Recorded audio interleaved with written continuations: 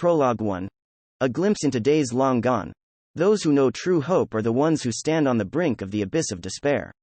Those who have already fallen into it can never hope again, and those on the precipice are more hopeful than anyone else.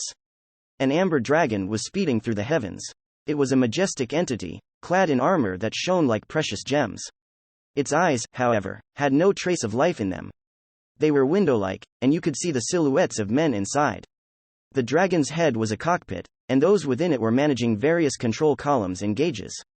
This was the Zweier Imperium's first special machine force. Its name was Amber Abyss, and it shared the name with the dragon-like weapon they were operating. There were 4 people inside, each with their own role in managing the artificial Skydragon. Captain, with our current speed, we will arrive at the battle area in 20 minutes, said the one in charge of the radar to his commanding officer. He was a man in his 30s. I see, said the captain, nodding. His voice was heavy. So it's about to begin.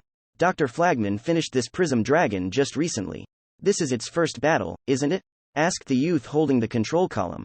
In contrast to the captain's voice, his voice was cheerful. Indeed, the captain replied. This Amber Abyss isn't the only one of its kind, though. We've shared Mr. Flagman's technology with other countries, and they're making their Prism Dragons, as well. I also hear that Mr. Flagman's very own Prism Steeds and Prism Persons shall soon be used in battle, too. That's great. The youth's glee made the captain crack a wry grin and think, it means that the situation is so bad that the countries have to ignore all their differences and cooperate in order to win.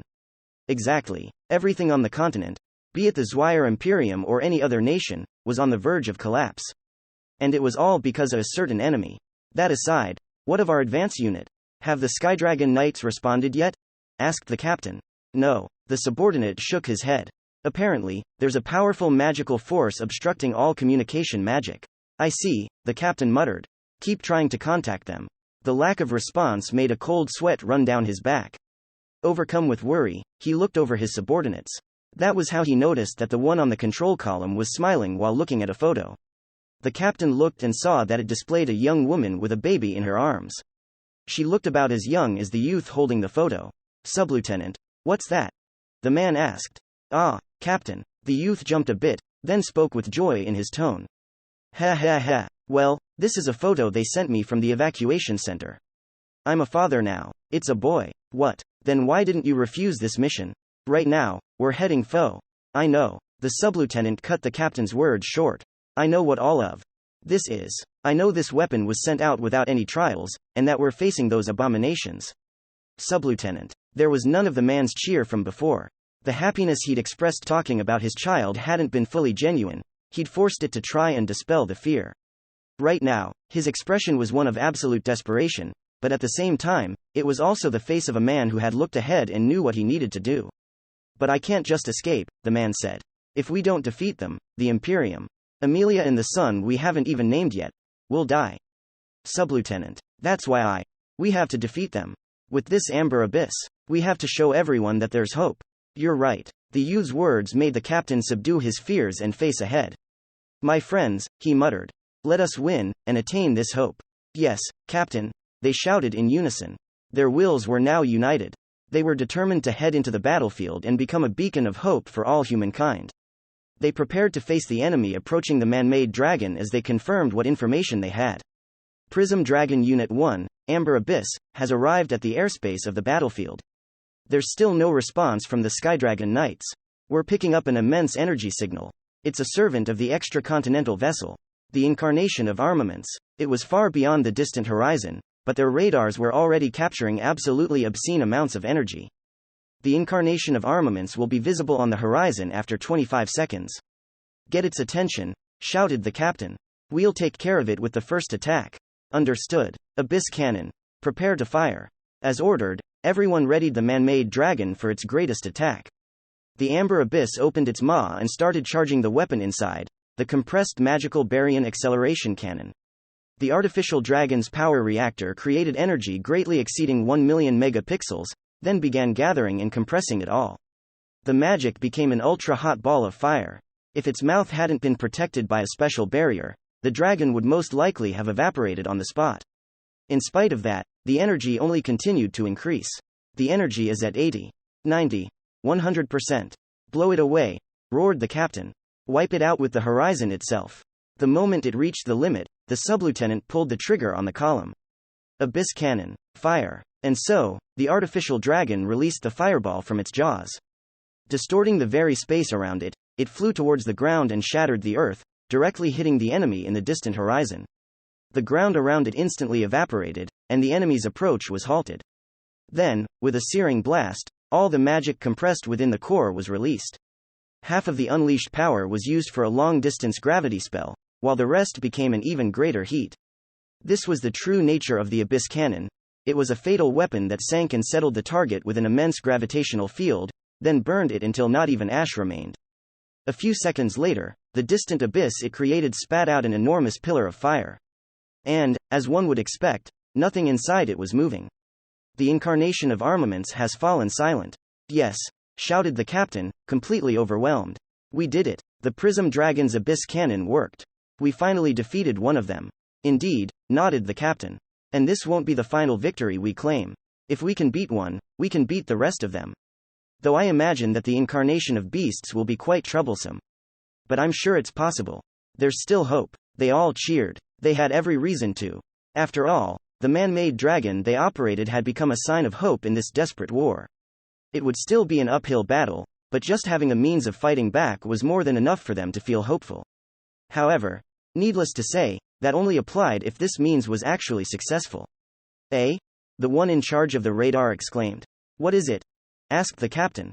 With a face warped in shock, he replied, the incarnation of armaments is active again. You didn't even need a radar for this. You could see it clearly through the optical sensors in the dragon's eyes. Something was rising from the abyss they'd created. It was a humanoid figure surrounded by thousands of legendary tier shields, which it had just used to protect itself from the greatest attack mankind had at their disposal. It was the inimical entity that freely commanded a seemingly inexhaustible arsenal, the incarnation of armaments. Charge it again, the captain howled. Alas, they hadn't the time to prepare another abyss cannon. The incarnation of armaments instantly unequipped the thousands of shields and instead took out a single blade. Like all the stars in the sky, kaleidoscope. In a blink of an eye, the single blade became several thousand, and the incarnation launched them all, creating a barrage of legendary tier blades that easily exceeded the speed of sound. They all went towards the amber abyss, piercing its heavy armor with next to no effort. The outer shell, designed to shield it against its own devastating abyss cannon, was no match for the bladestorm. The captain wailed and instantly died as one of the blades pierced into the cockpit and fatally wounded him.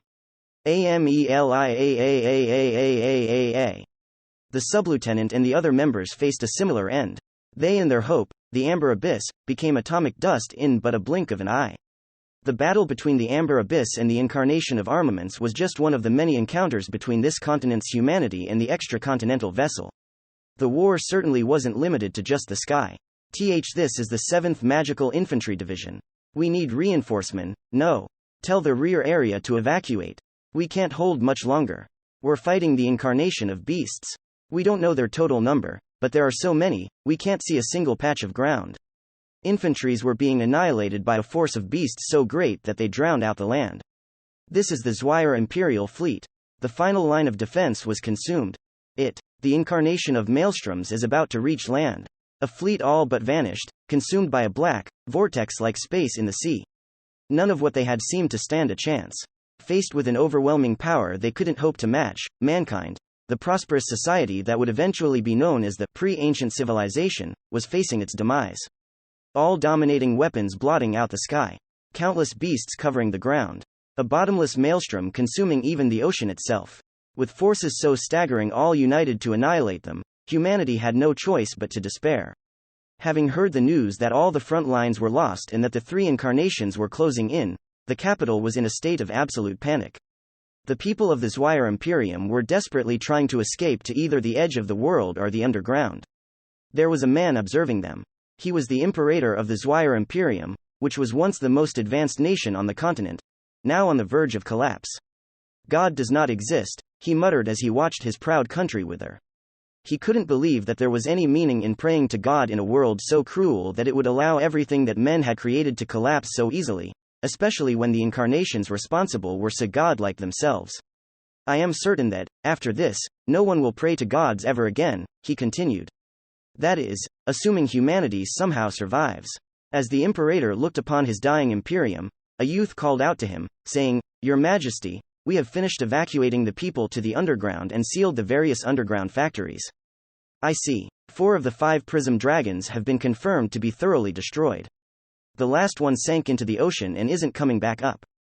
3 prism people have been thoroughly destroyed. 2 are missing. All of the prism steeds are lost, as well. I see. As confirmed before, the throne isn't working. The natural magic channels leading to the construction zone have been cut, so activating it will take 100 times longer than originally planned, which will probably be over 1,000 years.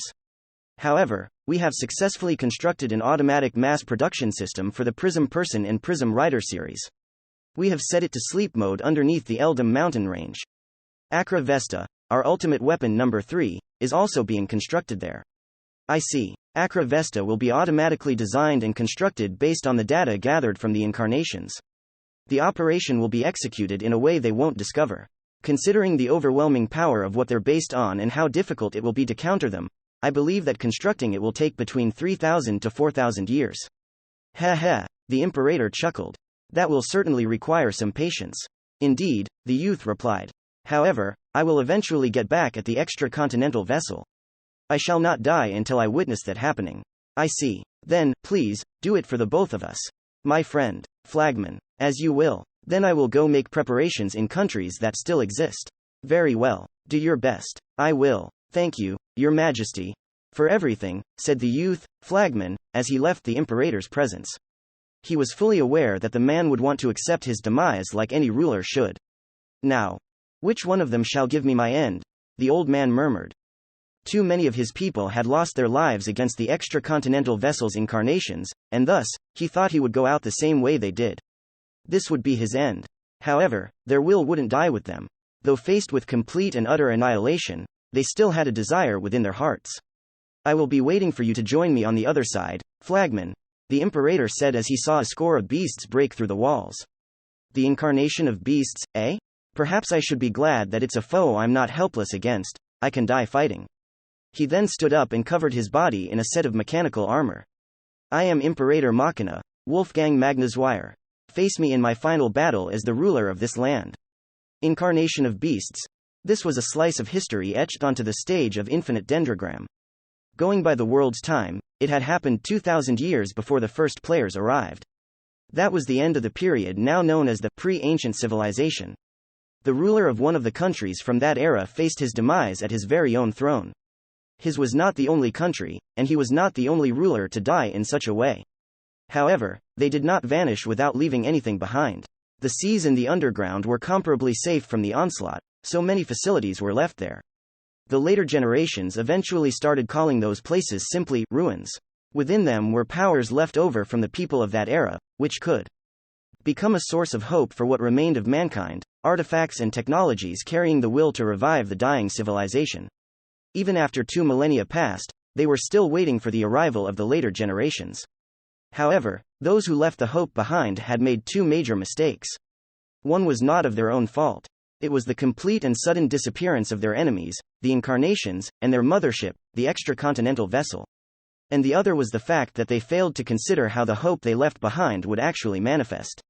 Many of the technologies they entrusted to the later generations started acting completely unlike how they intended. One underground facility held environment-fixing bacteria, which went out of control and started consuming other living creatures. An underground town had a defensive golem weapon, Magnum Colossus, which went haywire and began annihilating all who came close. Some were due to glitches in the technology, others due to the effects of time, but the things the pre-ancient civilization left behind began acting in ways their creators hadn't intended. The hope they'd entrusted to the future was warping into despair for those living in the current era. It was a nightmare scenario for both the ones who'd left it behind and the ones who were given it, making it very clear that something had gone very wrong in the process. Thus, certain people started calling these occurrences errors. One such error could be found in the ruin in the Eldam Mountains, though the place now had a different name. Millennia after the era of the Zwire Imperium, the land now belonged to another country. It was now the territory of the Kingdom of Alter, specifically, the Courtierleton County, and it was right next to the border to the Drife. Imperium. Prologue 2. The unearthed ruins. Her dream. She saw a dream. Father. Do you really intend to go to battle? She cried. It was a dream showing a past event. Not even a year old, it was still painfully fresh in her mind. After all, a mere 3 days before, the first princess of Alter, Altamia Alter, had lost much of what she held dear.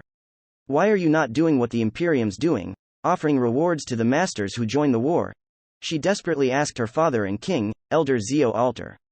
He was a gentle-looking man, who looked younger than he really was. Altamia, he began. His tone was gentle, but it had a certain power behind it. I did not do that because this is a revolutionary era.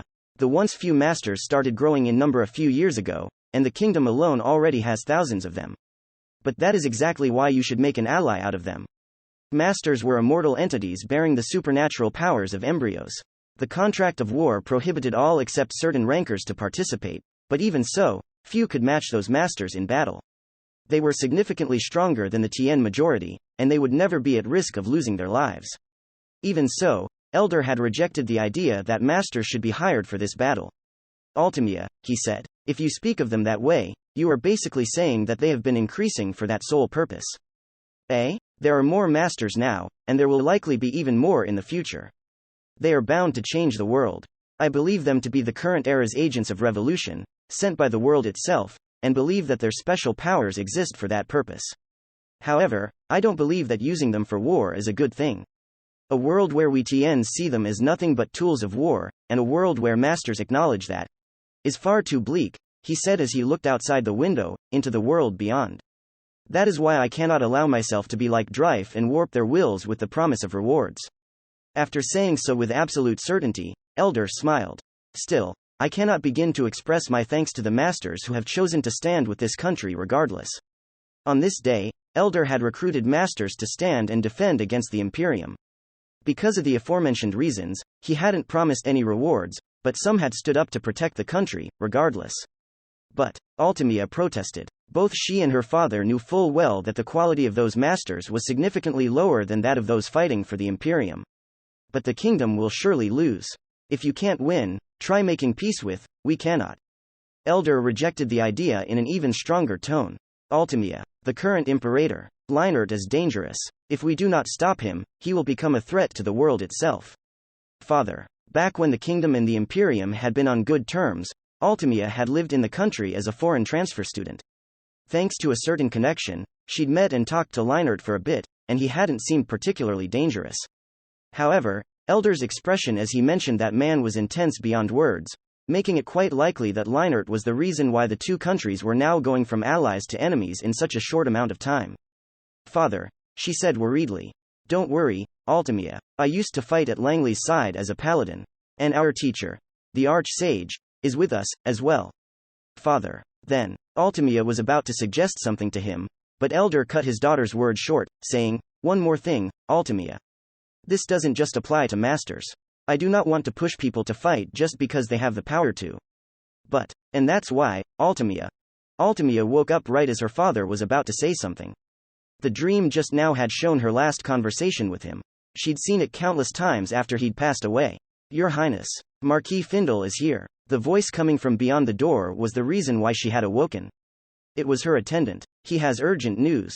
Please hurry to your office. Coming, Altamia said, as she wiped the tears that gathered in the corners of her eyes as she slept, got up, changed, and went out to her office. Is that information reliable? She asked one of her retainers. Marquis Findle was the one in charge of intelligence, and right now, he was bearing a valuable piece of information. It most certainly is, he replied. Ruins have been discovered to the north of Altea, in the Courtierleton County, bordering the Imperium. I see, Altamia said, and began to ponder. Ruins were best described as dungeons left behind by the pre-ancient civilization. Both Tiens and Masters would understand that. The pre-ancient civilization had held magic and science far more advanced than the people of the current day, and the ruins left over from their demise contained many relics of that era. Considering that those ruins had once been fortresses, research facilities, or castles, it was fair to consider them a kind of natural dungeon. The ruins discovered so far included Dryfe's foundation, the underground city of Granbell, as well as the 7 seafloor excavation fortresses Granvaloa had found at the bottom of the sea, and the countless, nameless ruins in Caldina. Ruins oftentimes contained technology that couldn't be made today. Much of Dreyf's magic machine tech and Granvilloa's shipbuilding knowledge came from analyzing and applying the information found in such ruins. Though that was a definite perk to such facilities, there were downsides, as well. Particularly, when the technology inside somehow went out of control, it wasn't rare for them to house dangerous UBMs, as well. For better or for worse, ruins had the potential to drastically change a country's power. The fact that such a place had been found in the kingdom was critically important, but there was a problem in that it was in Courtierleton, a county bordering Dryfe. Dryfe had invaded through another area last time, so it hadn't ended up becoming a battlefield, but there was no guarantee that it would escape that fate the next time. It could easily become the front line. It was an area of such importance that both armies had fortresses full of soldiers around it, and now there was a ruin there. Something that could change the fate of a country. Does the Imperium know about this? She asked. I would like to hope not, but they have masters helping their intelligence operations. Embryo unique skills could easily include powers of interception or clairvoyance. It was best to assume that Dryfe knew about this, as well. That fact made Altamia anxious. After all, the technology in the ruins had the possibility of restarting the war earlier than expected. Your Highness? Findle prompted. No, I'm fine, she replied. Now, what of the Imperium? Have they done anything? We haven't seen any movement from the army garrisoned at the border. It's hard to think that they would use the appearance of these ruins as an opportunity to invade again. Then they might be considering an ambush, or stealing the technology in the ruins. Yes, I believe the Imperium's masters will make a move, like they did back during the incident at Gideon.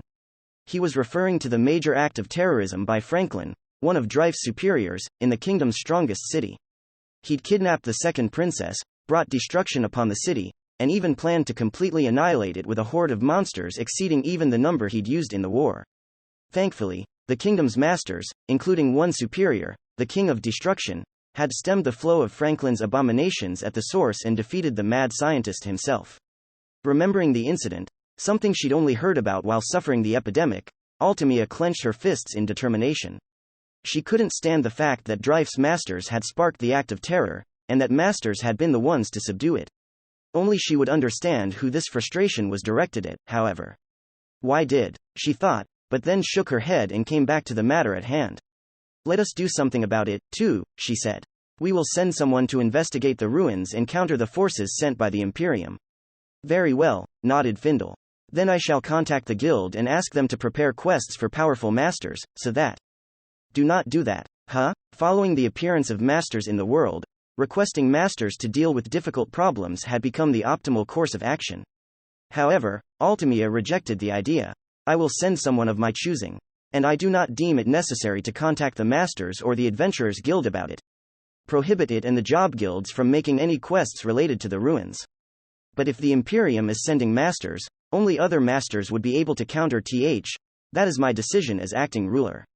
As you command. Marquis Findle made a pose of acknowledgement.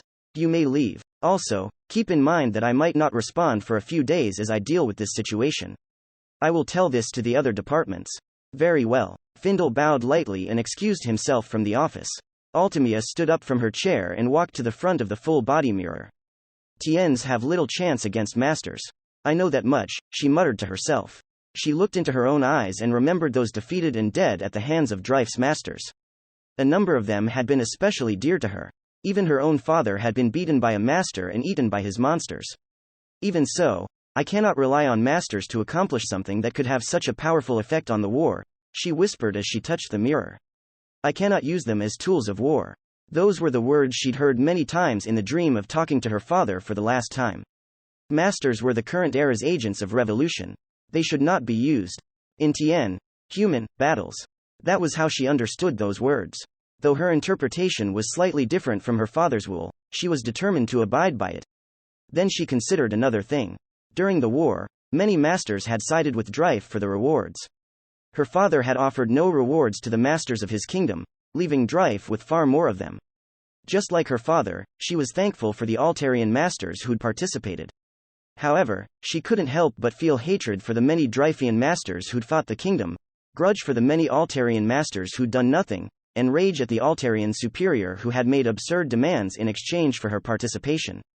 She even felt like things would never have turned out like this if masters had never existed in the first place. Altamia knew full well that this was not but the result of war. Dreyf's masters had only acted as they were requested to, and the kingdom hadn't made the request because her own father willed it. Even so, masters, superiors, have taken far too much from her, and thus, her mistrust for them ran deep. But there were some things that shook her mistrust. During the capital blockade incident, masters had formed vigilante groups to take care of the ones responsible. During the epidemic, some masters had walked around nursing people without asking for any reward. And then there was Gideon. But now, the matter of the ruins was related to war. Regardless of her likes or dislikes, she wouldn't rely on masters, for she wished to respect her father's will. Thus, she would do something else. This is a job for Azurite. After leaving the first princess's room and walking a short distance away from it, Marquis Findle took something out of his pocket. It was a magic item used for magical communication, and he used it to connect to one of his subordinates in the intelligence department. "It's me," he said. "Send a request to Din to leak the information about Courtierlatin's ruins to the kingdom." Yes, that would be enough. Prohibit all ruin-related guild quests, just as she ordered. The masters will act on their own. With that, he cut the communication. "I understand what Her Highness is saying, but masters are best left to other masters," he murmured. Even if there was no official request, the masters investigating the ruins on their own volition would deal with any attacking Dryfian masters. Also, if the kingdom's masters sold any of the technology they found there, it would improve Alter's economy. If it turned out to be something particularly important, the country itself could send its agents to buy it off of them. The people they called masters rarely considered life-related risks, and acted mostly on curiosity and potential returns. That was why Marquis Findle thought that this was the best way to deal with this. But no, there is no use in thinking about that. With those words as his last, he returned to his office. There were still many things he had to do in regards to the matter of the ruins. That order to his subordinate was just the first step. Marquis Findle dealt with the next step while thinking of both the current situation and Altamia's consideration for her father's will. One believed that masters shouldn't be used for war, while the other thought otherwise, but both believed themselves to be right, and neither could be proven to be completely wrong. However, regardless if they were both right or wrong, it would all be pointless if the masters sent by Dryfe were significantly stronger than the Altarian masters investigating the ruins. Dryfe Imperium's Imperial Palace, Throne of the Imperium, Dryfe Imperstand. Dryfe Imperium's capital, Vandalheim, had two faces. One face was relatively modern, while the other was a face of clockwork super science. There were two prime representatives of the latter. One was a large research institute right outside of the capital, the headquarters of the Triangle of Wisdom. And the other was this imperial palace. On the outside, the palace looked like little more than an extension of the modern city surrounding it. However, the same couldn't be said about its core, the heart of the palace.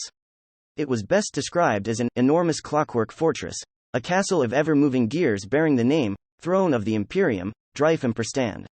It was an ancient construct that was both Dryfe's core, its strongest weapon, and an existence some would refer to as an irregularity.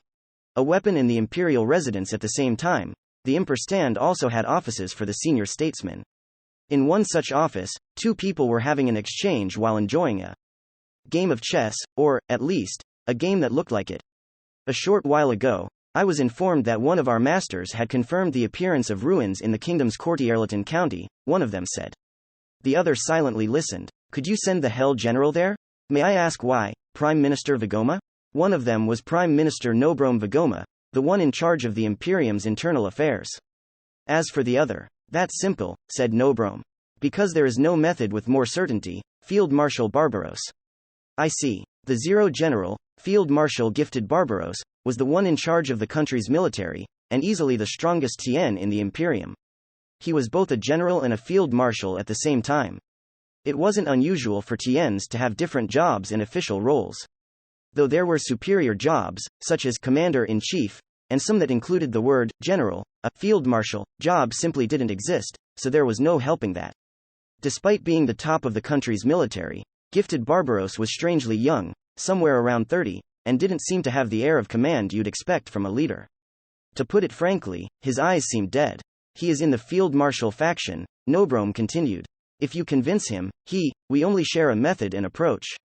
He's not part of any faction, Gifted argued. But, very well, I'll try to persuade him. There was next to no vitality in his response, either. Two of the leaders of the three factions that comprised this country's forces were sitting at the same table, but he felt nothing about that or the fact that he was one of them. He merely replied emotionlessly and moved the pieces on the board. But Prime Minister Vigoma didn't care about the man's attitude. After all, he had known him for a long time. Because of that, he knew better than most that Gifted was akin to a sleeping lion. No, something far scarier than that, and understood that, unless the situation called for it, it was best to let him keep sleeping. I must say, this is quite unexpected, Nobrom added. I expected you to ask more, or outright reject what I want to ask of Hell General. Masters are free, Gifted replied. They aren't bound by rank or faction, they do what they feel like doing. Even their lives are secondary to them. That is true, Nobrom agreed, but Gifted's words couldn't help but make him think, doesn't that apply to you, as well? Also, I understand the situation, Gifted added. You're giving this request to Logan because the one you're sponsoring, Franklin, is currently unusable. Or, rather, you mustn't use him. Oh? Franklin's strength is the strength of variety. He lost his forces in the previous incident, and is now being pressed into developing new units and stocking up on the mass-produced ones. The matter of the ruins and the potential technology found inside is important, but mostly in the long term. It will have little effect on the upcoming war. Therefore, you can't send out a force that's being developed for the sake of the war. You need them to focus on growing. Then there are the recent additions to our superior forces, the King of Chariots and the King of Thieves, but you have reservations about using them. I'm with you on the latter. Though we've hired that one with a detailed contract, a criminal who's wanted in many places is still a criminal. Vigoma silently listened. That leaves only the other two senior superiors. The King of Beasts is the epitome of solo strength, an absolute powerhouse that needs no price or preparation. However, she's a tad too strong, which makes it likely that she will damage the ruins if she goes there. She has a track record of doing just that. By contrast, Logan needs to pay a price, but he can prepare an army instantly and adjust it easily. If you just give him a sacrifice, he will surely agree. And that's what makes Logan the optimal superior to hire in this situation. That's my assumption, anyway. Goodness. Looking lifeless the whole time, Gifted had fluently spoken pretty much everything Nobrom was thinking in regards to this. Though the man was a field marshal at his young age for reasons other than his eye for strategy, there was no denying that he was an excellent army man, as proven by his conjecture. Ha, the Prime Minister chuckled. If you know that much, then I don't think I have to tell you anything more. Then I will immediately arrange a meeting with Logan. Excellent. Thank you very much, Field Marshal. Nobrom extended his hand for a handshake, and Gifted responded, his eyes lifeless still. I must say, you evidently have the skill to do it yourself, so why do you leave the army management to your subordinates? Nobrom asked. I still don't understand why I'm the field marshal. I'm just a soldier. I'm not fit to lead people. Ho ho ho. Nobrom laughed heartily. I sometimes question why I am the prime minister, as well.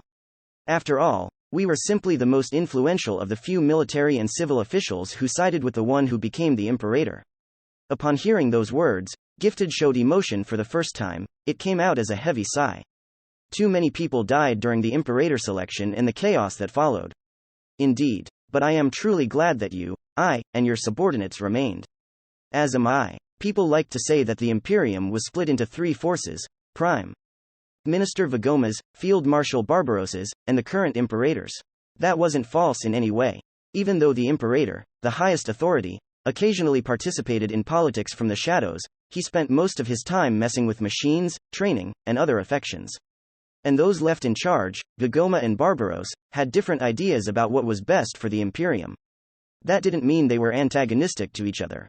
Though they had different approaches, they shared two common goals: to bring about the best result for the Imperium, and to fulfill the will of the Imperator. Thus, they had no reservations about cooperating whenever it was best to do so, as in the current matter. They were no monolith, but they were facing in the same direction.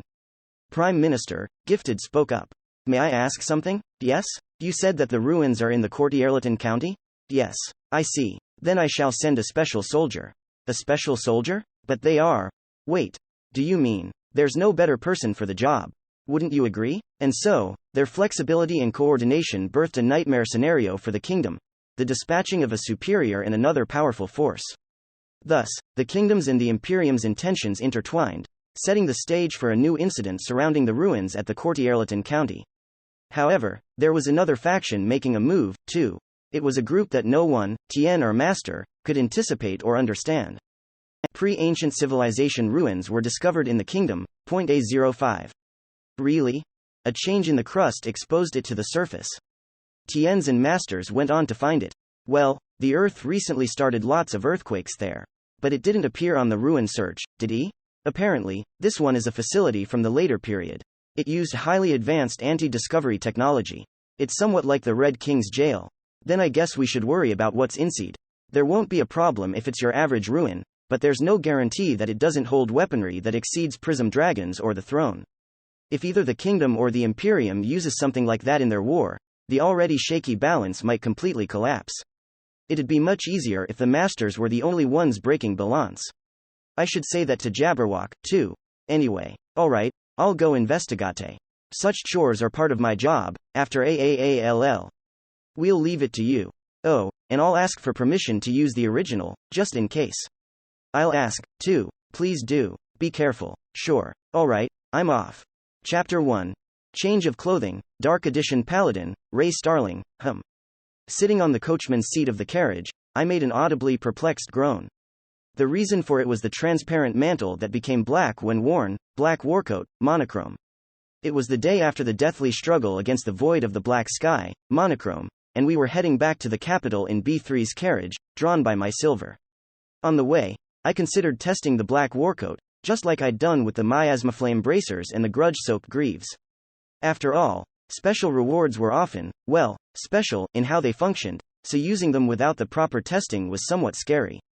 They weren't like Nemesis, whose new skills somehow always provided the desired results shortly after we got them. Anyway, the reason for my groaning were the specs of my new special reward. Black Warcoat, monochrome ancient legendary item, an ancient legendary item embodying the concepts surrounding the false star that consumed light, shrouded itself in darkness, and devastated its targets with searing light. It has the power to consume light that touches it, gather it within, then fire it. This item cannot be transferred or traded, and #10, no level limit. Equipment bonuses. None. Equipment skills. Light absorption shining despair. Yes, the black warcoat didn't give any stat bonuses. I'd been told that the higher tier special rewards were generally greater in that regard, so I felt a bit disappointed about that. I'd also found out that the plus 100% to STR on Gardronda was actually a jackpot of a bonus. Anyway, I didn't know if it was to make up for it, but the light absorption skill it had was completely passive, as in, constantly active. Its effect was absorbs 100% of the light damage it takes. That sounded pretty strong. After all, though limited to a single element, it negated all damage. However, according to B3, for example, if you were attacked by a sword or anything else covered in light, it would prevent the light damage, yes, but you would still get the damage from the sword itself, which basically meant that Figaro's Fang of Gloria would still make short work of me. I then asked her how it would work against enemies who used light itself, such as yesterday's monochrome, and she said, the coat would prevent that, yes, but until light attacks hit, they often carry heat, so, when dealing with beams like the ones from yesterday, you would negate their light damage, but still end up being burned by the heated air they bring. The coat would need to have something like heat absorption, as well, to prevent that. And in case it wasn't obvious, light absorption did nothing against fires such as the ones from purgatorial flames. Having heard her explanations, I now realized that enemies who attacked using light were extremely rare to begin with. The only ones I'd ever fought were the RSK and monochrome. That was the reason for my groaning. It seemed like a really difficult skill to use. And as for the other, Shining Despair, well, I could only hope that time would make it clear. I must say, Nemesis commented, a coat of darkness that absorbs light is far from paladin-like. I would even argue that it's quite the opposite. Wow, rude, I replied. I'm a proper paladin, even if I don't have Grand Cross yet. Killing monochrome made me reach the job's max level, though, I thought. Liliana's paladin level is lower than mine, and she has it. Am I missing something? I raised the question to B3. Grand Cross? She raised an eyebrow. You can only increase the chance of getting it by helping people through paladin quests. I see, so I need to help, eh? This isn't bragging or anything, but I'm quite sure I've done a lot of quests where I helped people, I said. You always run head first into the most troublesome matters, after all, Nemesis commented. Well, you're not wrong. I'm aware, B3 said. I'm saying that the only people who count are the ones you help in paladin job quests. Paladin job quests? Yes. Grand Cross has a number of people helped in paladin job quests times 0.5% chance to be acquired when leveling up. I began, is that on the... No, you won't find it on the wiki. It's a conjecture the Lunar Society made, based on their data. Oh, then that was most likely true. Though I didn't trust them as an organization one bit, I did trust them to have more reliable info than the wiki. Anyway, job quests, eh? I'd almost forgotten that, in addition to random event quests and Adventurers Guild quests, there were also quests exclusive to certain jobs, managed by the relevant guilds. While we were still at the capital, Rook had leveled himself through pimp job quests, and ended up getting Marilyn. I, on the other hand, had become a paladin after skipping the relevant low-rank jobs, so I'd figured I didn't have the power most would expect from your usual paladin, and thus avoided the job quests. Only to end up here, with the job maxed out without me having taken any of them. But I can't get any more levels, I said. No need to worry, said B3. You can still learn it as long as you keep paladin as a sub-job. You won't be barred from taking job quests, either. What a relief. Then I'll be able to get Grand Cross without any problems. I guess I should thank B3, the Paladins, and even the Eldritch Abomination for this. Suddenly, a certain thought came to mind. The fact that the Lunar Society had data on this meant that a significant number of them were Paladins. Switching to the job required you to fulfill 3 conditions: to defeat a boss monster, and be responsible for a decent part of the damage dealt, to donate to the church, and to get a recommendation from someone in the Night Order. The first 2 wouldn't be hard for the Lunar Society, considering they had their own churches, but how did their members get the recommendations? Curious, I asked B3 about that. The Lunar Society gets recommendations for free, she said. Why? It's the result of a deal. According to her, it all went back to the previous war with Dryfe. Needless to say, it had been a crushing defeat for Alter. The Night Orders had returned completely devastated. Many of them, including the venerable commander, had lost their lives. Survivors had been heavily wounded, with some of their lives at risk, others facing a future of living with heavy disabilities even if they made it. If that had happened, many of the Night Orders would have simply collapsed. That was when the aberration, as though waiting for this, had offered to help them. If you promise to write recommendations for any Lunar Society members who want Night-related jobs, I'll heal all of you. It was a deal the Knights simply couldn't have refused. Desperate times called for desperate measures. Thus, the first princess and the Knight representative, Liliana, had accepted the deal. Ever since then, the Knights, having had their lives saved by the aberration, had had no choice but to write recommendations for any Lunar Society members who wanted them. That's probably a small price to pay to keep their lives, but man, Miss Eldritch sure likes employing dirty methods, I thought. Well, she's still saving lives, though, so it's definitely more good than bad. Back to the jobs, B3 spoke up again. What job are you planning to take next? I still haven't decided, actually. If I took priest, like Liliana, I'd improve the power of my healing magic. If I wanted to get skills that were useful in the general sense, I'd take jobs from the thief or adventurer groupings. Simply picking knight to learn the relevant sword skills was pretty sound, too. Regardless, it would be my second job, so it was time I started taking my build into consideration. Oh, then use this, B3 said as she reached into her inventory and took something out with a curious flourish. The Suitable Job Diagnostics Catalog. I'd seen that type of presentation before. It reminded me of Shu taking the same item out. Is there some sort of rule that makes it necessary to mimic Doraemon whenever taking these catalogs out? Well, that's definitely a useful thing whenever you're not sure what job to take next, I said. I'll gladly use it. Do go ahead. I still had the catalog I'd borrowed from Shu, but since she'd taken hers out, I might as well use hers. Just like the first time, I began answering the questions and diagnosing myself. I was done in about 10 minutes, and the job I got suggested was the low-rank job called Prism Rider. It was definitely a job I hadn't considered. Also, did this page even exist before? I could have sworn it hadn't been there when I'd been casually checking the catalog about 2 weeks ago. I don't know it, either, admitted B3. Not even you know it? That meant it was a job alien even to her. A person with access to the Lunar Society's database, significantly more knowledgeable than the average player. Anyway, I figured I might as well look at the conditions to see what kind of job it was like. This was what it said. Conditions: possession of a prism beast, any kind, horse riding or riding skill level 5 or above, just like you'd expect from a rider job. It involved, well, riding. And then there was the other condition, which implied that it was related to prism steeds, like silver. Though it said prism beasts, so there were probably more than steeds. For a low-rank job, the skill condition is quite harsh, I said. It's not unheard of for low-rank jobs to be difficult to acquire, B3 explained. Such jobs are quite rare, though. The stats they give aren't that much different from other low-rank jobs, but they often give unique skills. I see. It's the first time I've ever heard of such jobs. Whatever the case, neither of us know enough about it, said B3. Let's log out and check the wiki. No, we're close to the capital, so let's see if the DIN knows anything. Alright, and so, we soon arrived at Altea and made our way to the city's DIN office. They actually had information about the Prism Writer job. Or, rather, they'd just gotten it. Apparently, the job had been discovered only 2 days ago, Dendro time, right as I'd been making my way to Torna.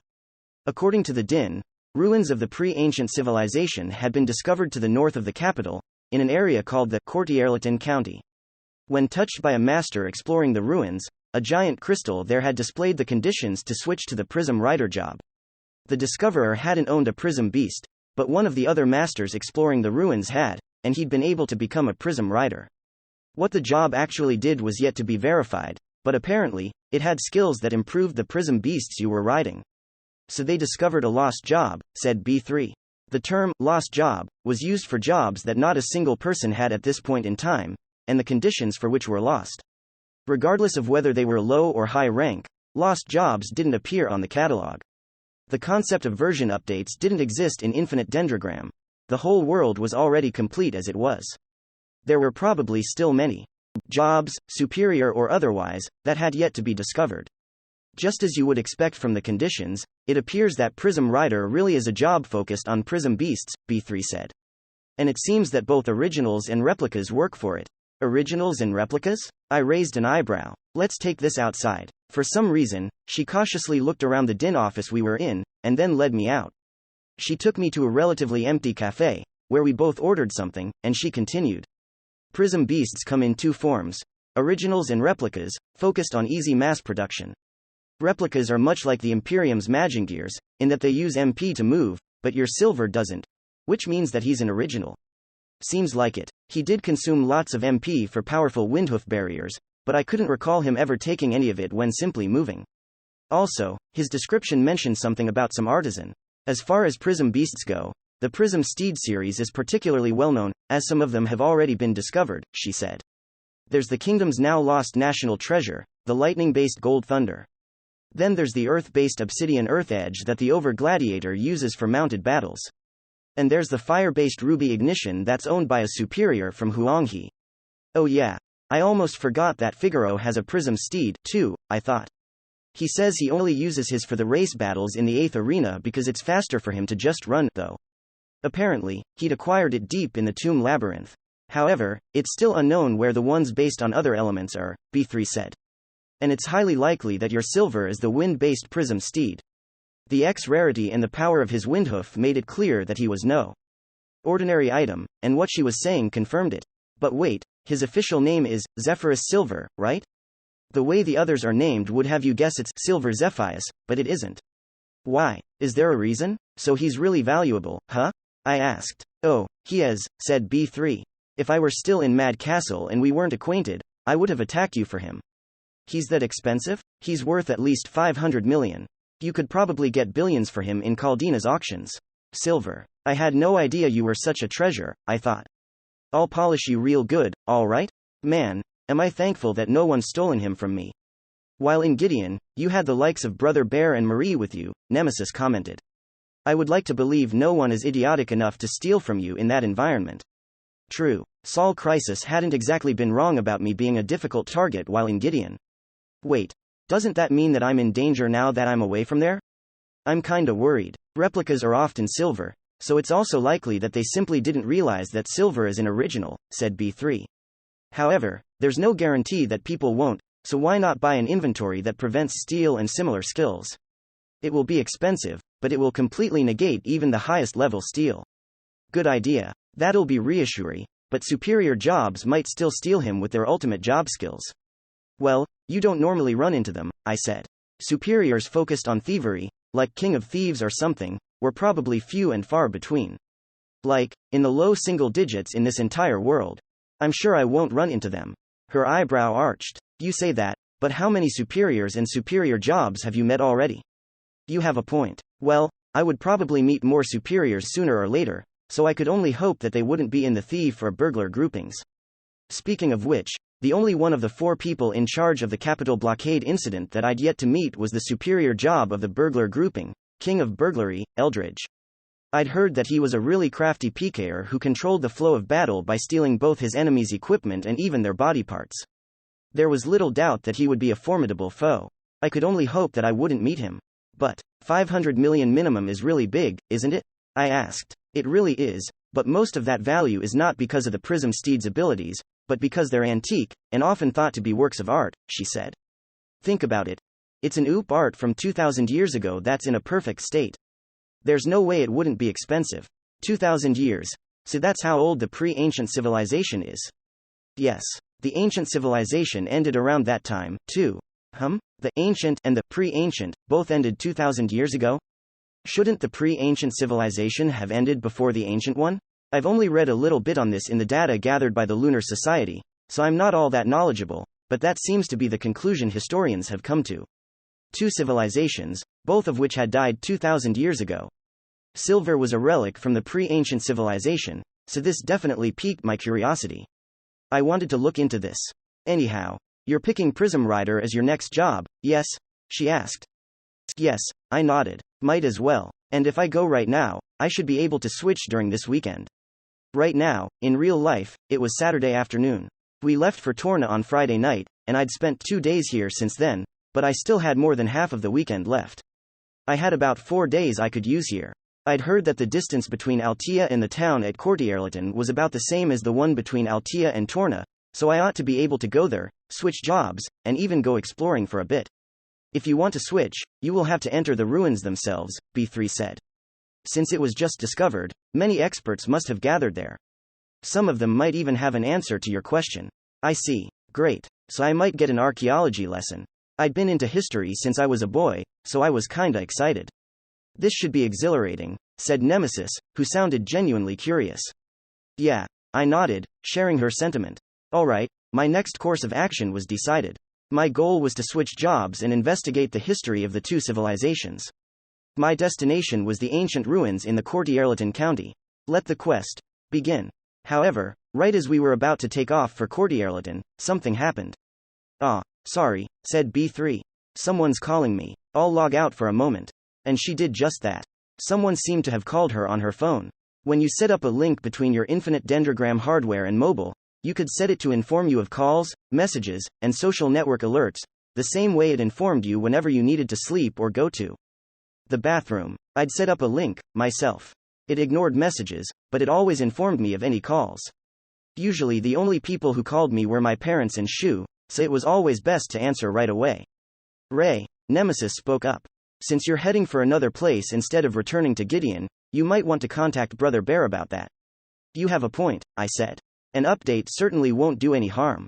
I'd already told him that I was going to spend the weekend questing with B3, but I had no idea how long I would be switching jobs and investigating the ruins. For all I knew, I might only be able to return to Gideon next weekend or something. He could be planning something under the assumption that I would be back soon, so it was best to inform him of this. Just in case B3 returned before I was done, I left a note saying, I'm also logging out to make a call. Ray Starling, and went offline. I called Shu and told him all I needed to, but I didn't really understand what he was saying. He kept complaining, telling me something about how he'd been arrested, that he'd destroyed some buildings but was still innocent, and that it was all Gerbera's fault or whatever, but I wasn't listening properly. Who the hell is Gerbera, anyway? It felt like he wouldn't shut up, so I just hung up and logged in again. I looked around. So B3's not back yet, huh? Nemesis nodded. It must be a long call. We continued to wait for another 5 minutes or so. Then B3 logged in again, looking somewhat apologetic. Sorry for the wait, she said. My family told me to come to them. B3's family are practitioners of the way of tea, right? I can picture it with B3, Nemesis said telepathically. But trying to imagine Barbaroi performing a tea ceremony brings up some amusing results. NHH. Damn it, you almost made me spit my drink. By the way, I stammered, doing my best to keep myself from laughing. Where is your family home, anyway? Kyoto. A refined place, indeed. It was also in Kansai, which would explain why Miss Aberration, who'd studied there when she was a child, now talked in this weird mix of Kyoto and Kansai dialects. B3 explained, my parents plan to invite a very special guest and start a Fujibayashi-style tea ceremony, but everyone there became ill. Oh, that sounds pretty bad. It is. And since we can't have a tea ceremony without a Fujibayashi there, I'm the one who needs to do it. I have to be home by the evening. In a maglev, the journey from Tokyo to Kyoto took only a bit over an hour, but there were preparations and the like, too. And that meant that, sorry, she said, I won't be able to join you at the ruins. Hey, there's no helping that, I replied. Family and real life are important. In fact, I doubted I could have survived the K&R attack and the monochrome incident without her, so I had no idea why she was apologizing to me. I'm grateful you say that, but will you be all right? She asked. Don't worry, I've got my left arm back, so I'm sure I can handle the monsters on the road to Cordierleton.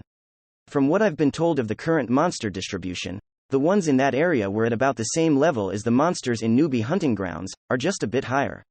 Apparently, monsters escaping the burning of Noz Forest had gone northwards, making the entire distribution shift a bit in that direction. I was capable of using purgatorial flames again, so I shouldn't have any problems there. And if things looked really bad, I could just hop on Silver and ride in the sky. That's not what I meant, said B3. You might be attacked by PKERs like Sol Crisis again.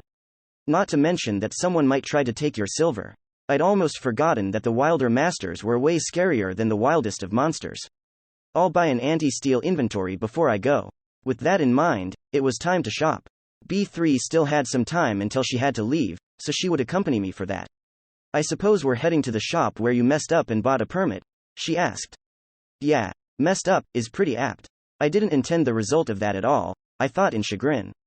But that was my own fault for not investigating enough. I won't blame the shop. Anyway, the shop had lots of rare and curious items, so it was likely it would have the inventory I was looking for. I ran through my memories to try to remember where it was, and it didn't take me all that long to figure it out. So we headed there right away. Standing outside the shop, I noticed a detail I hadn't paid attention to before, which was that the sign at the front said, Monster King's Antique Store, Central Continent Branch. But there's only one continent, right? Or do they have shops in Granvilloa, too? The name made me raise an eyebrow, but I quickly shrugged it off and went inside.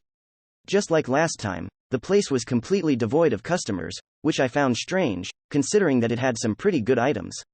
The shopkeeper inside was the same hooded fellow from last time. I wasted no time in calling out to him. Excuse me, do you have any inventories that aren't affected by steel? Yes, he said. We have quite a selection. Give me a moment to bring them from our stores. Then he went deeper into the shop. Just so you know, there weren't any other employees around. The rarity of the items here made that seem extremely careless. Well, I guess I'll wait while looking around, I thought. B3 looked around at the shields.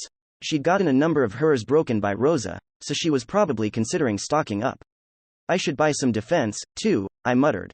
Most of my defensive equipment, including the BR armor, had been burned by monochrome. I could fill the bracer, boot, and coat slots with my special rewards. However, I had no proper upper and lower body armor, so I was wearing some really weak clothing I'd gotten from the gacha. Lose that, and you would be a naked guy in a coat, Nemesis commented. Now that would just freak people out. Well, what you have been wearing up until now was quite freaky, too, to be honest. You need armor? B3 joined our conversation. Should I give you what I have? Your armor? The first thing that came to mind was the Gunhammer plate, Magnum Colossus, her Barbaroi mode armor, but special rewards like that one were bound to the MVP. Not to mention that she wouldn't hand it over even if she could. That meant that she intended to give me something else. You mean, lady armor? I asked hesitantly. Cross-dressing is a big no for me, to be honest. Ha, she giggled before I could voice my thought. Ha, sorry. And no, I don't mean my old armor or anything like that. I mean armor that's been left to me by my clan members. Clan members? Oh, her clan, the Great Barbaroi Bad Burns Mad Castle, had split up because of the results of their battle against Figaro, and also because many of them were simply too busy with real life. At the time, the members quitting had given their items over to the ones continuing. My job as full armor giant, you know, she said. That's why most of the members, the girls and the guys, gave a lot of their armor to me. Ha.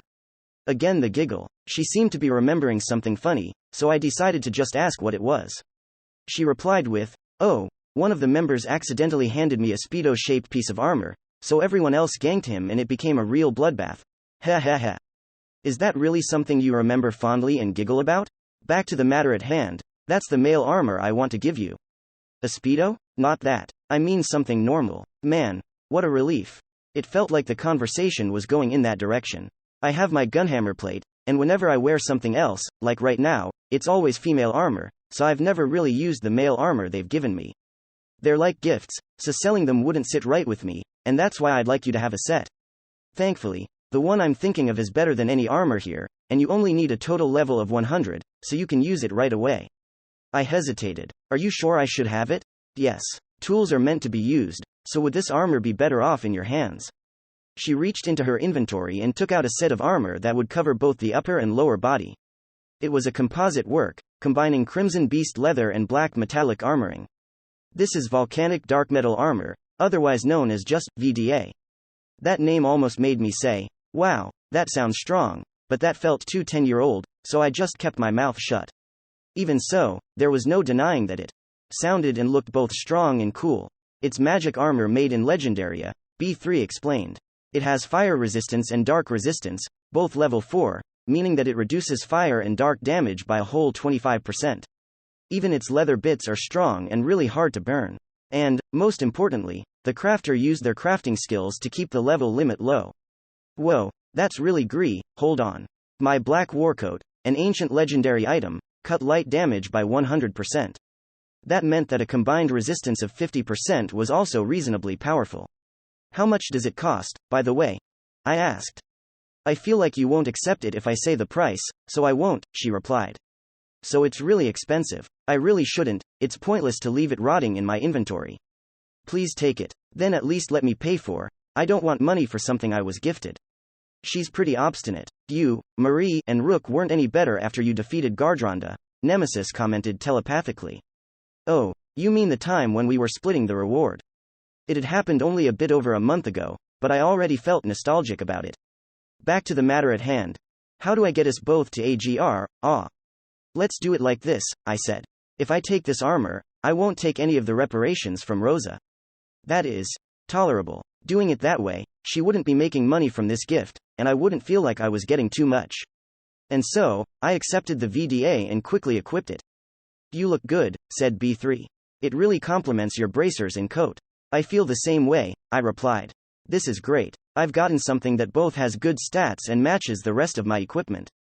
I looked to my side and noticed Nemesis, staring at me in silence. What's wrong? I asked. Oh, it's nothing, she replied. As long as you are satisfied, then. Yes, don't mind me. What's with her? I wondered. With vacant eyes, she murmured, I completely forgot that B3's equipment was in the same vein as his. Can't expect her to point it out. So she's thinking about my and B3's equipment. Oh, does she also want something else she could wear in her human form? I guess I should find something for her. But wait, this is an antique store. I should visit something with newer clothes for that. While Ray was pondering that, this was what went on in Nemesis' head. I appreciate his sentiment, but the problem is with his clothing, not mine. That set, that armor, no matter how you look at it, it's the attire of a villain. Of course, I'm aware that it came from a clan of villain roleplayers, so that is only to be expected. Still, unlike how he looked with the pirate hook and the spiky armor, there's far more consistency here, making him appear even more sinister than before. She heaved a heavy sigh before concluding, I feel like his appearance makes him look far more evil than Saul Crisis. This somewhat worried her, but she had no idea that her worries would soon come to fruition. Chapter 2. I ran into someone shady, X2 Paladin, Ray Starling. After B3 gave me the VDA, the shopkeeper brought out 4 kinds of anti-steal inventories, bags, wallets, rings, and small side pouches.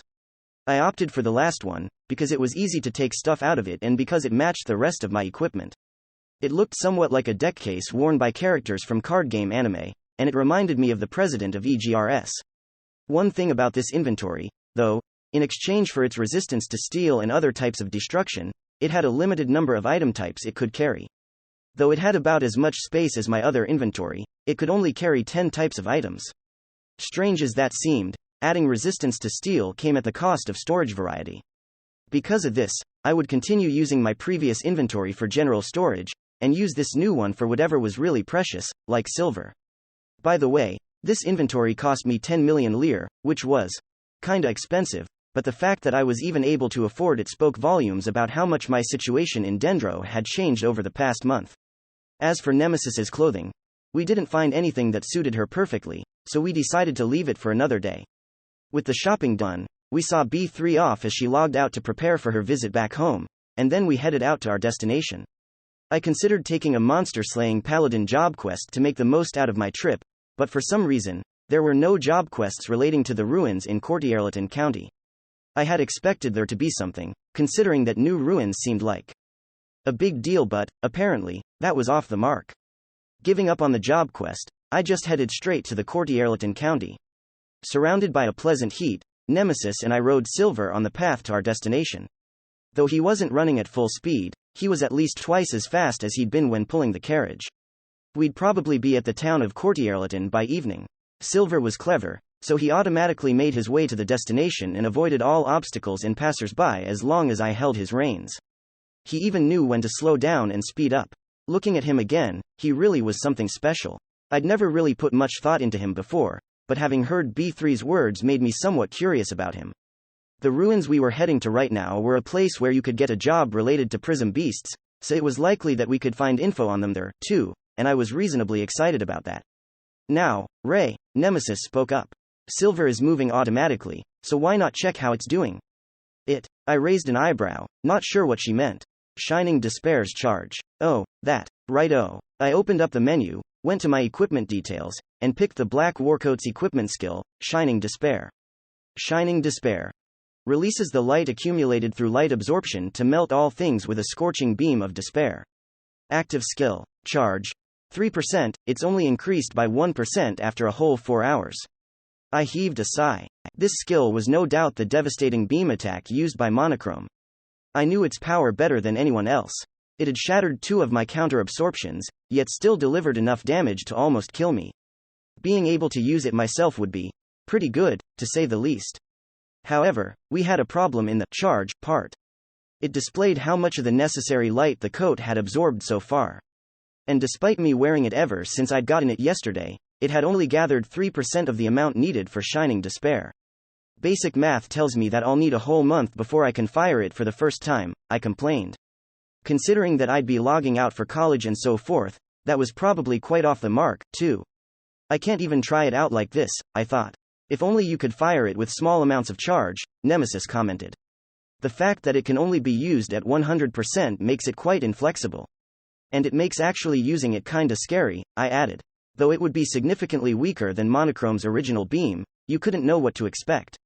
The original had almost blasted away all of Torna. Though toned down, the coat's version was bound to be something fearsome. What can we do about this, anyway? Nemesis asked. Merely letting it burn in the sun is far too inefficient. Considering how the light absorption skill functioned, Shining Despair was probably based on the premise of gathering light from light-based attacks, rather than charging through exposure to the sun. However, opponents who used light-based attacks weren't exactly common. What about Figaro's Fang of Gloria? Overdrive. Nemesis suggested. That seems like it could charge it up in an instant. If you take only the beam, you wouldn't suffer the blade damage, so you would only need to do something about the residual heat, no? I'd rather not, I said. That sounded like it was one slip up away from suicide. Not to mention that Figaro was currently soloing the Tomb Labyrinth. Perhaps you're right. I wonder if it would work with strong light that is not necessarily of the light element? Strong light, eh? I muttered. I actually did have something that fit the bill.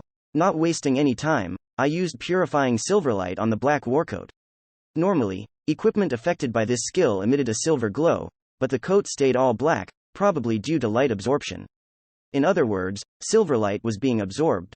It was of the holy element, rather than light, so I had my doubts about this working, but if basic sunlight counted, perhaps this result was only obvious. With this, I could charge the coat with both sunlight and silverlight, which ought to speed up the process a bit. It's pretty smart, if I say so myself, I muttered. Agreed, Nemesis nodded. High and proud, I continued writing Silver while using the skill. An hour later. Man, am I tired. As Silver's movement shook me, I lazily hung my head. You look like you have summer heat fatigue, commented Nemesis. It's probably close, I muttered. I was wearing the Black Warcoat's hood to both hide from the sunlight and absorb more of it, so I couldn't fault Nemesis for thinking that I looked like the heat was doing me in. I am unsure if it's because of light absorption, but the Black Warcoat's hood makes your face really dark and hard to see, she commented. Really? I couldn't tell by myself. The hood didn't limit my vision or anything. Nemesis nodded. It's like the darkness is hiding the upper half of your face. You look somewhat like a ghost-like monster, and even though I know it's you, it makes me a tad scared. Just wearing a hood makes me look like an undead? I raise an eyebrow. Oh no, I wouldn't say it's just the hood. Is that so? Well, my appearance aside, what we had to consider now were my summer fatigue-like symptoms. They were caused by my continued use of purifying silver. It had greatly increased the Black Warcoat's charge speed, and it was now at 6%. However, doing this wasn't good for my MP, and I'd already run out of all the MP I'd had at the start. I still had the MP my grudge-soaked greaves had accumulated during yesterday's monochrome incident, but I decided to keep it just in case I needed to use Windhoof. Because of this, I had continued using Silverlight by restoring my MP with potions, but after a while, it was making me feel a weariness much like summer heat fatigue. Considering I was just riding silver, this wasn't all that bad, but I couldn't say the same if I somehow got into a battle, so I decided to stop. But how else can I charge it? I thought. I lightly exclaimed. Maybe I should buy lots of light element attack gems and fire them at the coat? The idea sounded like it would eat a lot of my money, but if I was careful with how I used them, I wouldn't be harming myself. I should have thought of that before leaving the capital, I thought. I guess I'll have to buy them in Courtierleton before exploring the ruins. What is it? I muttered as I felt that something was wrong. Unlike B3, I didn't have any skills like killing intent perception, but I still had my natural intuition. I couldn't guarantee its reliability, but I couldn't help but feel like something disquieting was happening nearby. Nemesis, I said. Instantly understanding, she transformed into a greatsword and went into my right hand. Over there, I shouted as I heard a faint sound coming from the dense broadleaf forest at the side of the open road. The sound was followed by a scream that made me gasp. Realizing that Silver couldn't go through the forest all that fast, I returned him to my inventory and started running on my own 2 feet. 10 odd seconds later, I found the sources of the sounds. One was a girl, scared to the point of being unable to stand. And the other was a mechanical humanoid approaching her. Threat level, high li optimal. Secure target. It appeared to be a monster, as evidenced by the name above it, Teal Wolf.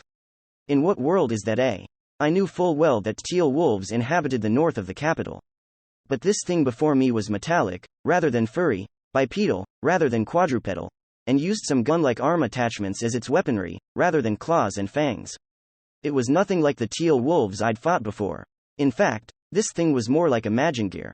Determining threat level. The mechanical teal wolf noticed us and made its helmet-covered head turn to me.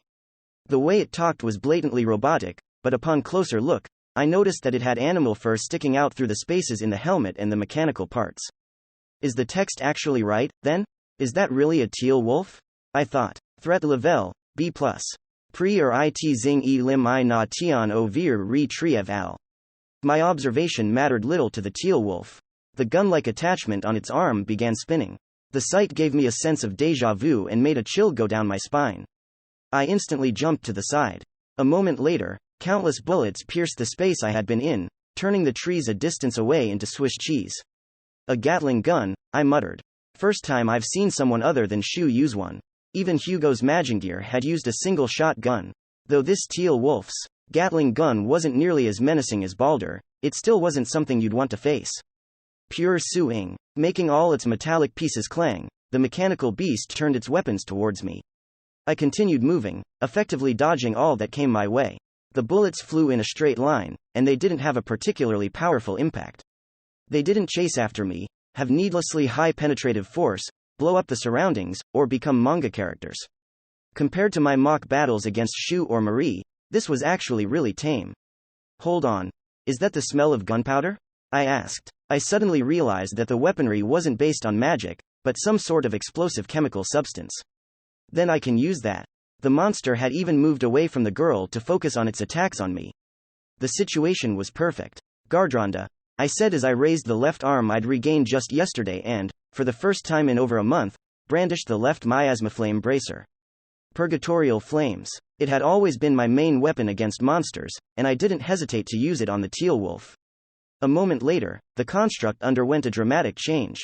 The flame scorching it quickly ignited the chemicals inside its weapons, causing it to swell and blow up. Fire safety's important, you know? I grinned. As I looked at the smoldering mechanical remains, I was relieved that my idea had worked. It had been entirely possible that the weapons were fireproof, just like Balder. Then again, the fur sticking out had made that very unlikely. What was that, anyway? I asked. The exploded, blackened remains of the teal wolf were spread out on the ground. I walked up to take a better look at the machine's interior. There was some open space inside, but there was nothing there, not even the owner of the fur that had been peeking out. During the explosion, I'd seen some light particles, so I could only assume that it was dead. However, the machinery, despite being all burned and broken, was still there. It didn't look like it was about to drop something, it was now just scrap metal spread out on the ground. I picked up a piece of the scrap and opened the menu for a description, but all I got was, the remains of a mysterious machine. Still, the fact that it got an item description and the fact that there was no name above its head meant that the remains didn't belong to a monster. What the hell is this? I wondered out loud. Machines and monsters made me think of Dryfe, particularly, Franklin. However, I had a feeling that he wasn't involved in this. That lab coat asshole would have been way more nasty with his work. At the very least, he'd have made sure that burning it would have caused a far bigger explosion, or a release of some poison gas. Well, there's no point in thinking about it now. Albeit still curious, I put the remains in my inventory. The fact that I can do this is conclusive proof that it's not a monster, right? Alright, now, the girl who'd been attacked by the teal wolf was now unconscious because of the shock from the explosion. However, it didn't look like she was hurt in any way, so it was safe to say that this little bit of trouble was over. Still, even though that weird teal wolf was dealt with, I couldn't really leave an unconscious girl here in the forest all alone.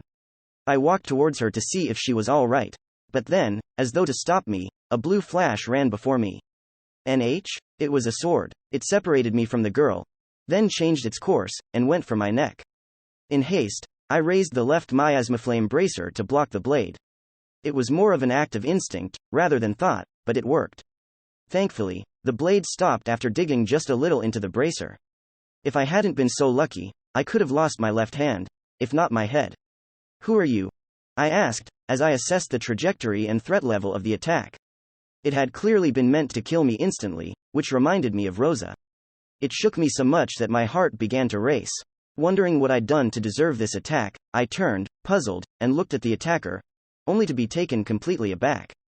The attacker looked that shocking. It was a swordswoman with long, azure hair and a mask on the upper half of her face. Her noble-looking clothes were partially reinforced with metal, and in her hands, there was a blue blade with a strangely pressurizing presence. There was only one thing I could say about a person who looked like that. Shady. She and I simultaneously spoke the same word. Excuse me, but why? That sinister apparel, she continued. A perfect fit for a shady scoundrel rotten enough to assault a helpless girl in broad daylight. A sow. Scoundrel, I exclaimed. I'm not sure how to feel about a shady masked woman who attacks people out of the blue speaking such baseless slander about me. What do you mean, a perfect fit? I sputtered. Do I look like some villain to you? She is definitely misunderstanding your actions, commented Nemesis. But I can't help but agree with her on the apparel. Nemesis? Why would you say that? Do you have the confusion debuff or something? Funny you mentioned debuffs, Nemesis said. Not a day goes by when I do not wonder how many elixirs it would take to fix your fashion sense. A damaged sense would have probably been a mental debuff, though. Elixirs didn't work on those. Wait, I mean, why are you even saying that? I asked Nemesis telepathically. It's nothing like an animal suit, being shirtless, a Junahito, a 4-meter-tall Jiangshi, or a damn lab coat. Don't use superiors as your standard. They're all nuts. You have a point. But Nemesis, all I'm wearing is demonic gauntlets, corpse boots, a light-consuming coat, and red and black composite armor. None of these are that bad, right? All of them are. Spend just a second thinking about the meaning behind all of these things, you fool. When you put them all together, I guess it's a bit villain-like. A bit. You know what, that's fine. It's better than not seeing it at all. Nemesis calmed down. Anyway, back to the masked woman. She was still brandishing her sword in my direction, not moving a muscle. That, combined with her comments on my appearance, made it pretty clear that she was far more wary of me than she had to be. But, to be fair, I don't think I want to hear anything about my apparel from someone wearing a mask that's shady. I must hide my face because I am on a secret mission from someone very important, the swordswoman argued. It is nothing like some scoundrel's heinous clothing. Well, I only ended up looking like this because of what I was given or gifted, I shot back. And come on. This isn't that bad, right? I simply cannot trust a person who sees that as not that bad. What a dodgeball game of a conversation, Nemesis sighed. Or perhaps it's just catch where both sides are only hitting the other? Why is this even happening? How did Ray end up talking about fashion with some masked woman he ran into in the middle of the forest? Hey, I'd like to know that, too, I thought. Anyway, I should get her to calm down, so, anyhow, she cut my words short. I cannot ignore a scoundrel who assaults girls. Forget the details, I shall incapacitate you and hand you to the authorities. The details are important, damn it.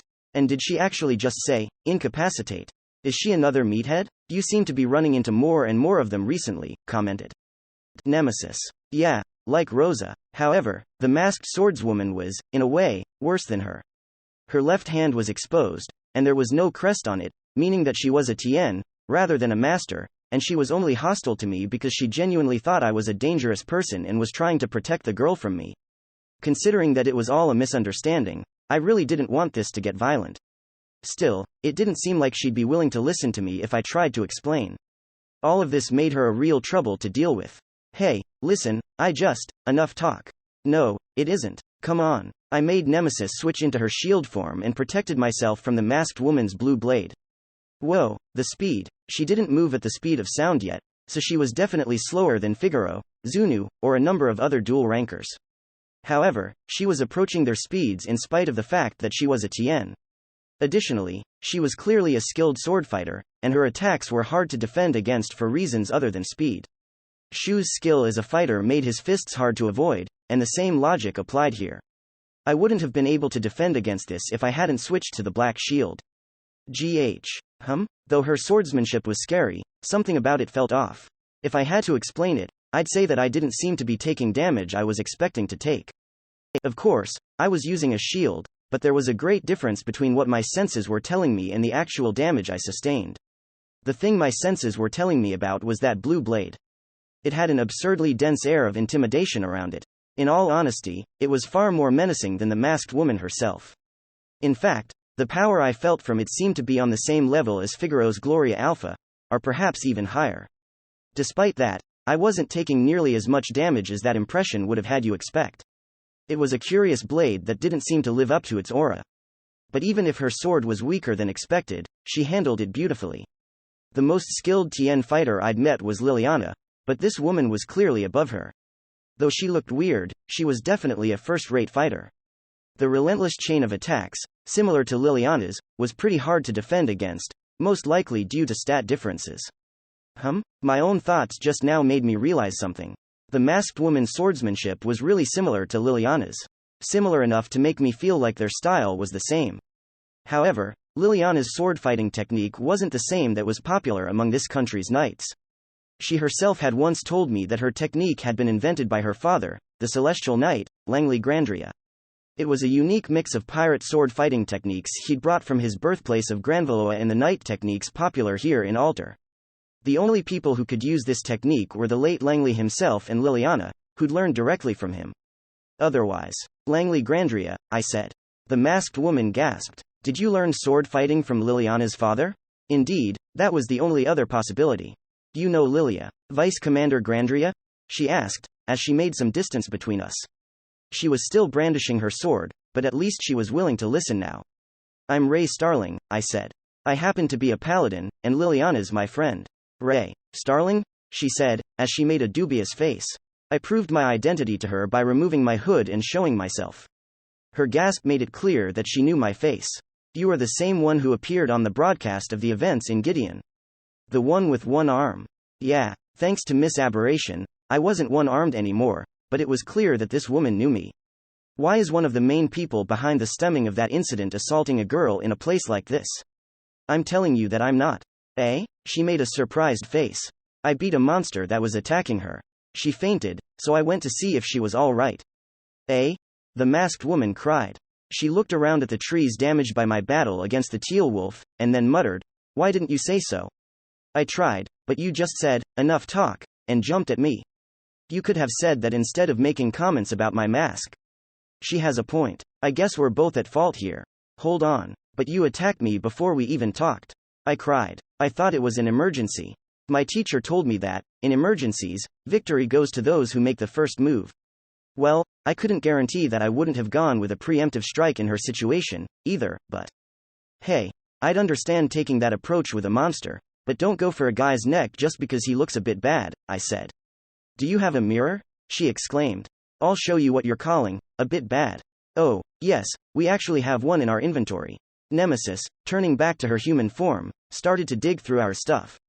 Nemesis dearest, why, might I ask, do you insist on taking her side on this? I am happy to have finally found a person who shares my sentiment about your fashion. Everyone else ignores it, after all. Is my gear that bad? Why do you think I am looking for a mirror? As we had such an exchange, the masked woman looked at Nemesis in surprise. An embryo who can become human, she said. So you're a maiden, just like that parasite's. I mean, High Priestess's embryo. Wow, parasite is pretty harsh, I thought. Well, Miss Aberration is pretty infamous. Nemesis nodded. I am Nemesis. Ray's embryo. Here, mirror. Thank you, replied the masked woman.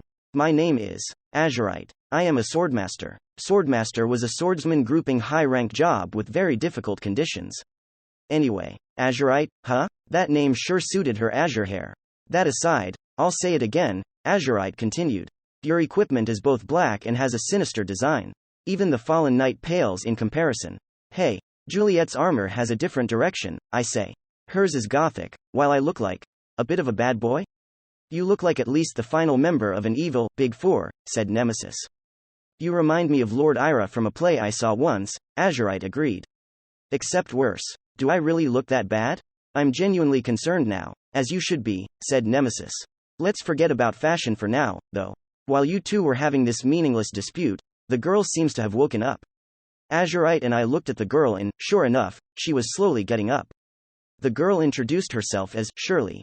Her parents owned an inn in Courtierleton, and she'd come here to this small forest to forage for edible mushrooms and wild plants. She was using a monster-repelling item that kept the low-level monsters here at bay. However, it hadn't had an effect on the machine-wearing monster, and we'd come right on time to save her from it. She also remembered that I'd come to help her, and that completely cleared up Azurite's misunderstanding.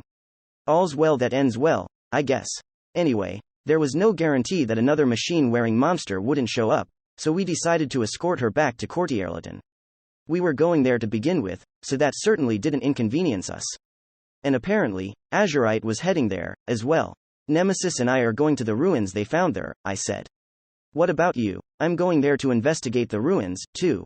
So we had the same destination, huh? Well, these were the first ruins ever found here in the kingdom, so they were bound to attract many various people. Really? Exclaimed Shirley. Then please come stay at our inn. You saved me, so I will ask them to make it cheap. She tightly clenched her fists in front of her chest. It was some impressive enthusiasm. But Azurite spoke up. She probably wanted to say something about the fact that she hadn't fought the monster, but Shirley just cut her off. I'll tell Mom and Dad everything that happened, then ask Lefty to prepare a chicken. The customers really liked the quiche I made recently, so maybe I should. The girl just didn't give Azurite a chance to say anything. Hey, you were just trying to help her, too, right? I said to Azurite. Don't sweat it. Sure. She'd been trying to protect the girl from me, but that wasn't a big deal. Really? Azurite opened her mouth to say something, but decided against it. According to Shirley, Courtierleton was less than an hour's walk away. That was why I chose not to get on Silver and just walked there alongside these three. 30 minutes passed. As I talked with Shirley, who was still as energetic as she'd been at the start, something began bothering me. Azurite was silently walking behind me, and I could feel her gaze on me. I had no skills that would make this possible, but that was just how intense her stare was. Why is she looking at me like that? Does she still suspect me? I exclaimed as something held me back. I turned around to see Azurite, grabbing the edge of my black warcoat. She still didn't say a word. She was hanging her head, so I couldn't see her expression. As I was about to ask what was wrong, she finally opened her mouth. Sorry for attacking you back then. Oh, so she'd just been looking for the right time to apologize for her sudden attack. Well, all that tit for tat we'd gone through had made her miss her opportunity. Still, I had no reason not to accept her apology. It seemed a bit awkward, like she wasn't used to saying sorry, but I could tell she was trying. It's fine, I said. We're both okay, and you were just trying to help her, too. But, again, it's fine. But keep in mind not to judge people based on appearance. I might look like a bit of a bad boy, but there are people in the world who look downright heinous, and are actually pretty nice. My words make her giggle for some reason before saying, all right. Thank you. All tense, she gave me gratitude, and I felt like she was even less used to that than apologizing. Chapter 3. It's not against the rules, Paladin, Ray Starling. Just as Shirley had said, the walk to Courtierleton took only a little under an hour. The town was paved with stone, and all in all, it looked significantly more well-maintained than the usual village here in the kingdom. There were trees and flower gardens everywhere, making it feel like a place where humanity and nature thrived in harmony. Needless to say, it was quite unlike Altea, Gideon, and Torna. The beautiful townscape made me stop in place and look around. This is one flowery town, I muttered. Indeed, nodded Azurite. This was done by the will of Countess Courtierleton. The lady has a taste for gardening. Her mansion's gardens are particularly splendid. She oftentimes invites orphans and travelers to have tea parties with her. Well, someone's knowledgeable, I said. The one I serve is close to the lady. I guess she works for some noble, then, I thought. Anyhow, let us hurry, she urged me.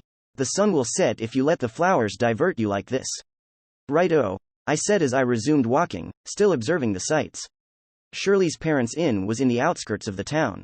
It seemed a bit inconvenient for shopping and the like, but from what she'd told us on the way, it was close to the ruins we were after, so that was good.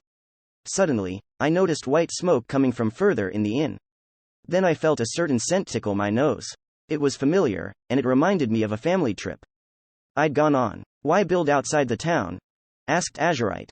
It seemed to me like there was quite a bit of open space in the center. Shirley pointed at the nearby mountains before answering. This place is close to the mountains, right? Well, that's probably why my prospector grandpa accidentally dug up a hot spring here. Oh, that sounds nice, I commented. I haven't gone to a real-life hot spring for a while now. By the way, although she'd said that his role was prospector, it turned out Shirley's grandpa's actual job was adventurer. She explained, he was crazy about Tenchi to begin with, and finding the hot spring lit a fire in him. That's why he went ahead and built a hot spring inn. I see, I said. So the smoke was actually steam from the open-air baths, and the scent was from the hot springs. I couldn't smell much sulfur, though. This spring wasn't particularly odorous. I'm Bach, said Shirley, as she opened the door. A moment later, a woman, presumably her mother, ran up to us.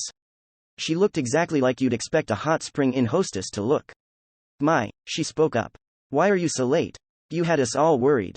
I ran into trouble, and these people here saved me, was how Shirley prefaced her talk. Then she told her mother what had happened. Oh my, the mother gasped. Thank you so much for saving my daughter. Anyway, Shirley continued, I'd like you to let them stay here for cheap. Forget cheap, they don't have to pay us a single lire. But, oh dear, this is troubling, Shirley's mother said as she placed her hand on her cheek and made a, well, troubled face. Because of the ruins, we're currently full of customers, so the only place where we have space is the annex. Eh? But that place is a bit. Shirley made a troubled face, too. What's the annex? I asked. It's a Tenchi-style building Grandpa built just because he wanted to, Shirley explained. It's so different from Western buildings that our customers find it hard to stay there. Guests don't even have beds, added her mother. They have to spread the bedding directly on the floor. Shirley added, putting some beds there would make it way easier. But Grandpa's will said that we're supposed to leave it as it is. Hearing them talk made me get the gist of it. Basically, the annex was a Japanese-style building. Tenchi was much like Sengoku-era Japan, after all, so that was completely certain. That's no problem for me, then, I thought. I don't mind using the annex, I said. I'm probably used to Tenchi-style buildings. Really? Shirley's mother asked, and I nodded in response. I am fine with it, as well, said Azurite. I have yet to experience staying at a Tenchi-style building, and it certainly won't hurt to try. Thus, it was decided that we'd stay at the annex. A short while later, I was standing in front of it, and it was somewhat different than I'd imagined. Tenchi-style, I muttered in perplexity. Tenchi-style, eh? While choosing my country during character creation, Tenchi had looked much like Japan during the Azuki Momoyama period. However, the building right before my eyes was quite unlike that. What's the best way to describe this? I thought. Going by your memory, it looks like a depiction of an old Japan you would see in foreign movies, said Nemesis. There. That's perfect. It got some things right, but it also made some really blatant mistakes. The coloring, for instance, was completely off, and all in all, it wasn't a building I'd expected when I'd heard Tenchi style. I couldn't help but wonder whether this was actually how Tenchi-style buildings had been in her grandpa's time, or whether the one who'd built it had the wrong image of the country. Guess that's something I'll have to confirm when I actually go there someday. So this is a Tenchi-style building, said Azurite, as she looked at a shisa-like Komenu. Her eyes were gleaming with curiosity.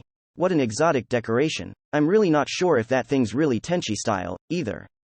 We entered the building, and Shirley led us to our rooms. As I considered the fact that sliding screens couldn't be locked, I discovered that the rooms here were actually using doors. That's wrong. Wait, I guess this is right for a hot spring inn. Here is your key, said Shirley. You can have dinner at the main building between 6 and 8 o'clock. We'll keep that in mind. The annex has an open air bath, so please use that. We're really proud of our hot springs. Ooh, that's good to hear, I said. I was the only guy here in the annex, so I'd be able to have a really relaxed bath. Do you have any other questions?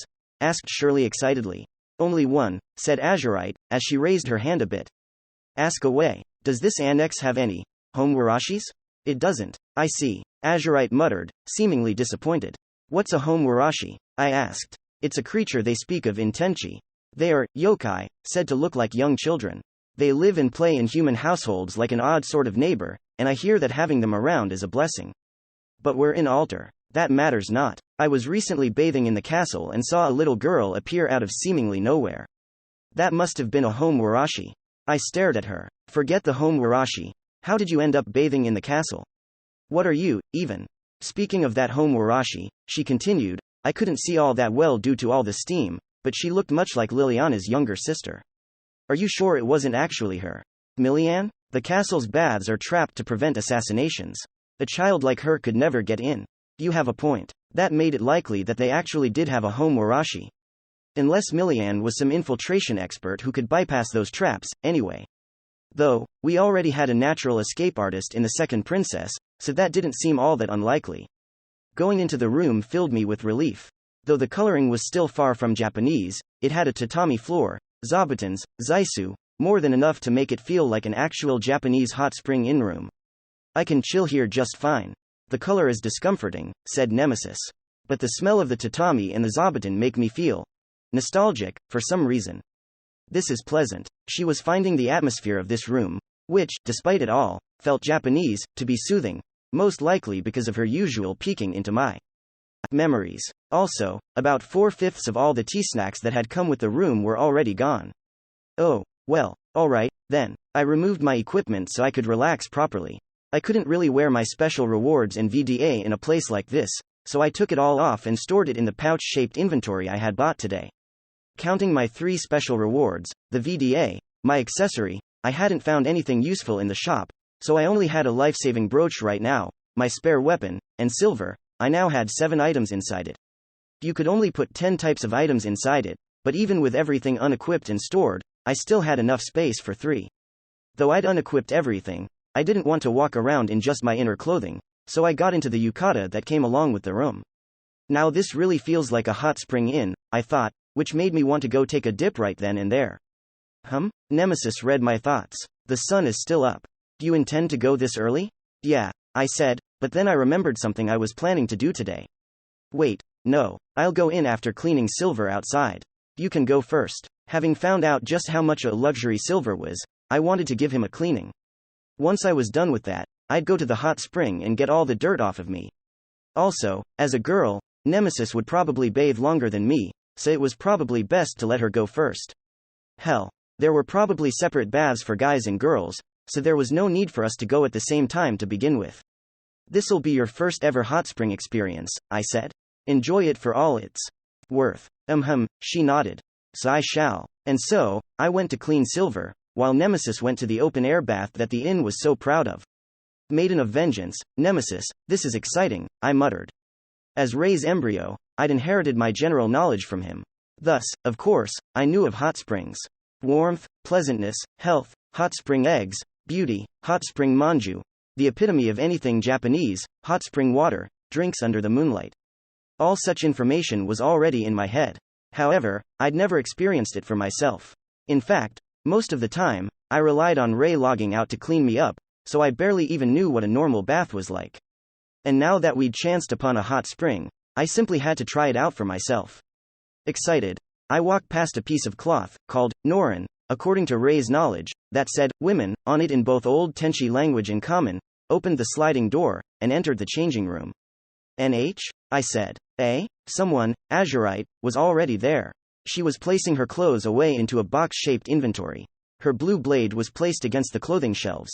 She wasn't wearing her mask, either. Her face was fully exposed. Quote. Question mark exclamation mark quote. A second later, she whipped her mask out of her inventory with a haste that made me wonder if she'd reached supersonic speeds and instantly equipped it. I looked at the girl, fully nude, except for the mask, and wondered what had gotten into her. She looked back at me, clearly shaken by the fact that I'd seen her bare face. After a brief silence, I opened my mouth. Keep your mask on if you'd like. Let's just enter the bath, shall we? Standing naked like that is how you catch illnesses. Gee, good idea. She nodded as she picked up her blue sword and left the changing room. You're taking that thing, too? I raised an eyebrow. We both followed the instructions on the etiquette sign, cleaned our bodies by dousing ourselves in water, walked into the hot spring, sat next to each other, and heaved a relaxed sigh. Truly, this was really something wonderful. It was as though pure, undiluted comfort was permeating my body. How long is Ray planning to stay here in Courtierleton, I wonder? I hope we're here for 3 or 4 more days. Suddenly, I noticed that Azurite was acting like she wanted to say something. The glass on the eye area of her mask was misty, so she probably couldn't look at me directly. Still, she was facing my direction, and she opened her mouth to say something I more or less expected. Keep my face a secret. Just so you are aware, I cut her words short. I have no knowledge of what your face implies. Ray doesn't recognize it, either. That moment back in the changing room was the first time either of us ever saw it. It exists in neither of our memories. Really? She asked. You can confirm it yourself, no? You seem to have truth discernment, after all. That skill was surely the reason why she'd so readily understood that Ray was telling the truth after the battle at noon. But, is that really so? He's a paladin, right? It really is so. I see. She seemed relieved, yet troubled about something else now. Though, it was hard to tell, considering I could only see the bottom half of her face. If I may ask, I spoke up again and pointed at something right outside the bath. For what purpose did you bring that sword here? This was my first time in a hot spring, but even I knew that it was rude to bathe while armed. This sword cannot be stored in inventories, she explained. I've no choice but to carry it around. How cumbersome. I'd never heard of an item that couldn't be stored for any other reason than inventory capacity. Not even Gideon's rankers spoke of items like that. Then again, it didn't seem like she was lying, so I assumed she wasn't. Azurite presumably realized that bathing with a blade handy wasn't good, so she went ahead and began trying to hide it with the tubs and buckets here. That changes little, if you ask me. I looked at Azurite as she stood there, still trying to hide it, and realized something. You have quite a nice figure. I do? I could see her bare body quite well from here. It was well proportioned and held a good balance between muscly and soft. Her chest was sizable, but not enough to lose grace, and the curve from her shoulders to her rear was really smooth. It's of a fine mold, indeed. But you're also. Azurite spoke up before stopping. Sorry. Should I take that, sorry, as a declaration of war? So my body looked seedy even through her misty lenses, Well, it wasn't like I wasn't aware that there wasn't much to my chest. In fact, considering my overall frame, a big chest would only make me look unbalanced. No matter, I continued. My master is not the type to care about women's figures or breast sizes. Being considered flat doesn't bother me all that much. So he doesn't judge books by their covers? Azurite asked. But then, why did he pick on my mask? Oh no, that isn't the reason, I replied, before explaining why Ray cared little for the female figure. He said that he lost all interest in nude women after his sister took him to a jungle where he ended up being chased by a horde of naked Amazons. When I'd first heard it, I'd also thought, that happened on Earth, not here? Needless to say, his sister had left him with quite a bit of trauma. Still, even if naked bodies didn't excite him, he had a decent interest in love and affection, and his heart could still race for reasons related to such things, so he wouldn't have any trouble entering a relationship or becoming intimate with someone. Probably. It certainly looks like he has his share of troubles, Azurite sighed. She was probably imagining young Ray's trauma. I grinned. That story is only something to laugh about at this point, though. Perhaps. But he's Ray Starling the Unbreakable, is he not? He's been involved in many things that cannot be laughed off, no? Like the incident at Gideon. I cannot deny that. After all, he'd been involved in a number of major incidents ever since my hatching. In fact, he'd been caught up in such events even before coming here. Though the other side wasn't nearly as life-threatening as this one, there was, for example, that thing that had happened before Brother Bear's tournament fight when he was little. For all I knew, Ray might have been born under just that kind of star. He seems to be predisposed to never ignore any tragedies before him, which makes him end up carrying some heavy burdens, I said. The greatest example of that would be the whole matter that had surrounded the Goose Maze gang. It had been nothing but painful to him, and as his embryo, I knew that far too well. That nature of his worries me sometimes, I sighed. I see. I was Ray's embryo, his partner. As such, I was confident that I was his closest ally in battle, but I didn't know if I properly supported his heart and mind. I should find more ways to care for him, but... My thoughts were cut short by a changing room's sliding door opening. It wasn't the same one that Azurite and I had gone through, which made a certain question come to mind. Why are there two doors? Before I could figure out the answer, the door opened up, and Ray came through it. He had a towel around his waist and still wore the pouch inventory, but that was the extent of it. I, on the other hand, hadn't gone into the spring wearing a towel, so he could see me clearly through the water. Azurite was actually standing, so he could see her whole and bare whether he liked it or not. Ray and I didn't say a word. Azurite spoke up. My lenses are misty, so I can't see well. Did someone come in? An inexplicable air surrounded us, and Ray, for some reason, turned around and walked back into the changing room, only to come back out again in about 10 seconds. Then, as though it was nothing, he walked up to the open-air bath, doused himself in water, got inside, and sighed in satisfaction. Then, he said two things. It's mixed bathing time right now. Also, though the dressing rooms are different, the hot spring is the same. A moment later, I hit him with a dropkick, and Azurite, who must have realized who it was by his voice, crushed him with the broad side of her blade. The combined force of our attacks instantly reaped his consciousness. I know I was only just thinking about how to care for him, but he definitely deserved this. Paladin, Ray Starling, I'm in this dream again, I muttered. Nemesis and Azurite had given me the faint debuff, sending me to the dream space I'd been in a few times now. I was pretty used to fainting in Dendro by now, so even if this place looked different, I could tell it was that by the feel alone. Last time, this had just been an empty space with a "coming soon" sign, but now, it looked much like my room in real life. It had probably been recreated from my memories. Honestly, how I ended up fainting concerns me way more than how this space looks right now, I muttered as I sat down on a chair, which felt just like the one in real life. I was properly following the rules of the bath. Isn't this result a bit unreasonable? I'd gone out to the open-air bath, only to find both Nemesis and Azurite. Thinking I'd made a mistake, I'd gone back to the changing room, but I'd seen a sign saying that it was mixed bathing time. Figuring that meant it was all fine, I'd gone back to the spring, only to be abused like that. Incomprehensible. Oh, but you have to comprehend it, don't you? Said a small girl, sitting formally on my bed. I shrugged. Hey, Shu told me, you must never panic when you accidentally walk in on women bathing. If you falter or turn red, you'll just make them scream.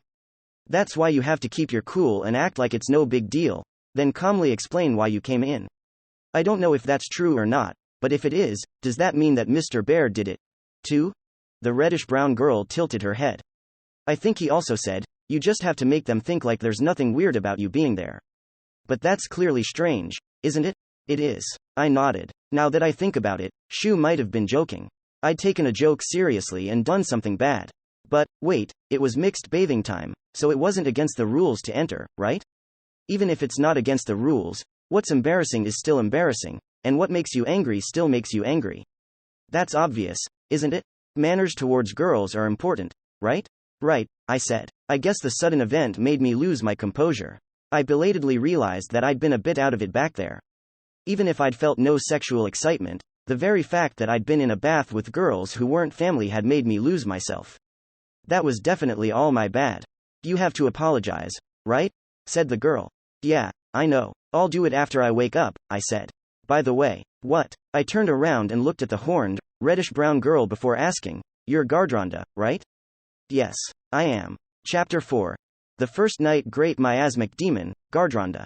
That was the name of the first UBM I'd ever encountered here in Infinite Dendrogram. It was the creature that had gone on to become my first special reward, Miasmaflame Bracers, Gardronda. Now, I was facing an entity that seemed to represent the will of that item, and this wasn't our first meeting. My first encounter with her had been back when I'd passed out while fighting my second UBM, Goose Maze, in the middle of a dream depicting my memories. Back then, she had been nothing but a red-black silhouette of few words, none of them spoken fluently. Now, however, she was clearly visible and could hold a proper conversation. I saw the "coming soon" sign a few times, I said as I looked around the room. And it looks like it came. Gardronda nodded. Everything is prepared, I guess? Why does she sound so uncertain about everything she says? I wondered. So, let's start with a question. What are you, anyway? I asked. Shu and Figaro had told me that they'd never heard of a defeated UBM showing up to someone while they were unconscious. Those two were veterans who had beaten mythicals and even an SUBM, and yet not even they had ever experienced it. Why, then, was it happening with Gardronda? Since I didn't know, I asked her. I am what became of the power and mind that the original Gardronda didn't use. I think? You think, eh?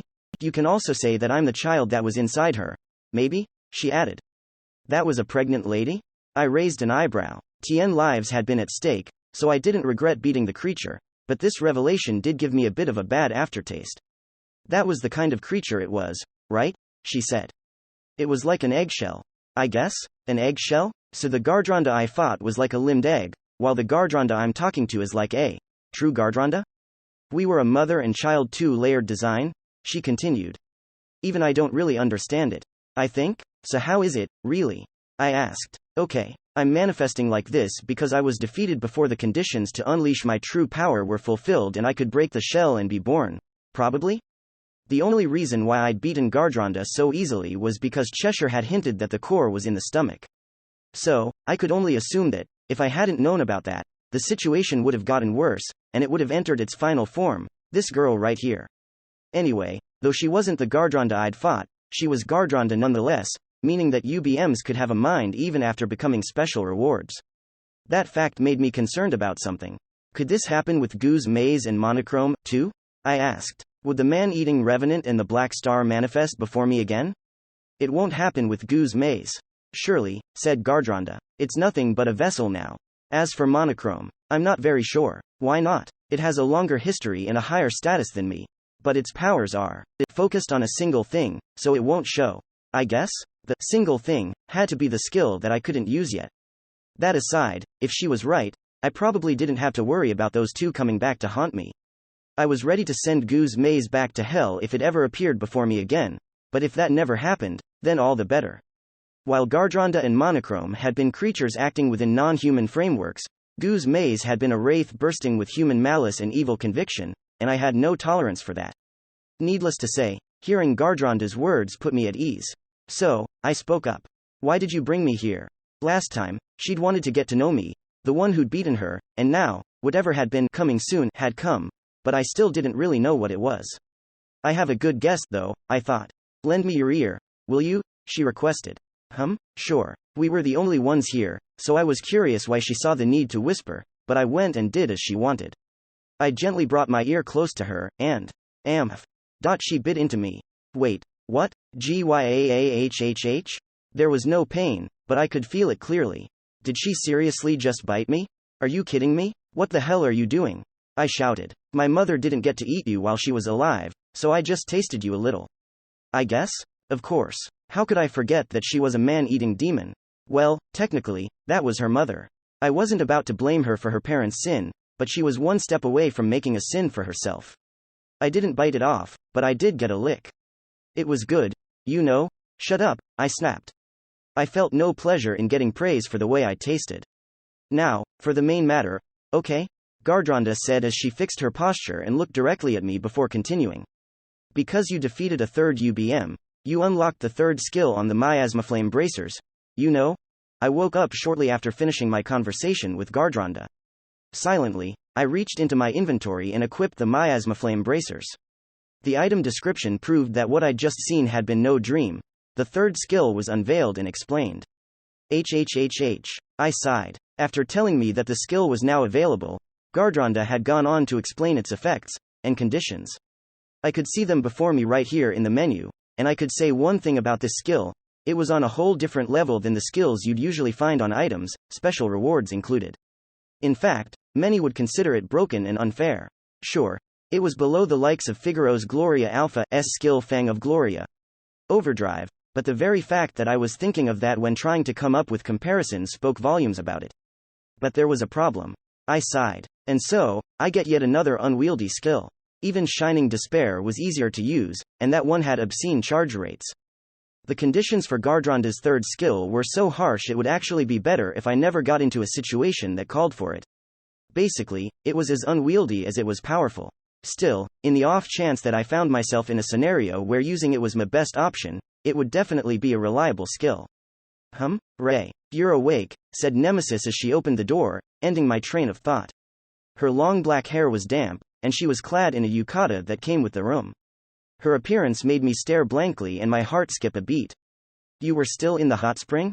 I asked. Still. No, I went in there again. After you fainted, I took you to the changing room, dried you up, put a yukata on you, and brought you here. It made me work up a sweat, so I needed to bathe a second time.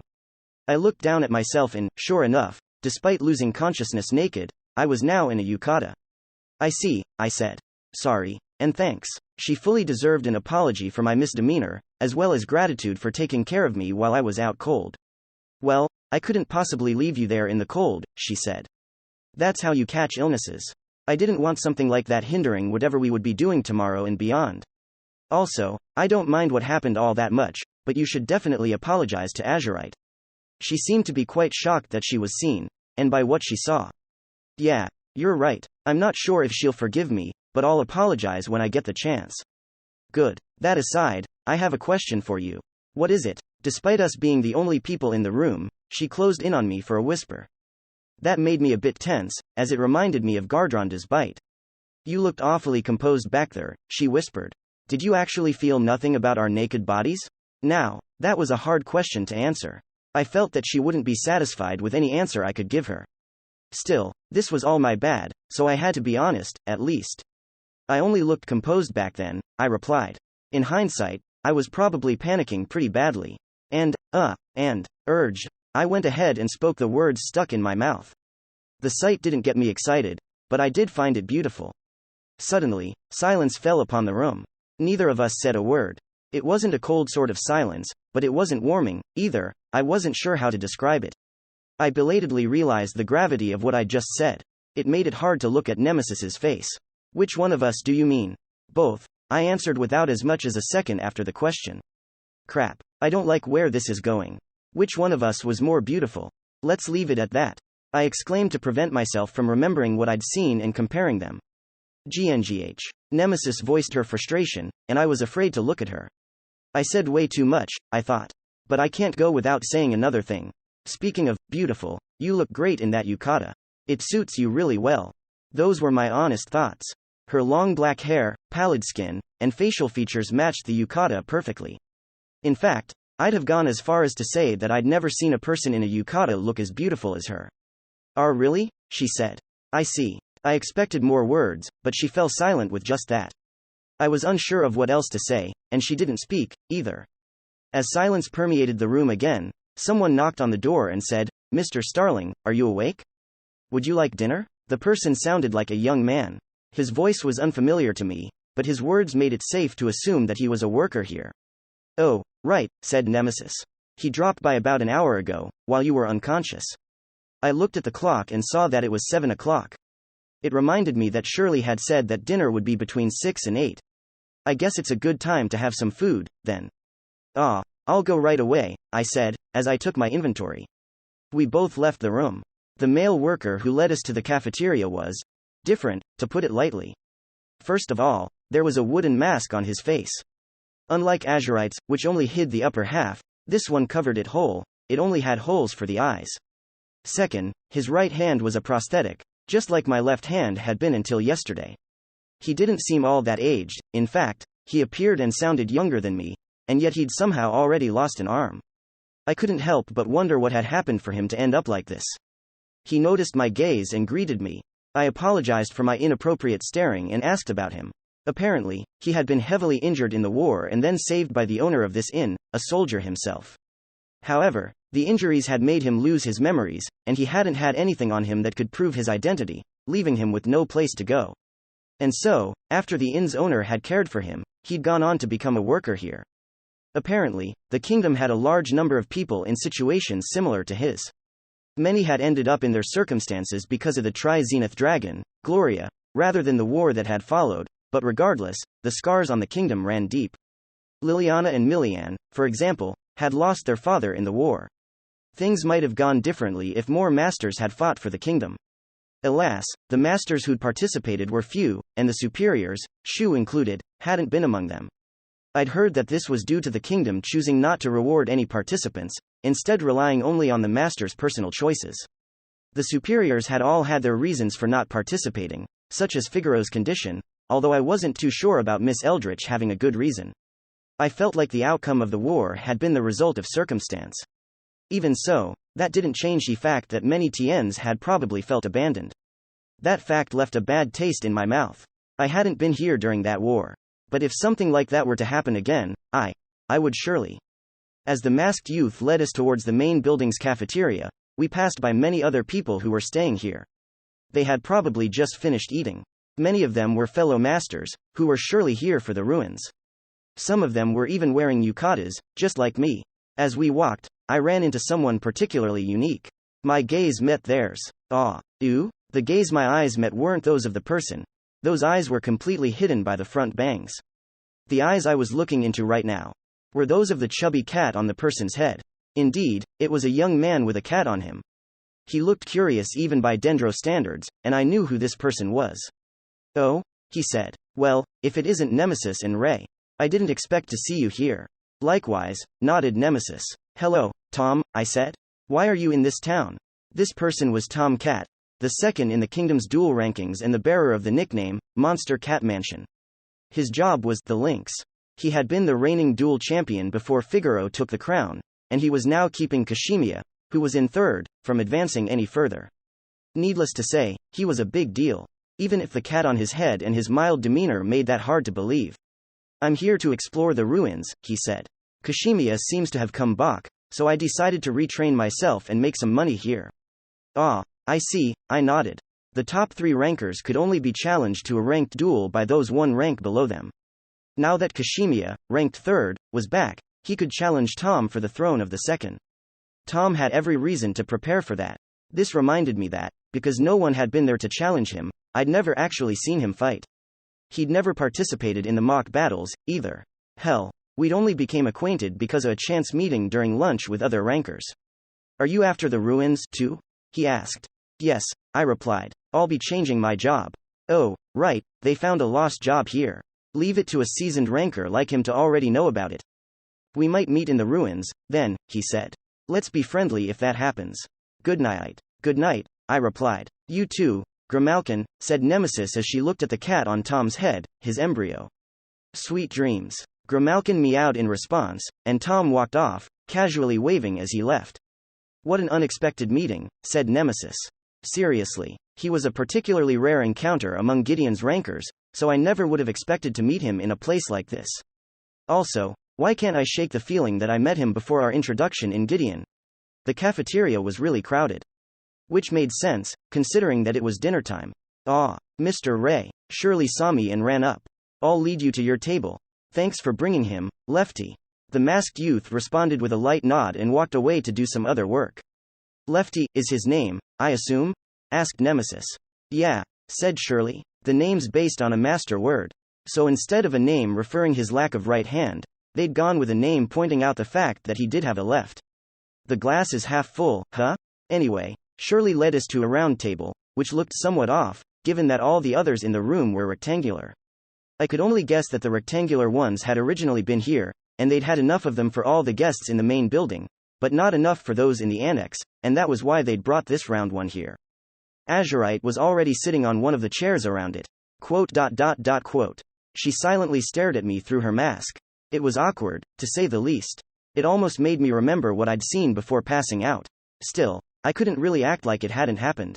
Azurite, I spoke up. What happened was all my bad. I should have been more careful.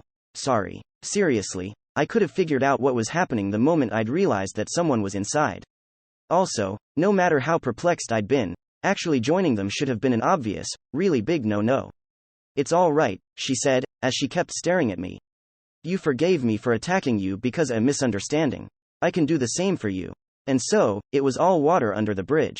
Thanks, I said. Again, it's all right. Anyhow, it's dinner time. Let's indulge ourselves. Let's, said Nemesis, clearly ecstatic. In conclusion, the food was really good.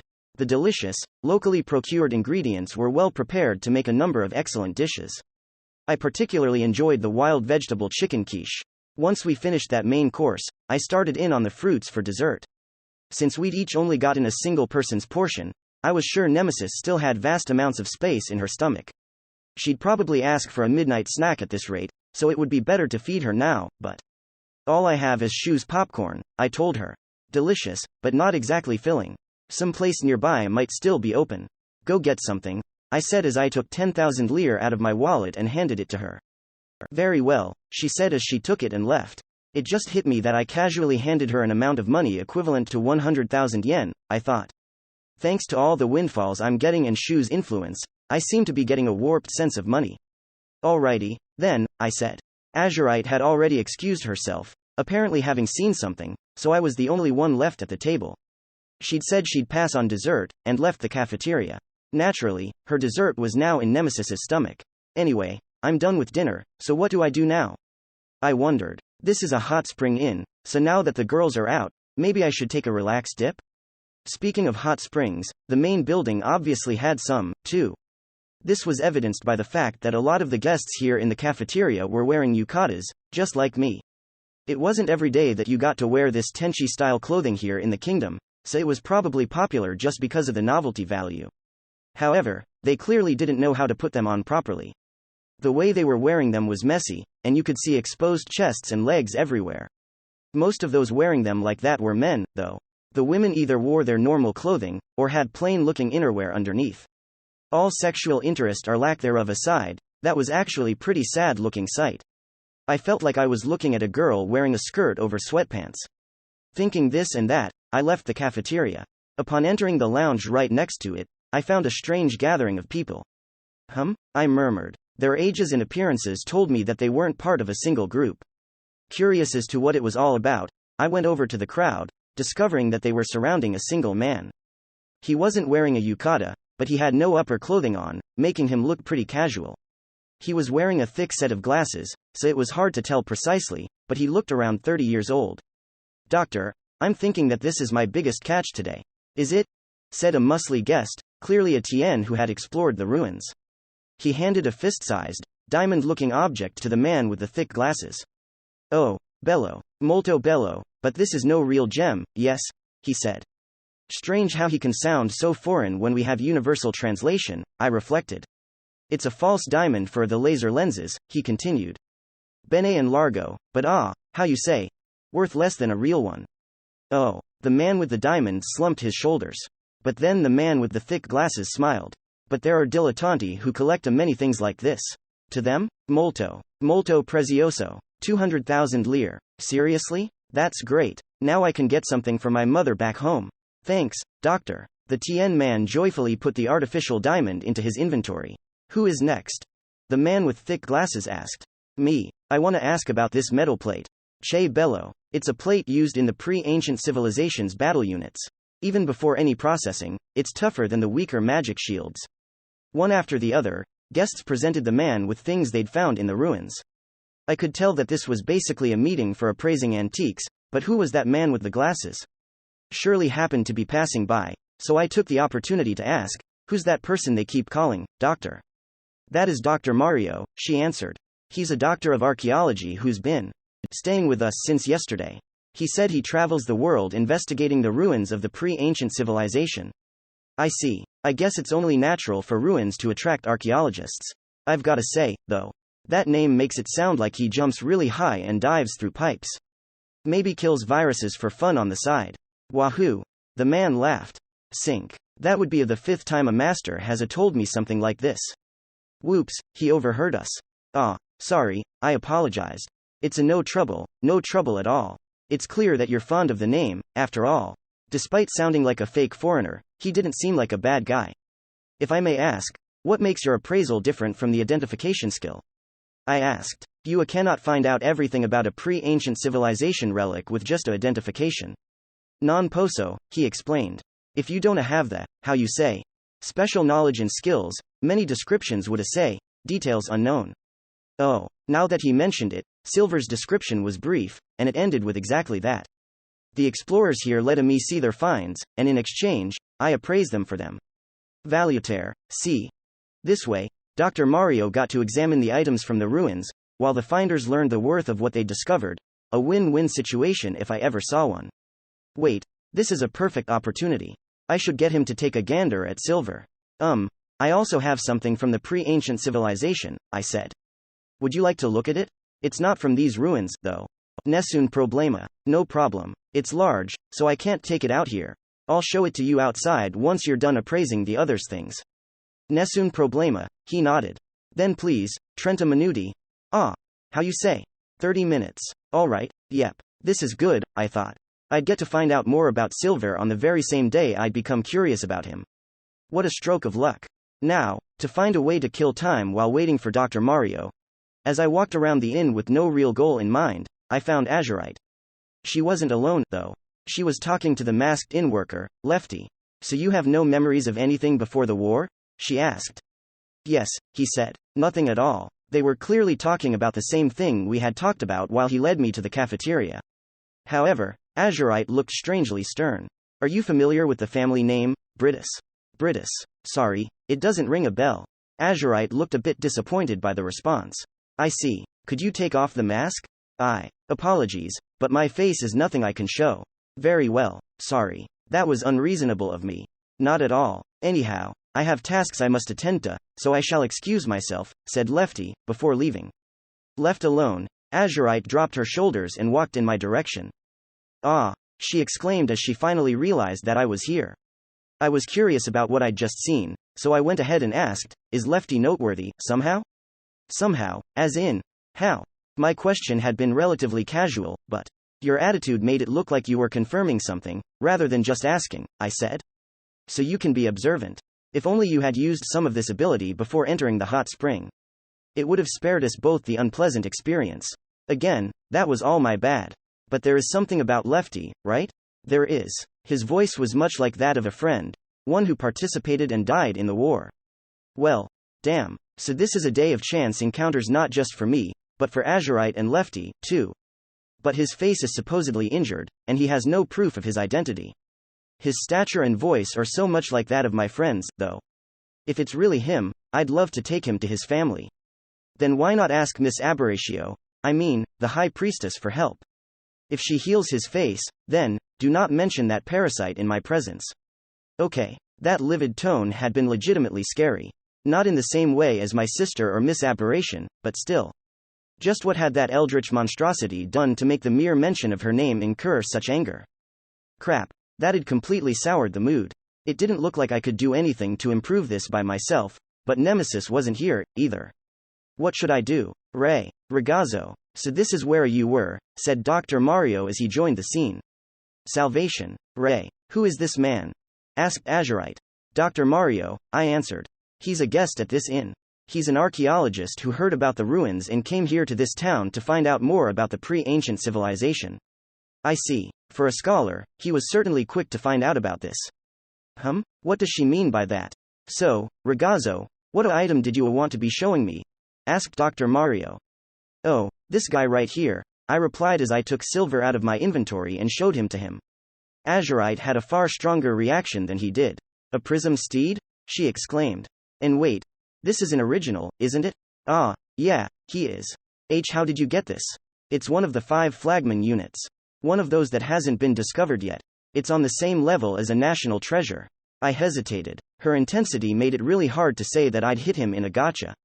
Looking at her reaction, I imagined that the very idea that I'd gotten a national treasure that way would probably make her faint. Wait, I said. You saw the broadcast of the battle in Gideon, right? Didn't you notice it back then? Considering our talk at noon, I assumed she'd witnessed me use the windhoof bomb. How could I? It's impossible to tell the difference from a replica unless you see it with your own eyes. Also, in that motion picture, it was never clear what phenomenon was caused by which item or embryo. So that's how it is, eh? Oh, Yeah, that might have been the reason why no one had tried to steal silver from me. They hadn't realized that he was the real thing. Well, I was a newbie, so I couldn't really blame them for not assuming that he was. Just how did you get your hands on an original? Azurite demanded. Well, I guess you could say I know people. I'd hid it at the gotcha at Alejandro's shop, after all. Oh, I see. So it's all because of King of Destruction. Your brother, she said, nodding in understanding. It really helps to have an eccentric older brother in situations like this. Anything goes when he's involved. While I was talking to Azurite, Dr. Mario examined Silver. He focused on him through his glasses one moment, then switched to look at him with his naked eye the next. It was hard to tell through his thick glasses, but he had clear blue eyes that seemed somewhat weary. Interessante, he said. Ragazza. This is most definitely an original made by Flagman, not a replica. Decisamente. However, it's not one of the 5 prism steeds. Eh? Azurite and I exclaimed simultaneously. It's not one of the 5? But the description says that he is.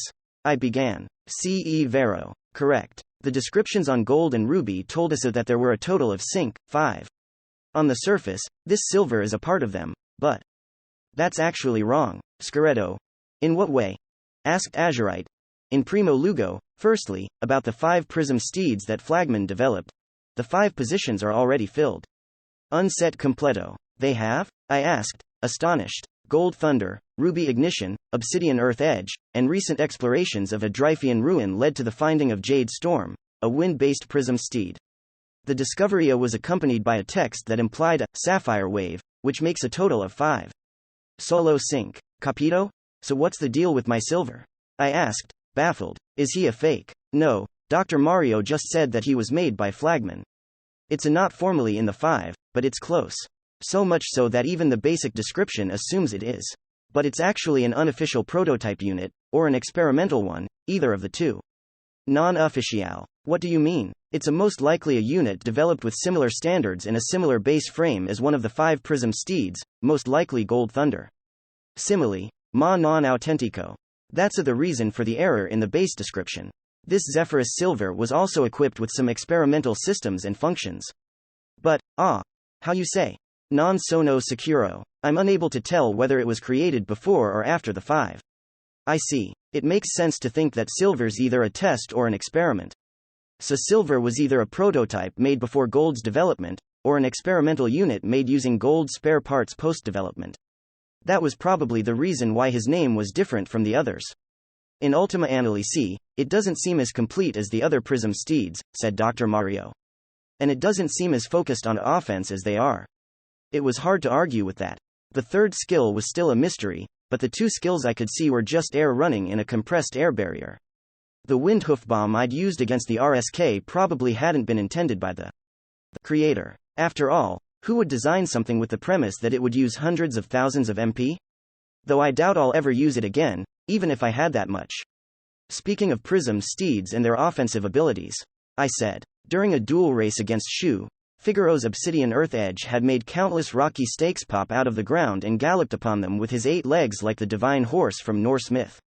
Those stakes had been powerful enough to blast Shu's tank out of the course, and the race would have ended right there if he hadn't brought it back through sheer force alone. Are those the kinds of skills he had in mind? I thought. Well, Azurite spoke up. Gold Thunder could release lightning-matching high-rank ultimate job skills to create an electromagnetic barrier, and use magnetic repulsion to go through the sky at extremely high speeds. I wasn't sure if it had anything to do with them having the same base frame, but that seemed pretty similar to what Silver did. However, I doubted that it cost hundreds of thousands of MP to use that, and the barrier probably provided more defense than compressed air, so it was probably much more reliable. Still, I didn't like the idea of constantly firing lightning everywhere, so I still preferred Silver. Silver suddenly rubbed his muzzle on me. What's up with you? Regardless, it's molto prezioso, a very beautiful thing, so please treasure it, said Dr. Mario. Thank you very much, I said, bowing my head.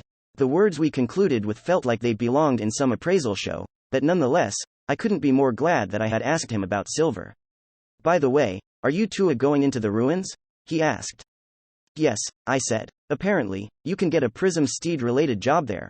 I'm going there to investigate, Azurite added. Our words made Dr. Mario smile. Oh, molto bene. Please do come to me if you find something for me to look at. Sure. We'll be counting on you for that. With that, Dr. Mario went back into the main building. The moment he was out of sight, I spoke up. Azurite. Yes? Is there something strange about him? My words made her look surprised. You really are observant. With siblings like mine, you have to be. So, what's bothering you? The very fact that we have an archaeologist here, she said as she folded her arms. The kingdom has banned all the requests and stifled all the information regarding the ruins here. It's hard to believe that an archaeologist could find out about them. All right now, hold on a sec. Stifled all the information? I asked. But I easily bought it at the din. Eh? She opened her eyes wide in surprise. Eh? Huh? So you're not here because of some shady information source you got through the King of Destruction? Nope. This info's on the market. Azurite sat down and covered her face. Just what is that news company? I knew exactly what she meant. The din was so well informed, it was freaky. Then again, they had Marie, the superior killer, among their special correspondents, so it was far from normal, really. By the way, you mentioned that you'll also be going into the ruins, right? I asked. On the road to Courtierleton, she'd said that she was here to investigate, but I hadn't realized that she would be going in. Yes, I will, she nodded. I need to get a grasp on what kind of place these ruins are. What kind of place could they be? Ruins are treasure troves, full of pre-ancient civilization technology, but in some cases, they've contained dangerous weapons that have gone out of control. For example, a good one is the 4th seafloor excavation fortress in Granvaloa. It became a source of countless carnivorous monsters that almost destroyed the ecosystem. In the end, the one called Human Bomb incinerated it along with the entire sea space. Mind you, it happened shortly before his final battle against the dual white whale, so it was somewhat overshadowed. Human Bomb. Oh yeah. That's Kaukan Shoyu, master of Abura Samashi. I'd heard of him a few times, and I had always been thrown off by how big the stuff he did was, compared to the banality of his name, antibacterial soy sauce. I assumed that ruins could only be full of treasure, I said. Of course, many ruins contain useful technology, and it would be great if this one did, too, she replied. If it doesn't, a factory to create something good would be favorable, as well. And you are here by the order of some powerful individual to investigate it, eh? Azurite was stronger than even Liliana, the current top of the royal guard. It wouldn't be strange for her to receive such a task. Yes, the person who sent me here has the kingdom's future in mind. As you are aware, this country is on the verge of destruction, she said. As things are, it will surely be overthrown. That's why we need the technology inside the ruins. Resisting what we haven't been able to resist before now will require something we didn't have before. She talked while looking at the mountain where the ruins were, then threw a glance down at the sword on her hip. What you didn't have before, eh? I raised an eyebrow. If you're talking about the war, doesn't that include superiors and other powerful masters? Suddenly, I felt her attitude change. I didn't need to see the top half of her face to know that she was against that idea. No. The one who sent me has no intention to ask for any master's cooperation, she said. I was silent. There was no need to ask why. This reminded me of my first meeting with Sir Lindos back in Gideon. It was perfectly reasonable for the people of the kingdom, especially those who'd gone to war, to not think highly of masters. There had been few on their side, many on the enemy side, and our powers were overwhelming. Masters were the reason why the kingdom had suffered such a staggering defeat at the hands of Dryfe. There was no room for argument about that. Azurite had clearly been Langley Grandria's pupil, so she knew the pain of having lost her mentor to a master. The person who'd sent her here had probably lost someone dear to him, as well. Therefore, asking why that person was against hiring masters would be nothing but rude. But there was something I could confirm here. You have no intention to ask for master's cooperation, huh? I asked. Does that mean it's fine if we participate on our own? You know, to intercept the Dryfian masters or something. TN rules don't apply to confrontations between masters, right? Right. That's true. Then I'm sure you'll have lots of people who come, even if no one asks them. 2. Shu's face came to mind. Then Rook's, Marie's, and then the faces of the many rankers and masters I'd become acquainted with in Gideon. Then there was B3's face and yeah, actually, even Miss Aberration was there. I wasn't sure why, but I felt like these people I just thought of would definitely come to Alter's aid during its 11th hour. Some of them were weirdos or schemers, but I didn't think that any of these people hated this country. Some had Altarian TN friends. Some avidly bettered themselves in the Altarian arenas. Some had Altarian adherents. I wasn't too sure about that one, honestly. Still, none of the people that came to mind actually wanted this country gone. Okay, sure, Marie and B3 had played a part in the blockade, and Miss Aberration was a schemer, but even so, they wouldn't be able to sit idly by as this country evaporated. I was pretty sure that we all liked Alter at least that much. But, Azurite said, and then fell silent again. At the very least, I know I'll be joining the war, I said. Sure, I know that doesn't mean much from a newbie who's not in any ranking, but I can participate by briefly joining the clan of an acquaintance. The idea of joining the Lunar Society scared me, so I'd probably go for Chelsea's Golden Pirates.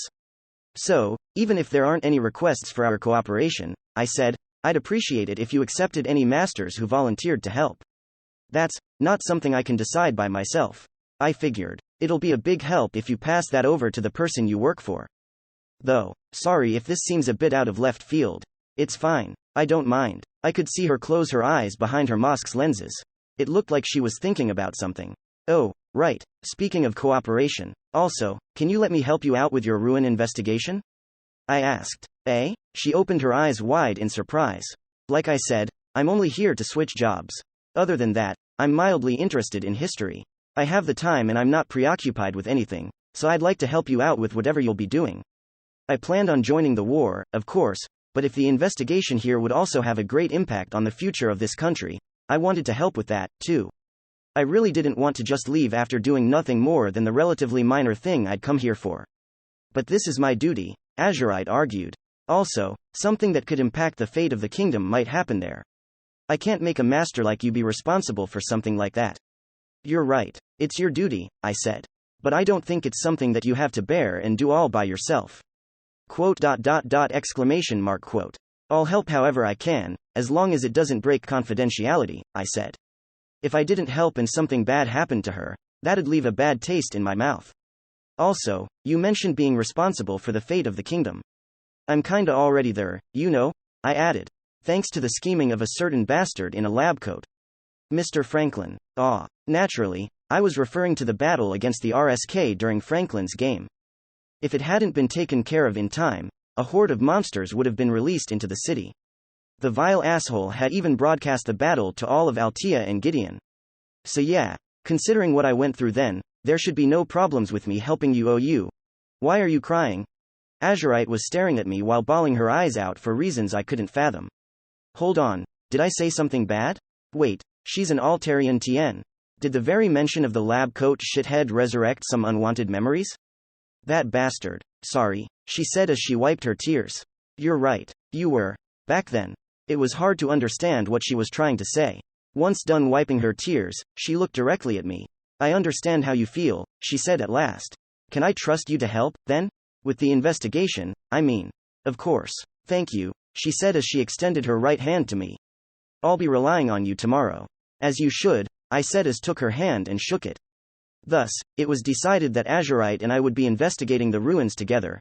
A record of a certain magical communication. Where are you now, Logan? Just entered Barbaros territory. I'll be at Courtierleton tomorrow night. You? I'm staying at a nice little inn not far from the ruins. Sure they don't know about you? No one in the kingdom knows my face. And I have a web set up. If someone finds out who I am, I'll be the first to know. Alright, then we can get this over with the day after tomorrow, just as planned. That works for me. I have things to do on Monday in real life, so.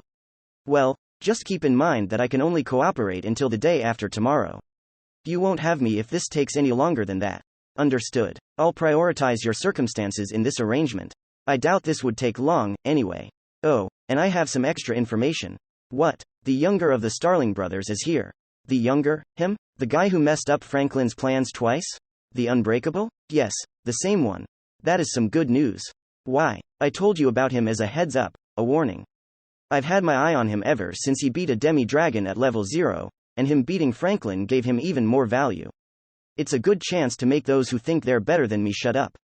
So yeah, there was a pause for effect. The Unbreakable is mine. Chapter 5. Countess Courtierleton Paladin, Ray Starling. Thus began our second day in Courtierleton. The skies were pleasantly clear, and the morning sunlight leaking through the window was gently warming the room. It was the perfect day for an outing, but sadly, we would be heading for the ruins buried deep inside a mountain. How regrettable, said Nemesis. This day is far better suited for sunbathing, picnics, or barbecues. 2 of those are food-related, which says a lot about you, I thought. Well, I got an unhealthy amount of sunlight just the day before yesterday, so I'm perfectly fine with not getting to sunbathe, I said. I'm not quite sure I can see that as a joke, she shot back. Too soon, huh? I guess you're right. Our battle with monochrome was just 2 days ago. For all I knew, if Miss Aberration hadn't fixed me up right then and there, I might still be getting essential medical care at right this very moment. Ah, speaking of monochrome, I'll have to get some light magic gems before I go to the ruins. That's certainly important, said Nemesis. But first, we must have breakfast. I sighed. I knew you'd say that. All the food she'd eaten last night had done nothing to lower her appetite for today's breakfast. How very like her. I sighed at my partner's gluttonous nature, and we both left for the cafeteria in the main building. Once done with breakfast, we went to the lobby to wait for Azurite. However, she wasn't showing up, even when it was past the time we'd agreed to meet. Did something happen? I wondered. She is a girl, after all, said Nemesis. Perhaps she needs time to work on her appearance? Well, I guess that makes. Wait, no, hold on. She wears a mask. What good would makeup do? Right as I thought that. Speak of the devil. Azurite walked into the lobby. Sorry for the wait, she said. That's fine, I replied. What took you so long, though? I slept in. Now that was a shocking truth. I hadn't known her for long, but she definitely didn't look like the type to do that. Ahem. She cleared her throat. Now, about our plans for today. Would you mind postponing the exploration a bit? I don't mind, but why? You got something going on? I must report my arrival to Countess Courtierleton and tell her that I will be investigating the ruins. I intended to take care of that yesterday, but things did not go as planned. She just casually said that she would meet the noble in charge of this area. It's really easy to meet up with nobility and royalty in Gideon, so I guess the same goes for other counties too, huh? I commented. Of course not, she shot back. What nonsense are you saying? Hold on, I said. You know how the second princess is in Gideon right now, right? Well, she constantly escapes the place she's staying at and runs around town. And I work directly for Count Gideon as a decursor. Azurite made an expression I found hard to describe, and it wasn't because I couldn't see half of her face. Having been taught by Mr. Langley Grandria, just like Liliana, she'd probably had to deal with Elizabeth's escapes, too. On the way to the Count's residence, I asked her, why did you sleep in, anyway? I'm not accustomed to using bedding you spread on the floor, so it took a while for me to fall asleep. Oh, the kingdom almost exclusively used beds, so that had to be a way bigger deal than just switching your type of pillow. The hot spring was magnificent, but getting used to Tenchi-style sleeping would take a while, she went on. It's mildly odd, considering that I had no trouble sleeping in Granvaloa-style beds. Granvaloa uses hammocks, right? From what I'd heard, they had proper beds, but since the people there constantly used ships, they often had to sleep in hammocks. The idea makes me kinda giddy. Yes, Azurite nodded. I've learned about them through my mentor. He was from Granvaloa. Basically, bedding can be really different across countries, huh? I asked. Indeed. You would be especially surprised by Legendarian beds. Legendaria was the country south of Altar, and it was the most fantastical place in this whole world. I recalled Marie saying that their superiors were the weirdest people of all. Was it even possible to get weirder than our bare-suited Cody, the mild-mannered meathead over gladiator, and the high priestess, aka Miss Aberration? The beds there are that strange? I asked. Oh yes, said Azurite. They sleep on large flowers or floating clouds. That's straight out of a fairy tale. So you can't even sleep there without being immersed in fantasy. The country is rich in natural magic, so everyday life there is drastically different from here or in any other country, she said. That's why they use such magical beds. Why does it feel like anything goes as long as you add magic before it? I muttered, then noticed something up ahead. It was a cat. Not just any cat, but a bipedal cat scythe. That's, Azurite said as she eyed it. It's immune to reveal, so it must be an embryo. Seeing a cat embryo reminded me of Tom, but his Grimalkin looked like a common, quadrupedal cat. I'd never seen it walk, either. It was always on Tom's head. Also, this cat scythe had another special quality, it was carrying a flute. I murmured. A cat scythe with an instrument? That seems familiar, but I can't remember why. Meow. Meow, it meowed as it walked around. It reminded me of that one children's song. Oh, little kitty, lost on the road. Where is your home? And all that, I guess. Come to think of it, I remembered having thought about this song in Dendro before. Nemesis hadn't liked the fact that it ended without the problem being solved. I'd thought something like, well, it asked for directions from a crow and a sparrow.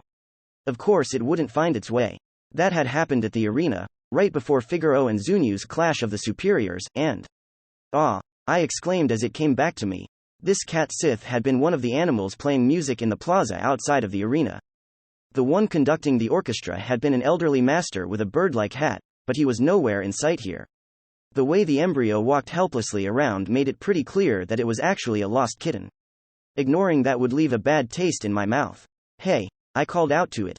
Where's your master? We got say pa ra Ted, it replied, not by voice, but by the music it nimbly played on its flute. Was that a skill or something? Some might wonder if it was even possible for a master and embryo to get separated, but I could assure them, it was. Nemesis would sometimes wander off by herself to go on eating sprees in restaurants and the like. It would help to have a GPS-like way of knowing where your embryo was, but apparently, that required a separate skill. If all embryos had come with such abilities, I'd never have walked in on Nemesis and Azurite bathing. Do you know where your owner, master went? I asked. He said he was called by the Countess, it replied. What a coincidence. We had the same destination. I turned to Azurite. Then I guess there's no reason not to take it there, right? True, she replied. Then it's decided. We're going to the Countess, too. We'll take you there. Thank you very much. And so, led by Azurite, we all made our way to the Countess's residence. The Courtierleton mansion was quite unlike the Gideon mansion, which was the only other Count's residence that I knew of. The Gideon residence was split into a simple, sturdy-looking main building and a luxurious guesthouse, while the Courtierleton residence was somewhere in between. The building was refined, but it didn't put luxury above all else, and it was nowhere near as noteworthy as the gardens. Even from the outside, I could see a wide assortment of colorful flowers and trees, gardened so harmoniously that it was almost fantastical.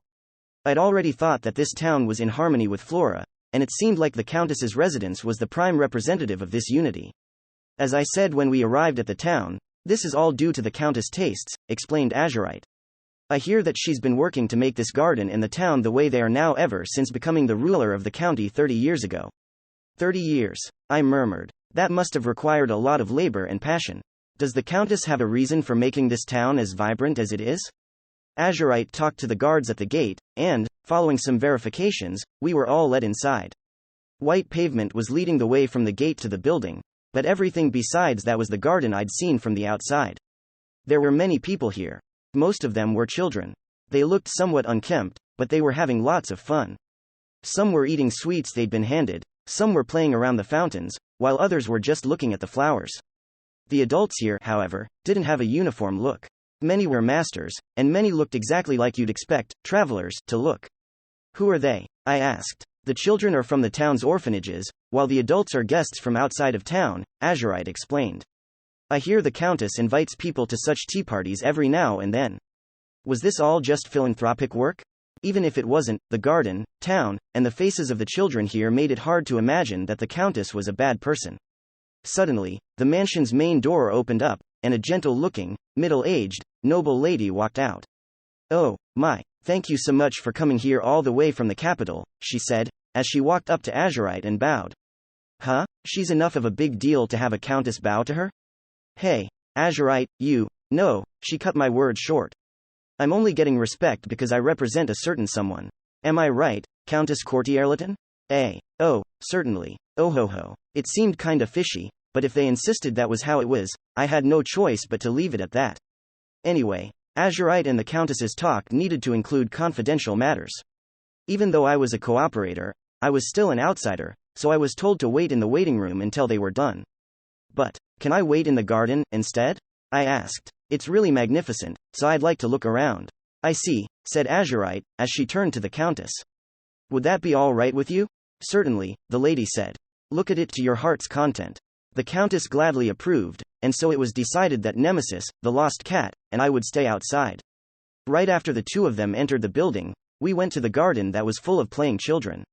Oh, I almost forgot. I realized. The lost cat's master should be somewhere here. I walked up to a nearby servant and said, Excuse me, this cat is, Wind. Someone off to the side cut my words short. Where were you? It was an old man accompanied by a centaur, kobold, and a harpy. They looked like embryos, and they all had instruments in their hands. I could remember seeing the two besides the harpy back in Gideon, so there was little doubt that this man was the cat Sith's master. Also, unlike in Gideon, the man wasn't wearing a mask this time. Meow. The cat named Wind meowed and leapt over to the old man. Well, I'm glad to see the search didn't take long, I thought. Then the man and his embryos walked over to me. Are you the ones who brought Wind to us? He asked. Thank you very much for that. Wind is quite curious, you see. It's not rare for him to get lost. No need to thank us. We just happened to have the same destination, I said. I'm still grateful, though. We almost started to perform without a wind instrument. Perform? Oh, we are a group of traveling musicians. We were performing on the streets of the town this morning, and a servant of the Countess invited us over to play for the orphans she'd invited for a tea party. I see, I thought. From what I've heard back in Gideon, he and his embryo play music that's first class. It's sure to make for a great tea party. Although my forte is composition, rather than performing, I couldn't refuse the request of someone enchanted by my music, he said. Oh, where are my manners? I am Veldorbal, a wandering composer without a country. And these are my embryo, wind, clavier, percussion, and strings. He gestured to each in turn, introducing the cat Sith, harpy, kobold, and centaur, in that order. Names based on music. A group consisting of a cat, bird, dog, and horse. I mean, donkey. I guess the embryo was based on the town musicians of Bremen musical. Ah, I'm Ray Starling. I introduced myself, too. And this is my embryo, Nemesis. Indeed, she said. I'll be looking forward to your performance. Heh, as you should. Mr. Veldorbal seemed to realize something, looking at me curiously. Ray Starling. Are you the one they call Unbreakable? Yes, that would be me. Man, I sure am used to that nickname by now. I see. I was there during the incident at Gideon, but I was given the death penalty before you entered the stage and shown. Such a shame I didn't get to see it. Oh, that's unfortunate, I said and thought, man, yet another victim of the lab coat shithead. Oddly, Veldorbal's reaction to my words was strange. He looked surprised, then made a wry grin. He muttered something that I couldn't make out. She didn't tell anyone? Well, neither my name nor face was on the wanted list, and I could use the save point without an issue, so I thought that was the case, but... is something wrong? I asked. Oh, not at all. Anyhow, I got the death penalty for a reason. I don't mind it, and neither should you. Really? Really. Now, the young lady, here, seems excited for our performance, so we will start right away. Are you ready, Wind? Always am. Very well. Let's begin, said Veldorbal as he and his embryo gathered in the open space prepared for them. We shall now start our performance. I hope the music we play here tugs at your heartstrings as well as all the beautiful flowers here. Following a bow, they began playing. The moment the music reached my ears, I actually gasped. I was used to absurdly good music because I had the jack-of-all-trades shoe for a brother, but this performance, conducted by Veldorbal and played by his embryo, was so good that it actually overcame that and gave me goosebumps. The servants and the travelers were visibly awed, and the children, in all their purity, were completely moved and overjoyed to hear it. I'd heard their music in the plaza before the central arena in Gideon, but this performance was on a whole different level. Suddenly, I realized that the harpy with the keyboard hadn't been with them back then. This time, the whole group was here, and they seemed to be even better than they had been before. Listening to their music made me lose track of time. The performance was over before I realized it, and everyone, myself and Nemesis included, showered them in applause. Play something cool next, mister, shouted one of the children. No, I want a cute song, exclaimed another. This was obviously their first exposure to music of this quality. They passionately asked for an encore. No need to rush me, children. You will all get a turn, said Veldorbal as he began the next song, clearly enjoying what he was doing. Residents of Countess Courtierleton, study deep inside the mansion, in the Countess's study, Azurite and the lady were having a conversation. So you will be exploring those ruins, then? Asked the Countess. Indeed. I wish to find out what kind of facility it is as soon as possible, replied Azurite as she examined a set of documents handed to her by the Countess. They contained all the information on the ruins that had been gathered since the ruins surfacing 3 days ago. It seems like there hasn't been much progress beyond the hall with the job change crystal. Yes. They say there are lots of monsters beyond it. The mechanical sort, specifically. Golems, I assume? Ruins are often full of them. What are they called? Normally, monsters had their names displayed above their heads. That was one of the laws of this world, which was the reason why Azurite was asking that. But, apparently, their names are Varied, said the Countess with a hint of awkwardness. Azurite raised an eyebrow as she turned a few pages on the documents. She quickly saw that there had been encounters with machines called Little Goblin and Teal Wolf, among other things, and that they didn't vanish when beaten. What could that mean? She wondered. Perhaps this is linked to the nature of these ruins. I'll investigate that, as well. That's great to know, said the Countess. Thank you very much. No need to thank me or bow your head, replied Azurite. I'm only doing what I must. After all, I am the one who hopes that these ruins will have something that can turn the tide in the Second War with Dryfe. Her eyes as she said that were full of either sorrow or resolution, it was unclear which. Then, will you involve Maste? I have no intention of using them in the war, Countess, Azurite cut her words short. But your companion is. He's. She roughened her voice for a moment before regaining her composure. He is merely a cooperator in this investigation. That and the war are entirely different matters. Then, as though to gloss over the subject, she shifted her gaze back at the documents. I see, said the Countess as she looked at Azurite with gentle eyes. But you trust him, do you not? And no, this isn't trust, she denied, as the small part of her cheeks visible below the mask turned red. She didn't intend it, but the words that followed came out as bashful muttering. It's only that. I owe him a lot, so I had no choice but to accept his offer to cooperate. That's all there is to it. The Countess observed the blushing girl, with a smile on her face. Paladin, Ray Starling Veldorbal continued his performance, filling the children's little hearts with endless glee. But man, there sure are a lot of children. I'm quite sure the number exceeds 50. I asked a servant about it, and was told, these tea parties are a once-a-month event, and we invite all the children living in the town's 2 orphanages. There are a lot of orphans here? Yes. Many of them lost their fathers in the war, then lost their mothers. Some other way. War again, huh? According to what Lefty had told me yesterday, Shirley's father, the owner of the inn, had been a soldier in the war, too. So the Knights definitely weren't the only ones who'd suffered in the war. Oh, we can go indoors, too? I muttered, as I discovered that the tea party's area was not only restricted to the garden outside, but also contained a spacious room connected to it. There was a sofa, a table, chairs, and so on. The children, who were tired from being out in the sun for too long, were cooling off here. Curious about the interior, I walked inside. There were lots of flowers growing within luxurious-looking vases, making the place feel both calming and gaudy. The walls had a number of portraits on them. My guess was that the people portrayed in the portraits were the heads of this family, lined up in a chronological order. They had a sense of intimidation unique to such portraits, and some of the children were staring at them with both fear and respect in their eyes. I murmured. The portrait at one edge, likely the newest one, was different from the rest. Instead of displaying only the head of the family, it displayed 3 people. A man in his 20s or 30s, and a younger-looking lady with a baby in her arms. After a moment, I realized that the lady was the Countess when she was young. What's this portrait? I asked the servant in the room. That is a portrait from 30 years ago, when Lady Zermina was still young. The ones with her are her husband and their son. So the Countess's name is Zermina, huh? I thought. That aside, I couldn't shake the feeling that the servant found it hard to talk about this. Did something happen? I asked. Shortly after this portrait was made, her husband and son both passed away. That's just. How? Apologies, he said. I cannot say anything more about their death. It's fine. Sorry for being presumptuous. So now I knew that Countess Courtierladin's husband and son were gone, and that she was controlling this region all by herself. That might be why she's so kind to the orphans, commented Nemesis.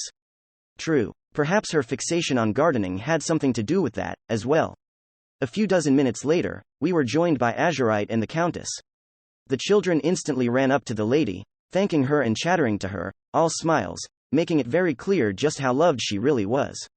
Later on, Azurite and the Countess began a tea party and, as Azurite's cooperators, Nemesis and I were invited to join.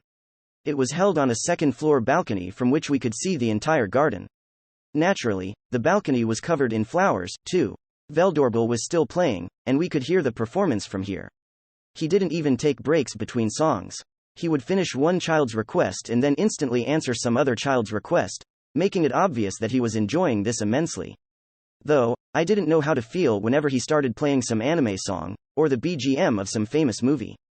The tea party with the Countess consisted of her thanking us for cooperating with Azurite and explaining the inner structure of the ruins, based on the explorers' accounts. But when that was all done, We started to have an idle chat, and Nemesis, still curious about what we'd learned in the room, soon asked, "Why do you invite the orphans to these tea parties?"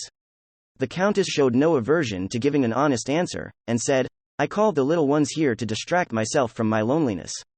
I once had a son, Emilio. While I was ill, my husband took him on a trip, only to be attacked by monsters. I was silent. I lost Emilio before he was old enough to run around. So seeing healthy children always soothes my heart," she went on as she looked at the orphans in the garden. "It's also the reason behind this garden. My husband was an Altarian diplomat, but he had gardening as a hobby, so being surrounded by flowers helps me remember him. The large tree at the center of the garden was transplanted there while he was still alive and well. The children, the garden, all of it was just a means of dealing with the loneliness from losing her family. As saddening as it was, that wasn't something anyone could fault her for." As she looked at the orphans, I looked into her eyes, which made me realize something. "Heterochromia," I murmured. Her eyes had slightly different colors, the right was blue, while the left was green. Hearing my mutter, the Countess faintly smiled and spoke, "These eyes are quite common in the Courtierleton bloodline. My son had them, as well." "Really?" "Yes. They're actually the reason why I also invite travelers to my tea parties." "You invite them because of heterochromia? How are those two things linked?" "After my husband and Emilio were attacked by monsters, my husband's body was brought back to me, but they couldn't find Emilio's. He was but a baby, so maybe there was nothing left, but a part of me believes that he might have been saved, and that he is still alive and well somewhere." I was silent. "That's why I ask travelers whether they've seen a man with eyes like mine. It's been 30 years since then, though, so I've half given up on this." She formed a listless smile. I couldn't help but open my mouth. "The possibility may be low, but as long as it isn't zero, you should continue doing it. I think that, if you give up only half certain about what became of him, the regret will haunt you far longer than it would otherwise." I was merely speaking my mind. We'd met each other today, so I probably wasn't in a position to say something like that, but I didn't care if I came off as impertinent. I honestly thought that the regret would be far worse if she gave up. "That's true," she said, agreeing with me. "You are absolutely right. As his mother, I can't give up on the possibility of him being alive." "Thank you, Mr. Starling. You are exactly as the rumors say you are." "It's nothing, really. Honestly, I was mildly curious about what the rumors said about me. I hope I'm not as infamous as Miss Aberration, at least." Now that we are on the subject, she spoke up again, "Have you seen a man with eyes like mine? He should be over 30 now." "Well, I'd be happy to tell you if I did, but you are the first TN with heterochromia I've ever met. It was a pretty common thing to see among us masters, though. Some people, like Juliet, for instance, went out of their way to give heterochromia to their avatars during character creation. TNs are a different matter, though. I've never seen a TN with eyes like hers." "Hold on a second. Now that I think about it, I think I know someone with the same right eye color," I said slowly. "If you mean me, then that is only obvious," said Azurite. "My mother had Courtierleton blood in her." "Oh, I see what you mean." Sure enough, Azurite's and the Countess's eyes were much alike. However, the person I had in mind had the exact same right eye color as the Countess. "But there's no way, right?"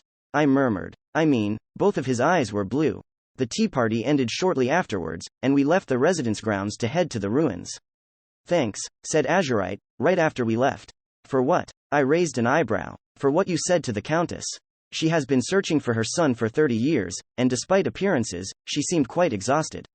Hearing your sincere words must have been uplifting for her." "Oh, that. I just said what I thought. I don't deserve any thanks for that." "Indeed," said Nemesis. "Ray says exactly what he thinks far too often. Just yesterday, after the bath inside MGH.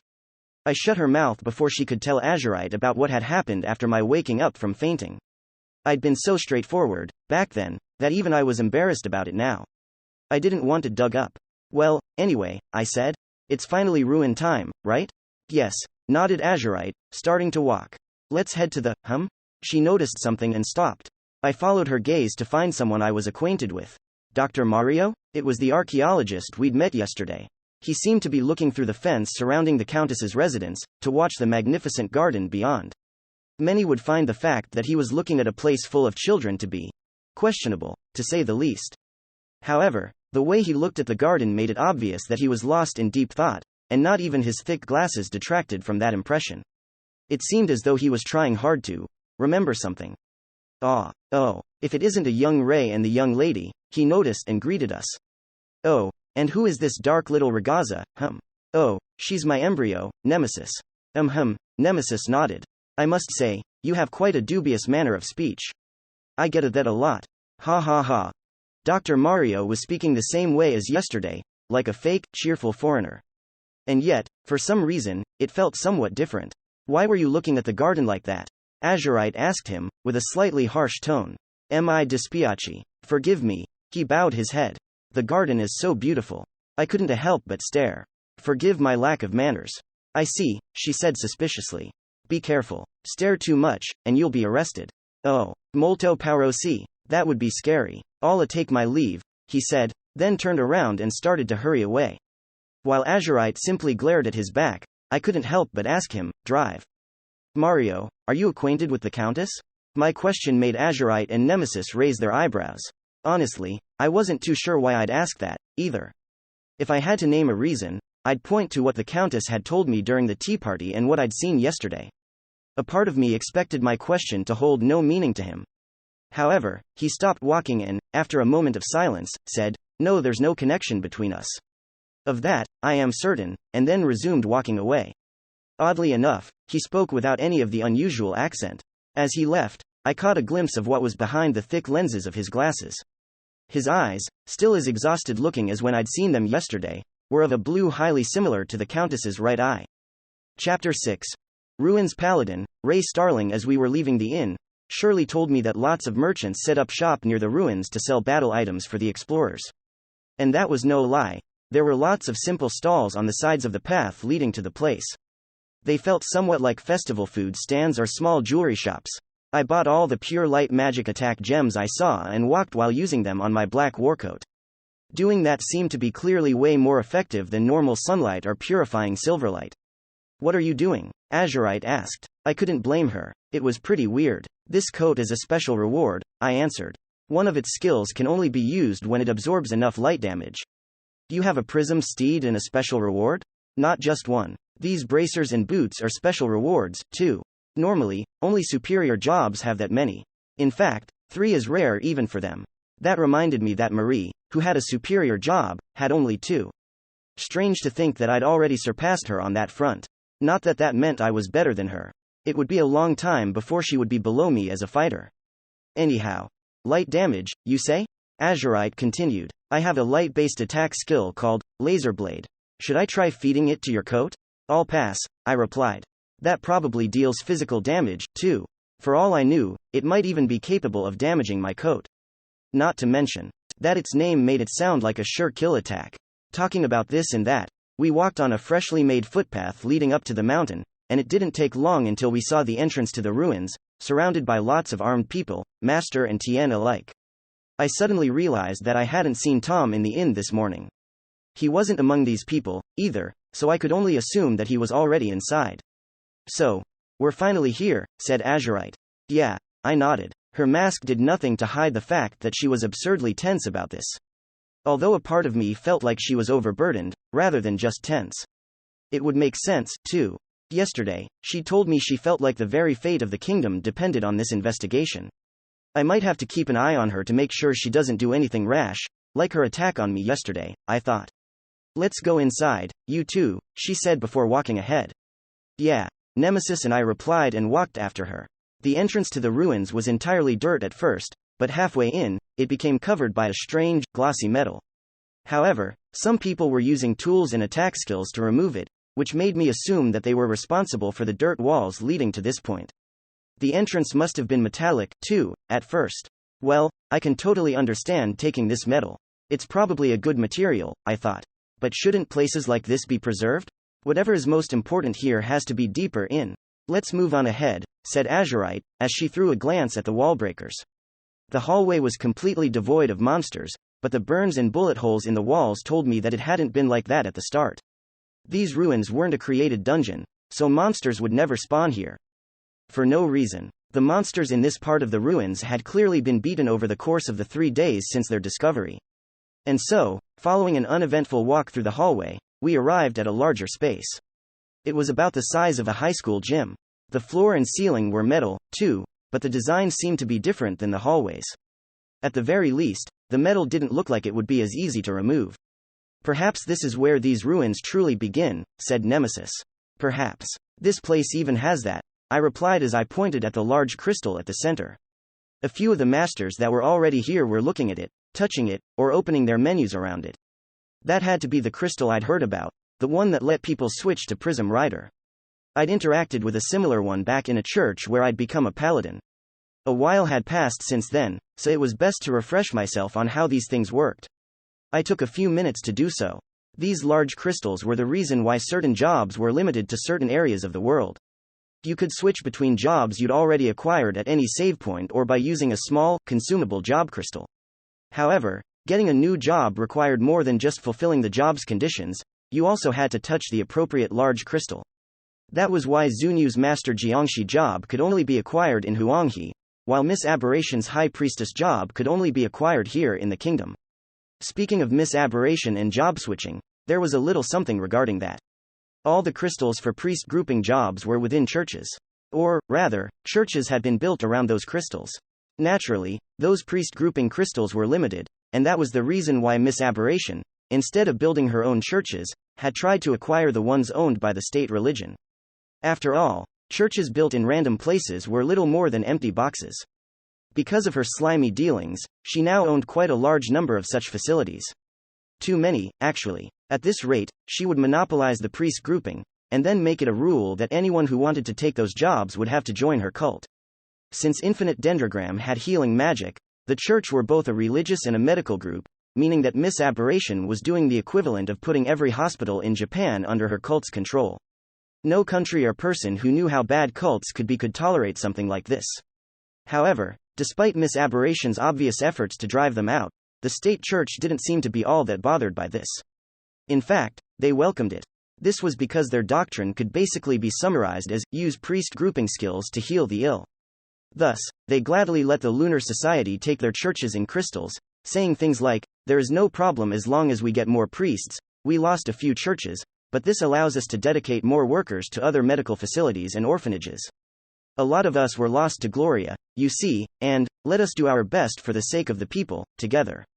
Basically, they were good to a fault, too clean to deal with this appropriately.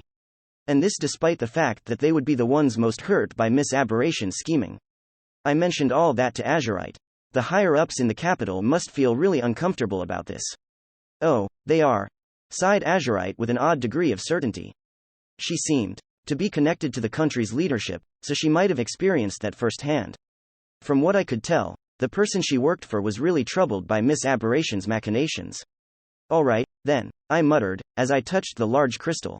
I got a list of jobs I could switch to, and instantly found Prism Rider. Before choosing it, I looked at the other options. There were mechanic, engineer, pilot. A bunch of really drive-like jobs. Forget whatever's deeper in. This crystal by itself may have a great impact on the war, I thought. But the kingdom doesn't have the foundation to make good use of these jobs, right? Nemesis commented. Oh, that's true. Mechanical knowledge wasn't something you could gain overnight. The kingdom would need a lot of research to reach the technological level of Drive. Well, whether they even want to do that is up to the kingdom, I said as I resumed doing what I'd come here to do. Touching the large crystal again displayed a menu of jobs I could switch to. Without any hesitation, I picked Prism Rider and initiated the process. There was no sound or fireworks or anything. The main job in my stat summary just changed to Prism Rider, and that was it. Becoming a paladin, a high-rank job, I remembered there having been some light, so this felt a bit underwhelming. Shu and Marie told me that the switch to superior jobs is really flashy. I wonder if I'll ever get to see it. Suddenly, I got a message saying, switching your main job has rendered some of your skills unusable. Oh, right, certain jobs couldn't use skills that were from groupings too distant in nature. I looked at my skills to figure out which skills I'd lost. Naturally, horse riding was still there. Paladin's Aegis and Purifying Silverlight were available, too. They were Paladin skills, and I could only guess they had stayed because Paladin had elements from the rider grouping. The only skill that was now unusable was the healing spell. I had been able to learn it as a Paladin because that job was partially in the priest grouping, but switching to Prism Rider had severed that link. Oh well, I'd been questioning my healing magic's usefulness, anyway. The amount it restored wasn't too great. Instead of moping over that, I would just be thankful that I still had Aegis and Silverlight. Though you might need to start keeping a keener eye on your healing item stocks, commented Nemesis. True, I nodded. Losing that skill made me wonder if I'd gained any new ones, but when I checked, I found nothing. I guess I'll need to level up, just like with Paladin. Are you finished? Asked Azurite. Yeah, I nodded. That's my objective done. Now I can focus on helping you. Thank you. Don't mention it. Anyway, where do we go now? There are 4 paths we can take here. 3, if you ignored the one we'd come through. According to the information I was given, the path leading deeper underground is beyond that door, Azurite said, as she pointed to one of the paths. There was an automatic door there, and many people, Tien and Master alike, were walking through it. From what I could tell, the hallway beyond it was at least 5 meters high, and it was fittingly wide, too. You'll fit there just fine, Silver, I said as I took my trusty steed out of my inventory and jumped on him. This was my first time riding him as a prism rider, but nothing seemed different from before. It might be related to some prism rider skill, so I'll ride Silver, if you don't mind, I said. I have nothing against that, but... Azurite muttered. But what? If you don't have anything against it, could you let me ride him later? She asked. I've always wanted to ride an original, but my mentor only let me ride his during special occasions.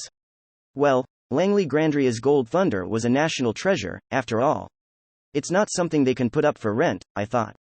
There might have been other reasons, but still. Why not just sit behind me? I asked. You'll have to get off when we run into monsters, but it should all be fine until then. Can I really? Yeah, I can't imagine why you couldn't, honestly. What of me? Asked Nemesis. Should I sit before you?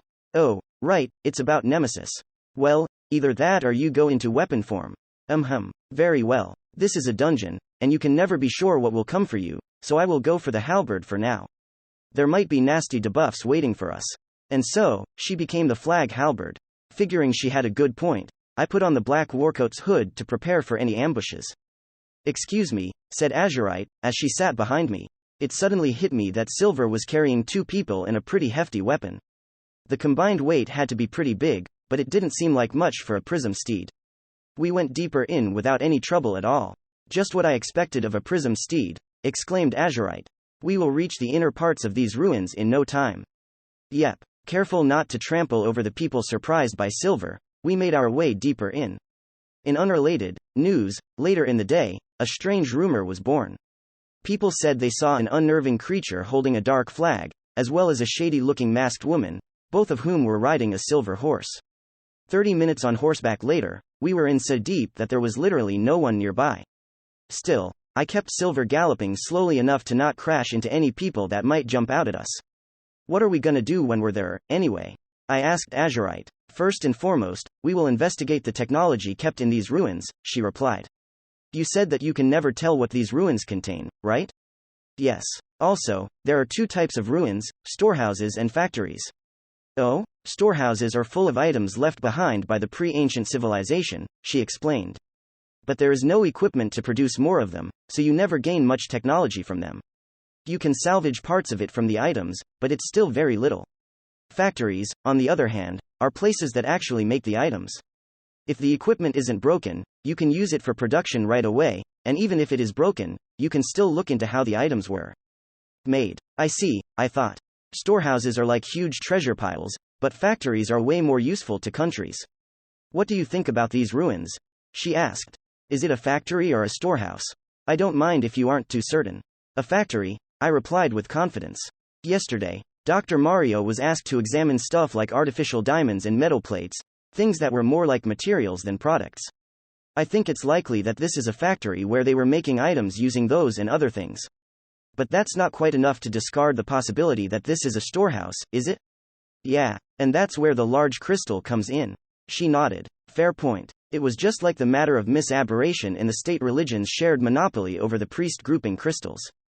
Looking at it from that angle, it was safe to assume that the crystal here was secured so that the workers here could have easy access to jobs like engineer and mechanic. Or, rather, this whole factory had been built around that crystal. I saw no corrosion on any of the walls here, said Nemesis. If this is a factory, the equipment must be intact, as well. True, Azurite nodded. That is likely. The idea that a factory could still be running after 2 millennia spoke volumes about the technological prowess of the pre-ancient civilization. Thinking about that made me wonder how a culture so advanced had collapsed in the first place. Hugo had told me that it was destroyed by a god and his 13 servants, while B3 told me something about another ancient civilization that had collapsed at about the same time. I couldn't help but wonder about that. I'll have to ask Dr. Mario, I muttered. An archaeologist like him is bound to know something about that. Ah, I gasped as I saw a light coming from further ahead in the hallway. In a haste, I moved my black warcoat to hide my face with it, and a second later, I felt it absorb something. Ray, Azurite exclaimed. I'm all right, but there's something up ahead. Soon enough, the monsters that were out of sight came into vision. There were 2 of them, and they were much like the construct that had attacked Shirley yesterday.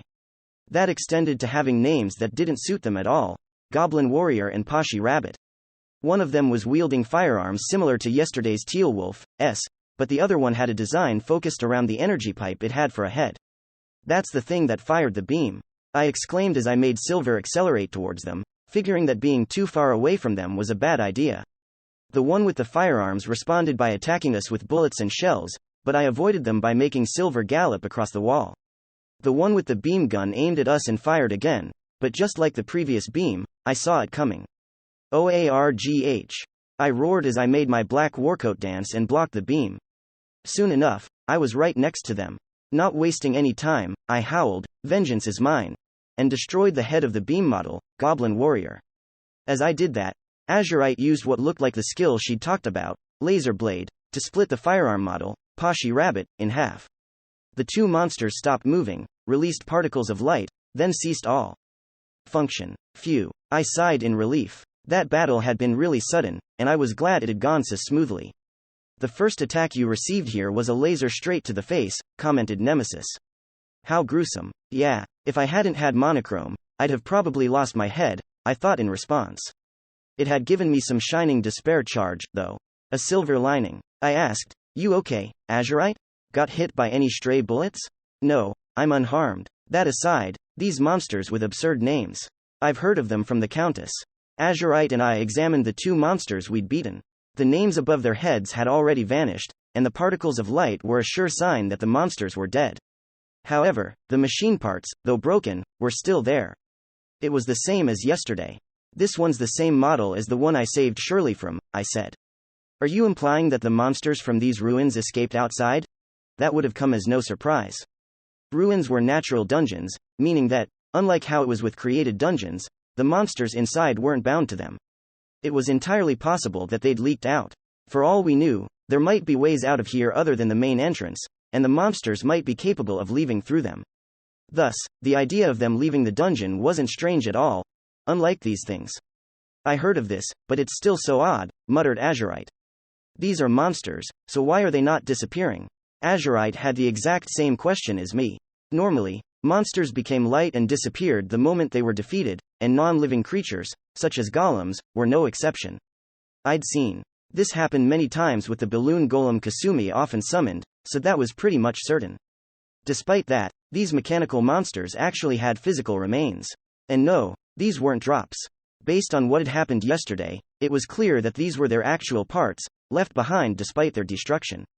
I picked up a part, examined it, and just like yesterday, the only description I got was the remains of a mysterious machine. Perhaps an archaeologist like Dr. Mario would know more about this? I thought. Let's take these remains with us, shall we?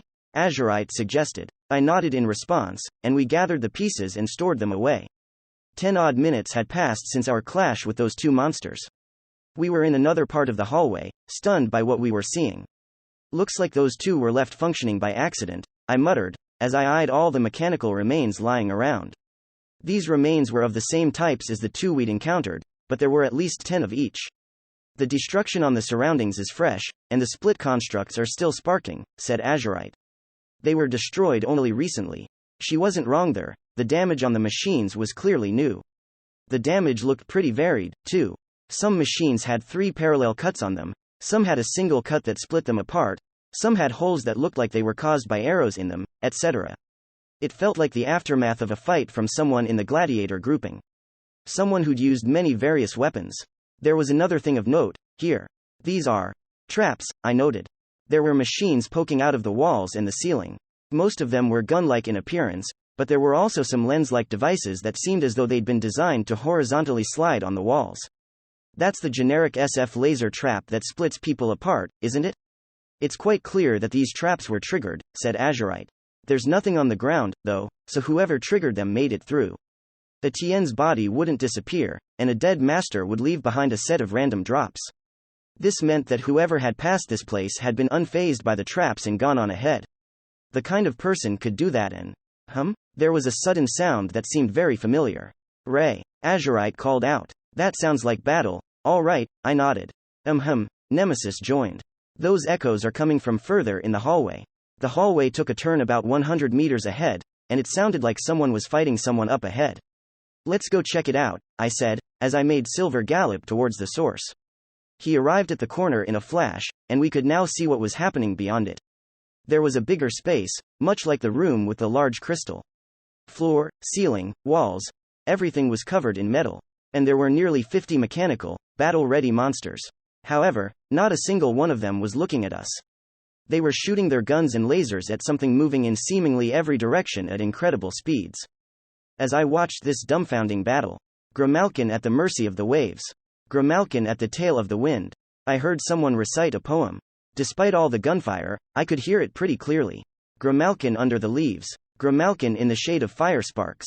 The source of this poem was the thing the machines were aiming at, the thing they were firing at, but were unable to shoot down. It was a man with a cat on his head. Grimalkin beyond the stars. Grimalkin within the heart. He was the lynx, Tom Cat, the second in the kingdom's duel rankings, and the reigning champion before Figaro's taking the title. Now dance, Octochrome Cat, Grimalkin. The moment he said that, Tom's trademark cat, Grimalkin, jumped off his head. The embryo landed on all fours, then stood up on its back legs. It didn't end there. The cat then grew, lost its fur, and became another Tom in a blink of an eye. That was surprising enough, but there was even more. Both the original Tom and the Tom that had been Grimalkin multiplied, and the 2 Toms became 4. Then the 4 Toms became 8. Grimalkin says goodbye. Suddenly, they all attacked the mechanical monsters. They were too fast for me to follow with the naked eye. I'd already seen supersonic movements from Figaro, Zunu, and other top duel rankers. Thanks to all the mock battles I had with them, I was more or less used to such speeds. It was pretty obvious that Tom's job, the Lynx, was an AGI-focused job that allowed supersonic movement, and normally, I'd have been able to follow him with my gaze. However, I couldn't do that with 8 of him. Some were running on the floor, some dashed up the walls, others moved through the air. All 8 moved in all 3 dimensions, and with unparalleled precision. They even left afterimages so solid that they seemed like new clones, making it even more difficult to follow them. One had claw-like bracers, one had a longsword, one had a bow. Their weapons were varied, and it felt like there were even more of them than there actually was. Eventually, the entire room became completely filled with Toms and their afterimages. It was as if this very space belonged to him alone. Their ferocious, supersonic attacks quickly dealt away with the mechanical monsters. Monster Cat Mansion. I unwittingly muttered his nickname. This was the first time I'd seen him fight, and it was abundantly clear how he'd gotten that nickname. It was his immensely powerful self-cloning ability. Of course, this wasn't the first such ability I'd seen. Marie's Death Shadow job gave her something in the same vein. However, that skill divided her stats between the clones. The more clones, the weaker they were. Considering that made Grimalkin seem even more fearsome. Creating 7 clones as powerful as yourself was stunning, even for an embryo's ultimate skill, and combining that with a speed so great that you formed solid afterimages was just insane. Staring at the 8, I couldn't follow them at all. Right, up. Landed, muttered Azurite, standing at my side. She was moving her head as though she was looking at something, someone specific. Are you still following the original Tom? I asked. Yes. Only barely, though. That wasn't something I'd expected from a high-rank job. Perhaps there was truth to the idea that TNs were the better technical fighters, and we masters only surpassed them because of skills and stats. Well, there were exceptions like Shu and Figaro, but my point still stood. That aside, do you perhaps know Monster Cat Mansion? She asked me. We're acquainted, yeah. You too, I assume? I do not know him in person, but I have heard of him, of course. He was the kingdom's duel champion for years, after all. Good point. Tom had been the king of the arena until Figaro had come and taken the crown, so it was only natural for TNs to know of him, too. Hold on, I thought. Figaro became top duelist when he was still in his 6th form. That was over 2 years ago in Dendrogram, so when, exactly, did Tom become the champion? Ah, Ray, Azurite exclaimed. I brought my attention back to Tom's battle with the monsters. With most of the monsters destroyed, the winner here was as good as decided. But then, a great number of gun-like objects with lenses at the muzzle protruded out of the walls. They were the same as the sentry gun traps Tom destroyed in the hallway. I didn't know if it was because they were old, but only about half of them properly worked. However, that was more than enough.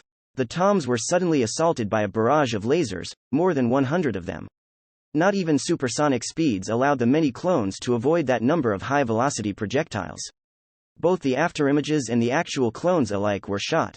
They hit the original, Azurite exclaimed. What? Azurite pointed at one of the countless Toms.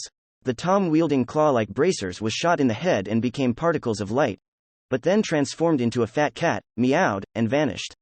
Huh? Azurite was dumbfounded. Sure it wasn't a clone? I asked. No. I was certain that was the real one. Huh? We looked back at Tom. The afterimages had vanished, and only one of them was left now. He then became 2, and a second later, the one that had been there from the start was turned into Swiss cheese by a barrage of lasers. However, despite seemingly being the original, he became a cat, meowed, and vanished. Then the Tom that was seemingly a clone began multiplying again. And so, the Toms were 8 once more. They started moving at supersonic speeds again, creating afterimages and making short work of the sentry guns. What is that? Azurite exclaimed, utterly flabbergasted by what she was seeing. I, on the other hand, now understood the true nature of Tom's ultimate skill. It didn't create clones, oh no. It created new originals. From what I could tell, they all shared a single consciousness, but when the original housing the consciousness was beaten, it would move to another original. Thus, the supposed original would become a clone. That ultimate skill couldn't be countered unless you defeated all 8 Toms quickly enough to prevent the remaining ones from multiplying. This was the power of Grimalkin, the embryo of the previous duel champion. You didn't know about this, either? I asked Azurite. I only knew that he could create clones. I never saw any of his duels. I see. I never saw him fight, either, so I'm pretty shaken right now. Few embryos give their master as much survivability as this one does, commented Nemesis. Yeah, this also gave me a decent idea of how Figaro had won against him. At first, he'd focused entirely on defense, bearing Tom's onslaught until his battle-length proportionate enhancement had given him the power he needed to defeat the Toms before they could multiply again. And then there was Kashimia, the third in the rankings. Juliet had told me that he couldn't beat Tom because of compatibility issues, which probably meant that he had no way to stop him from multiplying again. And that was exactly why I had no chance against him, either. Strange to think that he isn't a superior, I muttered. I felt Nemesis nod in response and continued to watch Tom clear the room. Once the room was completely emptied, Tom noticed us, waved, and walked over. If it isn't Rayan, a masked lady I don't know. Hello, he greeted us. Meow, Grimalkin joined him. Despite having disappeared many times during the fight, he was back on Tom's head as though nothing had happened. Good job handling them, I said. That was an amazing battle. Well, there were lots of them. I had to give it all I had. Tom replied before bending forwards a bit and sighing. I'm really tired. I had no doubt that he was telling the truth, but the way he was bending made it look like he was weighed down by the cat. I'll leave today's exploration at that and go back to the inn, he said. Ah, it's safe to explore the room now. There should be no more traps. Thank you, I said, slightly confused. Thank you, Azurite joined in. But shouldn't you be exploring this place, as well? I could see why she was asking that. All Tom had done here was take care of the monsters and traps. He hadn't looked around for any magic items or anything like that.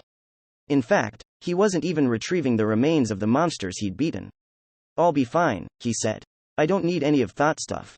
Do what you want with it.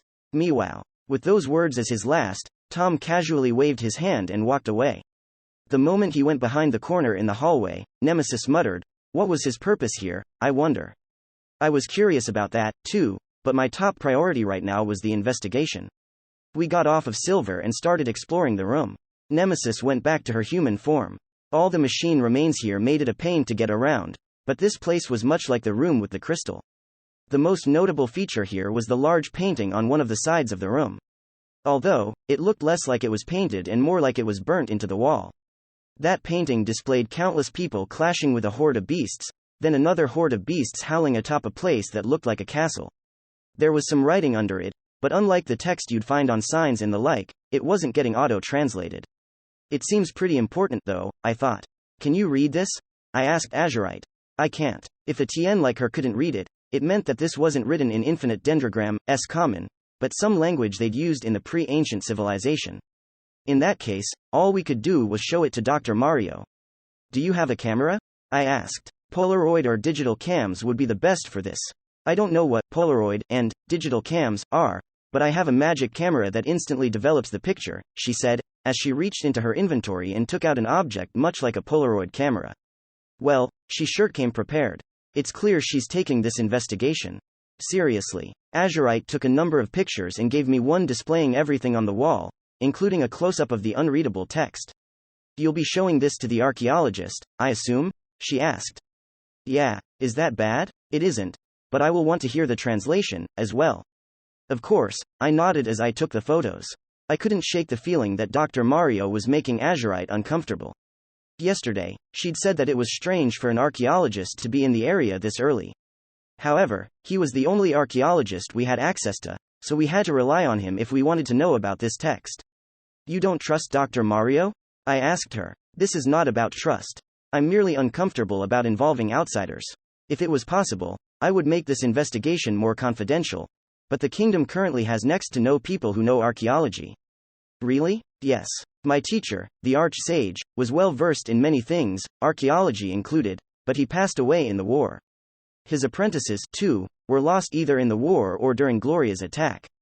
Oh, according to Liliana, the Knight Orders had suffered severely in the war, and it looked like the other major groups of the kingdom were no different. These ruins are far larger than I anticipated, and there's a lot of specialized language that's a challenge to analyze, said Azurite. We need outside help to find out what this factory produces. What? I raised an eyebrow. But we already know what they make here. Eh? Azurite looked surprised, but it seemed plain to me that we already had enough info to make an educated guess about the nature of this place. Yesterday, someone had brought Dr. Mario a metal plate as tough as a magic item and an artificial diamond used for lasers. Additionally, despite presumably protecting this place for 2 millennia, the machine monsters were functioning without any problems to speak of. About half of the sentry guns here weren't working, so it was odd that the monsters we'd fought had been running so smoothly. Which led me to believe that this place was. It's producing mechanical monsters, I said. These ruins are basically a weapon factory. What we'd defeated weren't guards from millennia ago, but newly produced machines. A weapon factory? Azurite muttered as she put her hand on her forehead and began thinking. If used well, a weapon factory would surely be a powerful asset to the kingdom. Nothing would increase the country's military strength as greatly as that. However, there was a problem. Ray, she spoke up. Assuming this place is what you say it is and these machines are the products, there's still one major question that remains unanswered. Yeah, I know what you mean. I knew exactly what she was getting at. It was the most notable thing about these mechanical monsters. That doesn't explain why they have unrelated names like Teal Wolf and Goblin Warrior, right? I asked. Exactly. Normally, monsters had their names displayed above their heads. Golems and the like were no exception. However, these monsters here were different. There were only 2 models. But the names above their heads were many, varied, seemingly random, and had little to do with machines. The only explanation I had for this was the idea that producing these machines required using other monsters as material. The fact that fur had been sticking out of the machine I'd destroyed in the forest made it likely, but monsters that are produced like that always end up having names different than their material, said Nemesis. Yeah, exactly. Franklin's creations were a good example of that. The base monsters had different names than the resulting ones. If this really was a factory that made mechanical monsters from other monsters, there was no reason for the names to stay the same. In fact, I would expect the 2 models to have their own names, which would be uniform across all units. Not to mention that, unlike these machines, produced monsters would become light and vanish just like any other monster. What the hell is this? I must say, Nemesis spoke up. These look much like Hugo's Magingear. Well, it was made by the Labcoat Bastards clan, but the tech was still Dreyf's, and since Dreyf's tech is based around analyzing the pre-ancient civilization's tech, there's a link there, so. A sudden realization made me cut my words short. Magingears. Pre-ancient civilization tech. Silver and replicas. Reactors and a lack of them. This factory and the mechanical monsters. Those keywords came to mind, and everything slotted into place. The conclusion I came to made me cover my mouth. Ray? What's wrong? Asked Nemesis. You don't look well, commented Azurite. So it shows on my face, huh? Of course it does. The conclusion I came to is just that bad. I hadn't felt this way since entering the basement in Goo's Maze Gang's hideout. Disgusting. What did you realize?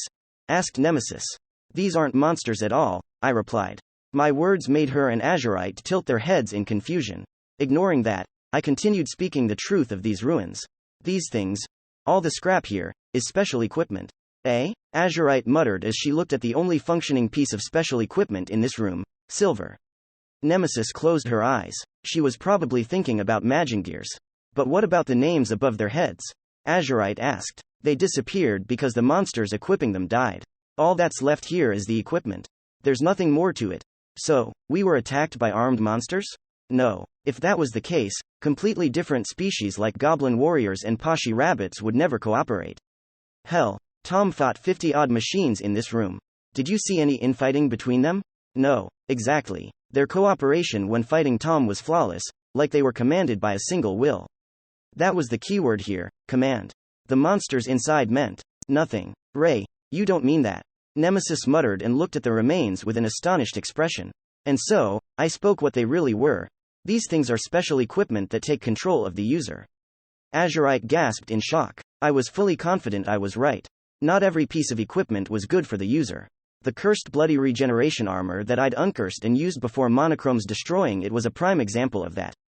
This is cursed special equipment. No. They were designed to be like this, I muttered. Wait. Ray, hold on. Azurite raised her voice, still unable to fully process what I just told her. Why would anyone make special equipment like that? My Silver is an original Prism steed, I said. He has an engine that produces all the MP he needs to gallop around, so he doesn't have to drain my MP. Based on what Hugo had told me, the pre-ancient civilization's machines made their own MP. Though Silver was an unofficial prototype or an experimental unit, he still had the engine for it. However, the same couldn't be said for the replica Prism steeds. Replicas, by contrast, function by using the MP of those riding them. This is probably because of cost.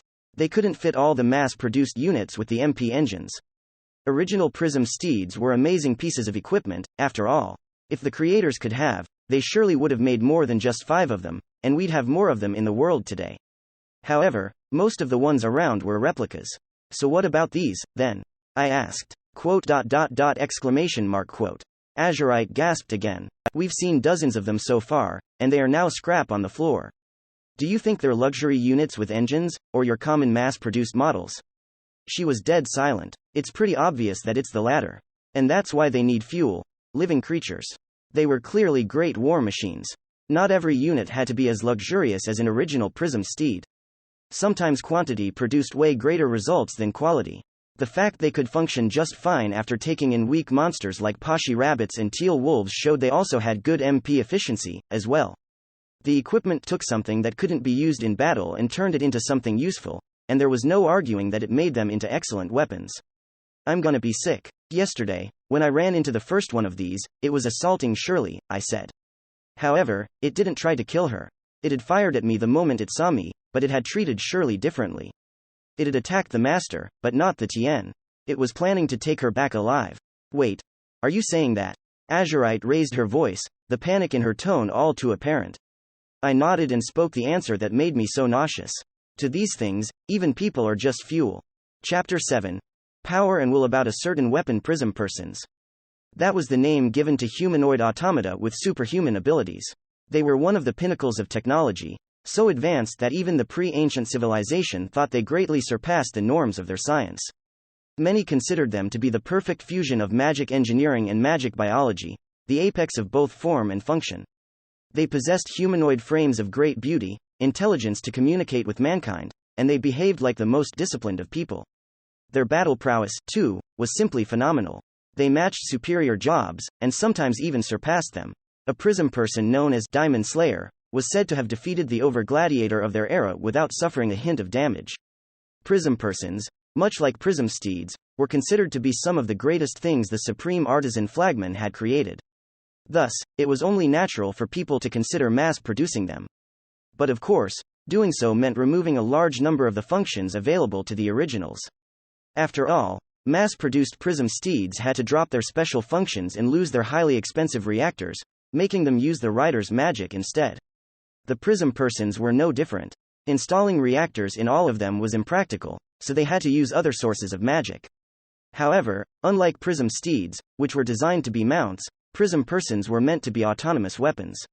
Turning them into mounts powered by the writer's magic would go against their primary design concept.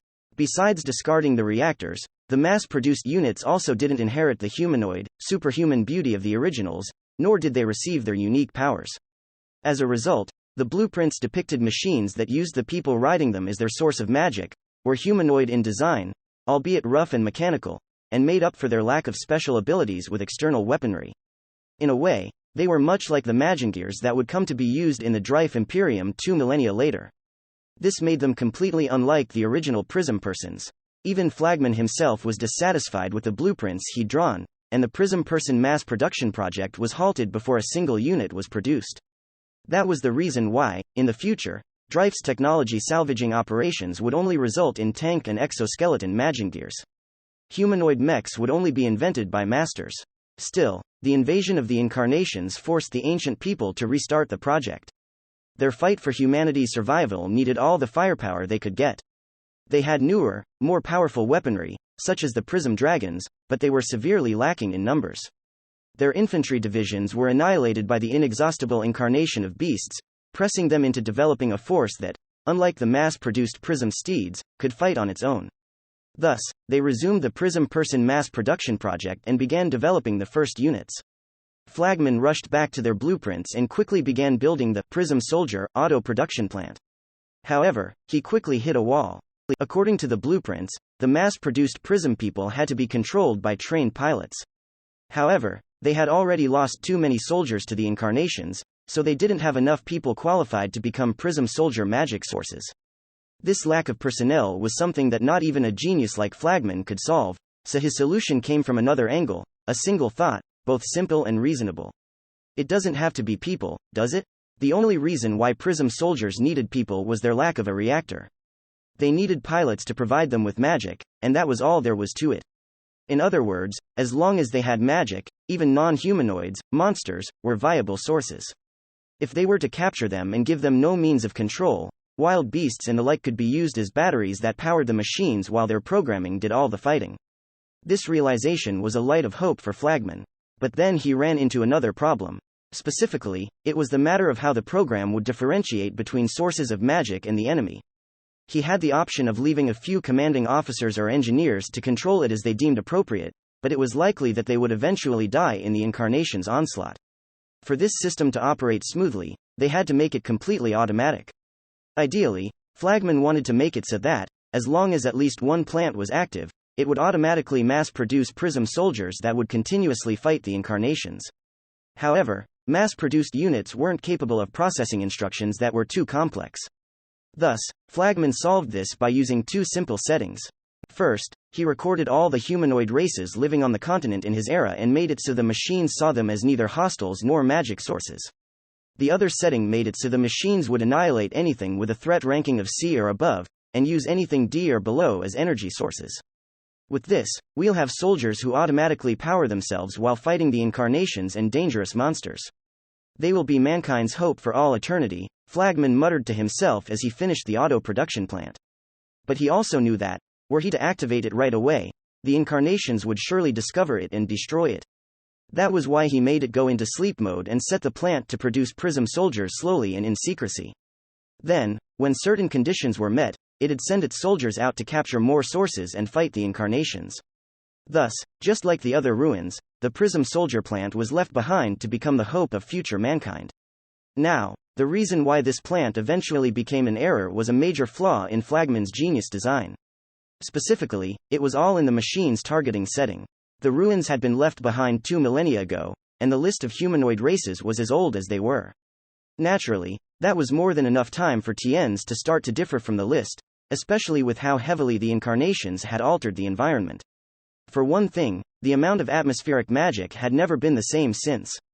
Just as people in colder climates gradually evolved to have more body hair, So did Tien's slightly change to better fit their environment? There was nothing strange about this. Alas, it just so happened that the primitive program of the Prism soldiers couldn't understand those minute changes. If a species was even slightly off the humanoid list they were provided with, it was not human. A true Prism person would have had the intelligence to see the nature of these changes, but the mass-produced Prism soldiers were too lacking in intelligence. And so, though built to protect humanity, they now saw them as nothing but hostiles or energy sources. Prism Rider. Ray starling the moment I told Azurite that the machine saw people as nothing but fuel, she turned pale and eyed the metallic remains. She had come to these ruins hoping to find something that could save the kingdom from its dire state, only to find a factory of murder machines that used people as sources of energy. She had every reason to be shocked. If that is true, then this place and the Goose Maze gang are much alike, commented Nemesis, and I could see exactly what she meant. To these things, all lifeforms, monster and Tien alike, were just a source of energy. That was why they wandered about, gathering creatures they could use as fuel for their brethren. If I hadn't come on time yesterday, surely might have suffered the same fate. Just imagining that made a cold chill go down my spine. Then again, for all I knew, some people might have already been turned into fuel. I'm gonna be sick, I muttered. To these machines, people were but tools, and their lives were nothing but fuel. Nemesis was right. They were like Maze, the lich from the Goose Maze gang. He, too, had only seen children as materials or money. That was the main reason why this realization disgusted me so much. It was all a bit too reminiscent of those memories I loathed so much. I sighed and unconsciously looked down at my feet. Ah, I gasped as I saw something with a close link to what I had just been thinking of. The grudge-soaked Greaves, Goose Maze. The Goose Maze gang had once been in existence that all of Gideon feared, and even after dying, it had continued to be a major threat as the Revenant Ox Horse. These things on my feet were what it had become, and, according to Gardronda, a fellow special reward, they had no will of their own now. They, too, reminded me of that awful time back in the basement. But without these grudge-soaked Greaves, I couldn't have won Franklin's game. As bad as Goose Maze originally had been, it had gone on to become an item that, combined with the pre-ancient civilization silver, could defeat the RSK. Its existence had once been nothing but vile, but there had been a future that it alone could open up. Just like the Goose Maze gang, I murmured. The power on these Greaves was the same as that Revenant Ox Horses, but what it did was the complete opposite. Perhaps the same could eventually be said about these ruins? Azurite, I spoke up. Ray. She turned to me, looking somewhat meek. Can I give an opinion about this place? Please do. I think we should stop the factory and break all the machines that are still moving. That seems to be the only thing we can do here. These ruins were far too dangerous. As long as the factory here was active, it would only become more of a threat the more time went by. And that, of course, meant that more and more people would be captured to be used as fuel. Not to mention that this place worked fast, too. The fact that the monsters inside were alive meant that the machines had started going outside only recently, most likely after the landscape change leading to the discovery of these ruins. The machines were using some paths to the surface to go outside and start collecting more sources. And the factory had produced this many machines in such a short time. If we left it active, their numbers would grow even larger, perhaps resulting in an all-out invasion of the surface. We had to stop the production as soon as possible. And then you can try to find out how you can put the technology here to good use, I said. Eh? Azurite voiced her surprise. We'll use this technology here? Well, yeah, I mean, you're investigating this place from that angle, right? Yes. But the power in these ruins is dangerous and fearsome, no? I know that much. That's why I'm saying that we'll destroy all the active machines and stop the factory, even if we have to break it. That much was set in stone. I couldn't ignore the man-eating machines here. The aftertaste in my mouth would be way too bad. But there's nothing stopping you from searching for ways to use this tech for the kingdom, for the good of the people, right? I asked. It was doubtful that the whole monsters wearing them thing was an option, and getting Tien's to use them was just plain wrong, so this would definitely call for some rethinking. Nevertheless, this place was a treasure trove of pre-ancient civilization tech, a thing that the ancestors of the current Tien's had left as a hope for the people of the future. There was no way that this place didn't have anything that could be used for good. Or perhaps that's just what I want to believe, I thought. But that is far too dangerous, said Azurite. We don't know if we can use the technology properly. I knew full well what she was trying to say. In fact, a large part of me agreed with her. This place was seriously dangerous, and perhaps it was best to just blow it all up until there was nothing left. However, yeah, you can never be sure if you can use any power correctly. But no matter what the power is, trying to use it correctly is never a mistake. Quote. Exclamation mark quote. Azurite gasped. The machines these ruins were making were just sickening, but that didn't mean that this sickening technology couldn't become a key to a better future. We had Gu's maze as a great example of that. By itself, power isn't good or evil, I said. I've come to realize that those things only apply to the will of those who wield it. That's why we'll destroy the system. The will, that's running this operation fueled by life, and then the kingdoms can take the power and decide how to use it. Power and will. She repeated the keywords. Basically, it's all about whether those who use the power are wrong. No, wait. It's all about what they want to do. She silently looked at me in nemesis. Then she looked at her own sword, just as she had last night. The same goes for you, I assume? I felt like that you included more than just me and nemesis. She was probably talking about all masters and their powers, their embryos. Masters with wills belonging to Drife had used these powers to ravage the kingdom, but there were also masters who'd used powers of a similar nature to stop them. Yeah, I guess we're the same in that regard. I understand, Azurite said at last as she turned around and walked towards the hallway. Let us return to the surface. I must talk to the Countess. While considering your opinion, of course. Yeah, we left the room, got on Silver the same way we had to come here, and headed back to the surface. Ray, Azurite muttered from behind me. Thank you for giving me hope. Both this time, and back then. I didn't really know what she meant by back then, but her tone was definitely lighter than before. Once outside, we went straight to the Adventurers Guild. We did that so that we could tell them about those constructs, and create 2 quests, one for the destruction of the machines wandering the surrounding area, and one to get someone to keep watch over those ruins. Apparently, Azurite held the right to start quests in the name of the kingdom, and because of that, those quests could be put up as urgent. She had a private talk with the top of the Courtierleton Guild, and before long, the quests were available to be picked up. The Wandering Machine Destruction quest was aimed at masters. It had no people limit and the reward was great, so the masters in the guild quickly jumped on it. The guild's own, experienced TNs were tasked with keeping watch over the ruins. One by one, those machines aren't much for a battle-focused master with a high-rank job, I muttered. And when the machines that gather the fuel are gone, the production of new ones should stop, too. This buys us some time. Looks like I won't have to worry about the machines kidnapping people for the time being, I thought. Azurite also set up a quest to search the ruins for a path leading to the factory. The room we'd arrived at was a dead end, and we hadn't run into any more machines on the way back.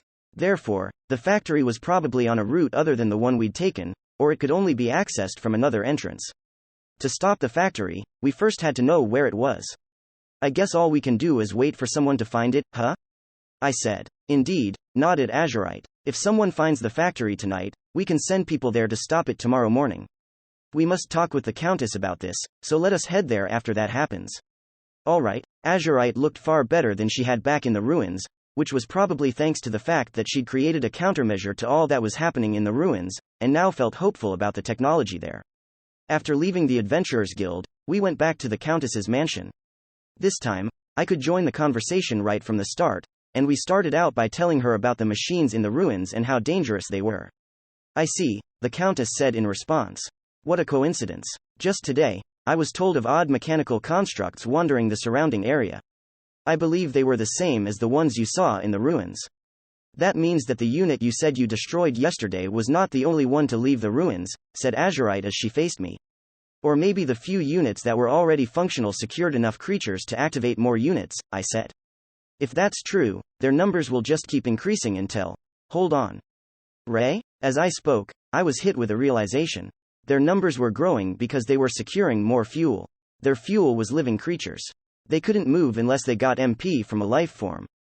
Which meant that, hey, I spoke up. At first, they didn't have a single creature they could use as fuel, right? So, how was the first unit able to function? Azurite gasped. It shouldn't have been able to. However, the reality was that it had. The first unit had been functional, their numbers had increased, and their numbers were still growing. Did they happen to capture some animal that accidentally wandered into the ruins?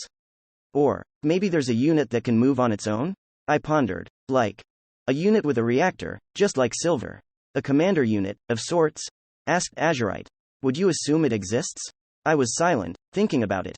I would. It wouldn't be surprising if that horde of machines was led by a non-mass-produced leader unit, which would make stopping the factory far more difficult. That idea made the mood turn sour. Munch munch, crunch crunch. But Nemesis was just chomping on cookies as if it were none of her business. Nemesis. I muttered disapprovingly. Hey, we were in the ruins for most of the day, so we didn't have any lunch, she argued. Well, that's true, but wait, we had a light meal at the tea party before we went in, right? Exactly. A light meal. That's not enough for me. Man, she always found the strangest times to become the embodiment of appetite. Also, I couldn't help but feel that it was starting to happen more often. He, the Countess giggled, clearly amused by our exchange. Azurite was smiling wryly, too. Sorry about my glutton, I said. Glutton, sounds rude. I am a lady. Call me a gourmand. Ladies never eat that much, ever. Oh, no need to apologize, said the Countess. Surely she only wanted to lighten the mood.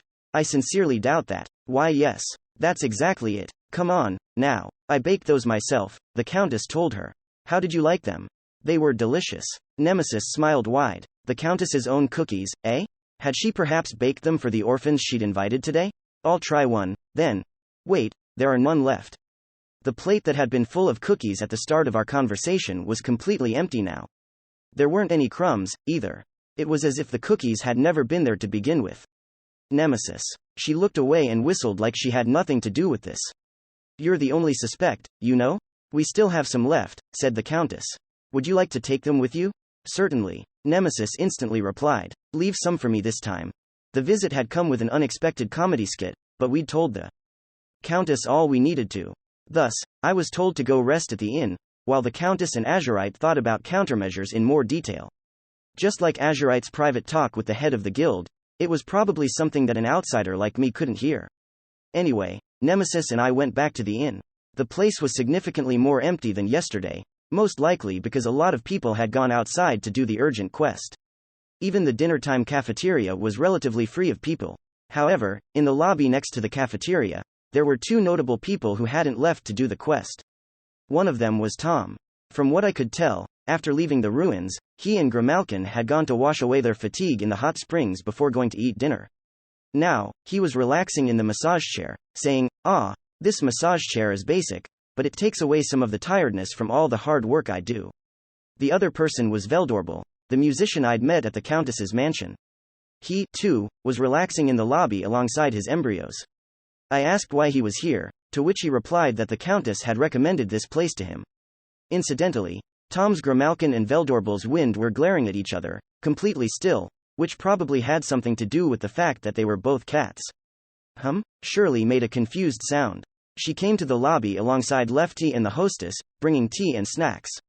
So many guests are refusing dinner. Did something happen? Dangerous monsters are leaking out of the ruins, I answered. There's an urgent quest to destroy them, so many are too busy with that. You mean, monsters like the one that attacked me? Yeah, the same kind. That's kinda scary, she said, no doubt remembering the events of yesterday. No need to worry, young lady, Lefty said calmingly. The masters are sure to make short work of them. I've gotta say, it's good that there's a quest for them new, Tom said, still enjoying the massage chair.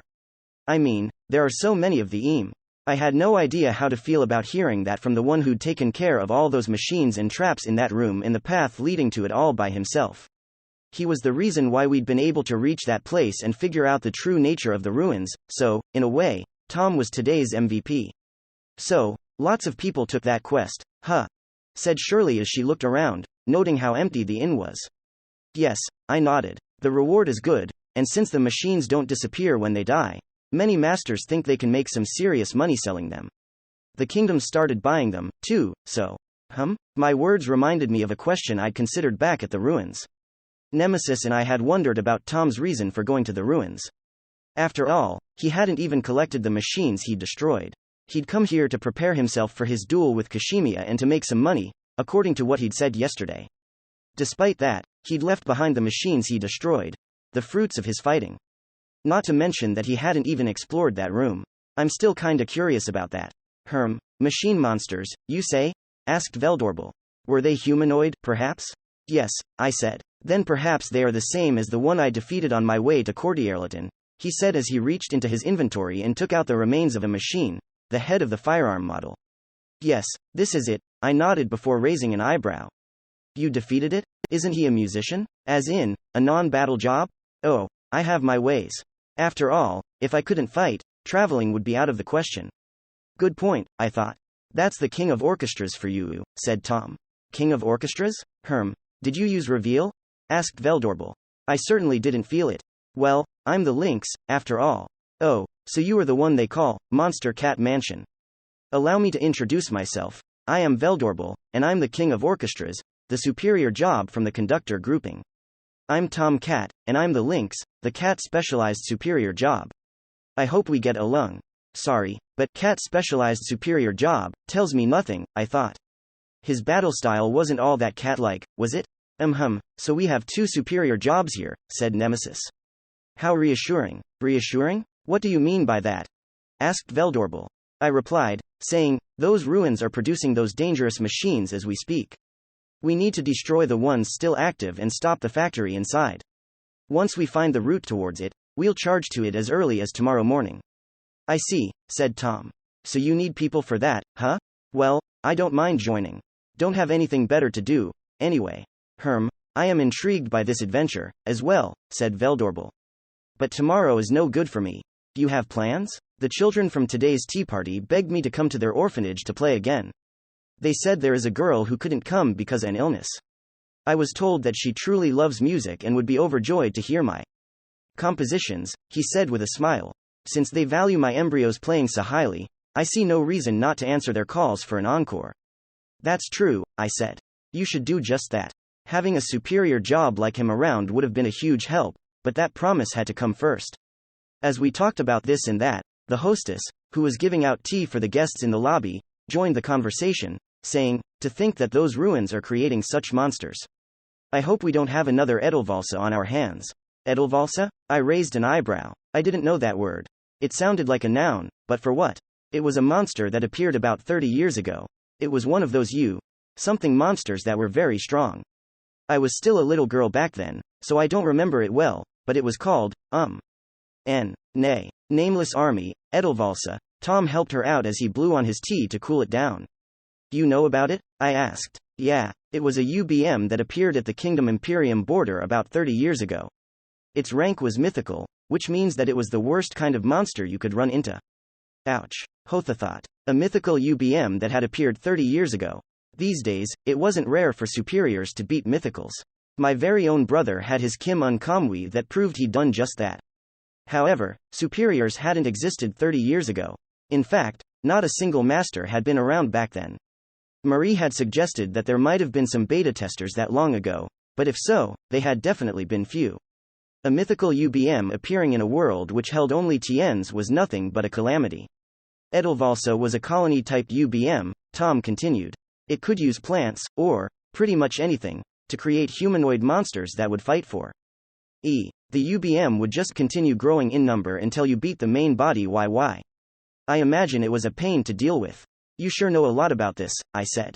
It was a UBM from 30 years ago, yet he spoke of it like he'd actually seen it himself. I know someone who knows a lot about UBMs.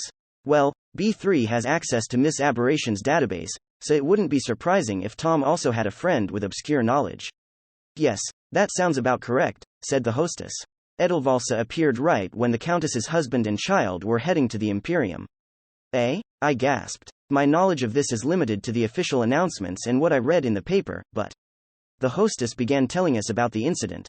It had happened about 30 years ago.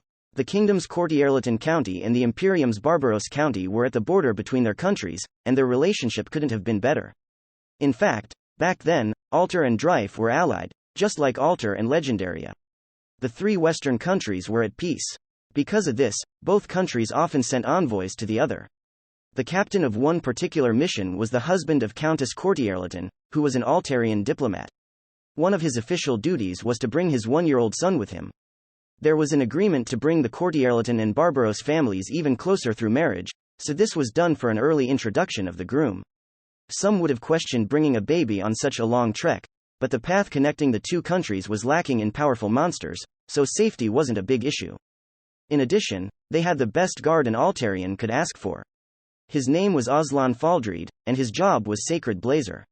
He was one of the kingdom's 4 superior jobs at the time, with the other 3 being the Arch-Sage, the Celestial Knight, and the Hierophant, aka High Priestess, but owned by a male. Originally a vagrant, Aslan's ability, nobility, and loyalty had led to him becoming an important retainer of the king. The fact that he was being sent to protect this mission spoke volumes about how greatly the kingdom valued their relationship with the Imperium. Additionally, Aslan himself volunteered to do this, since the next head of the Barbaros family, the Ram, Ronaldo Barbaros, was his close friend and rival. After arriving at the destination, he planned to have a duel against his friend in one of Barbaros's sparring facilities. Thus, this was a good journey for everyone involved, and all was looking bright. Until they arrived at the buffer zone and were attacked by a mythical UBM. It wasn't known why the UBM appeared there at that particular moment, or whether it was a coincidence or someone's intention. Regardless, the nameless army, Edelvalsa, attacked the kingdom's mission. Aslan rushed to the front to protect everyone and downed over 1,000 of the Dahl Legion. However, Edelvalsa had several thousands more where that came from. They were desperately outnumbered. The Dahls swarmed over them like a crushing wave. They broke through Aslan's line of defense, and the mission suffered greater damage with every passing moment. Aslan tried to make his way to the main body, but the army was simply too much for him alone. Right when he began to think that it was only a matter of time before they were overwhelmed, a certain someone from the Imperium came to their aid. It was the Ram, Ronaldo Barbaros. Upon hearing that his friend and the mission he was defending were in danger, he had rushed to their aid, all by himself. And so, the 2 superior jobs faced the imposing mythical UBM.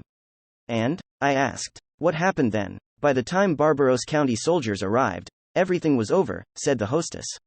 Edelvalsa was defeated, but both Aslan and Ronaldo were dead. And, according to Dreyf's investigation reports, everyone in the mission was gone. So it was a draw, huh? During the tea party, the Countess had told me about her husband dying and her son going missing, but I never would have thought that a mythical UBM was involved in that. Veldorbil tilted his head. Did you say that Edelvalsa used dolls? Yeep, said Tom. It was a UBM that created dolls and used them to fight. I see. That's almost like. But it's been 30 years, it's impossible. What's impossible? I asked. He made a wry grin and replied, in Dreyf, there is a Tien who uses a special reward to create dolls and wield them in battle. I found it curious how similar the powers seem. But the man is still quite young, so it's simply impossible that he became the MVP in a mythical UBM fight a whole 30 years ago. He must have gotten it from another UBM. Oh, well, there are UBMs with similar powers, said Tom. Special rewards that make monsters and items aren't that rare. And with that as the conclusion, we stopped talking about the subject. However, for some reason, I couldn't help but feel that I was overlooking something really important.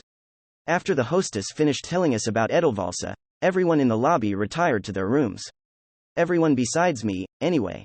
I stayed behind and examined the lobby's bookcase for more info about the incident, but honestly, I had no luck. That is not the sort of reading you keep in a lobby, said Nemesis. You might have better luck in the local library. Good point. Libraries were probably closed at this time of day, and I'd be busy with the ruins tomorrow, so I probably couldn't dedicate any time to look this up. Reluctantly, I returned the book in my hand back into the case. I raised an eyebrow as another book caught my eye. The Legend of the Sacred King? It was clearly a children's picture book. The reason why it stood out for me was the word sacred in the title. It reminded me of the sacred blazer from the hostess's story. I took it in hand. The cover displayed a cutesy, distorted character holding a blue sword, which reminded me Azurites. What's this? I muttered.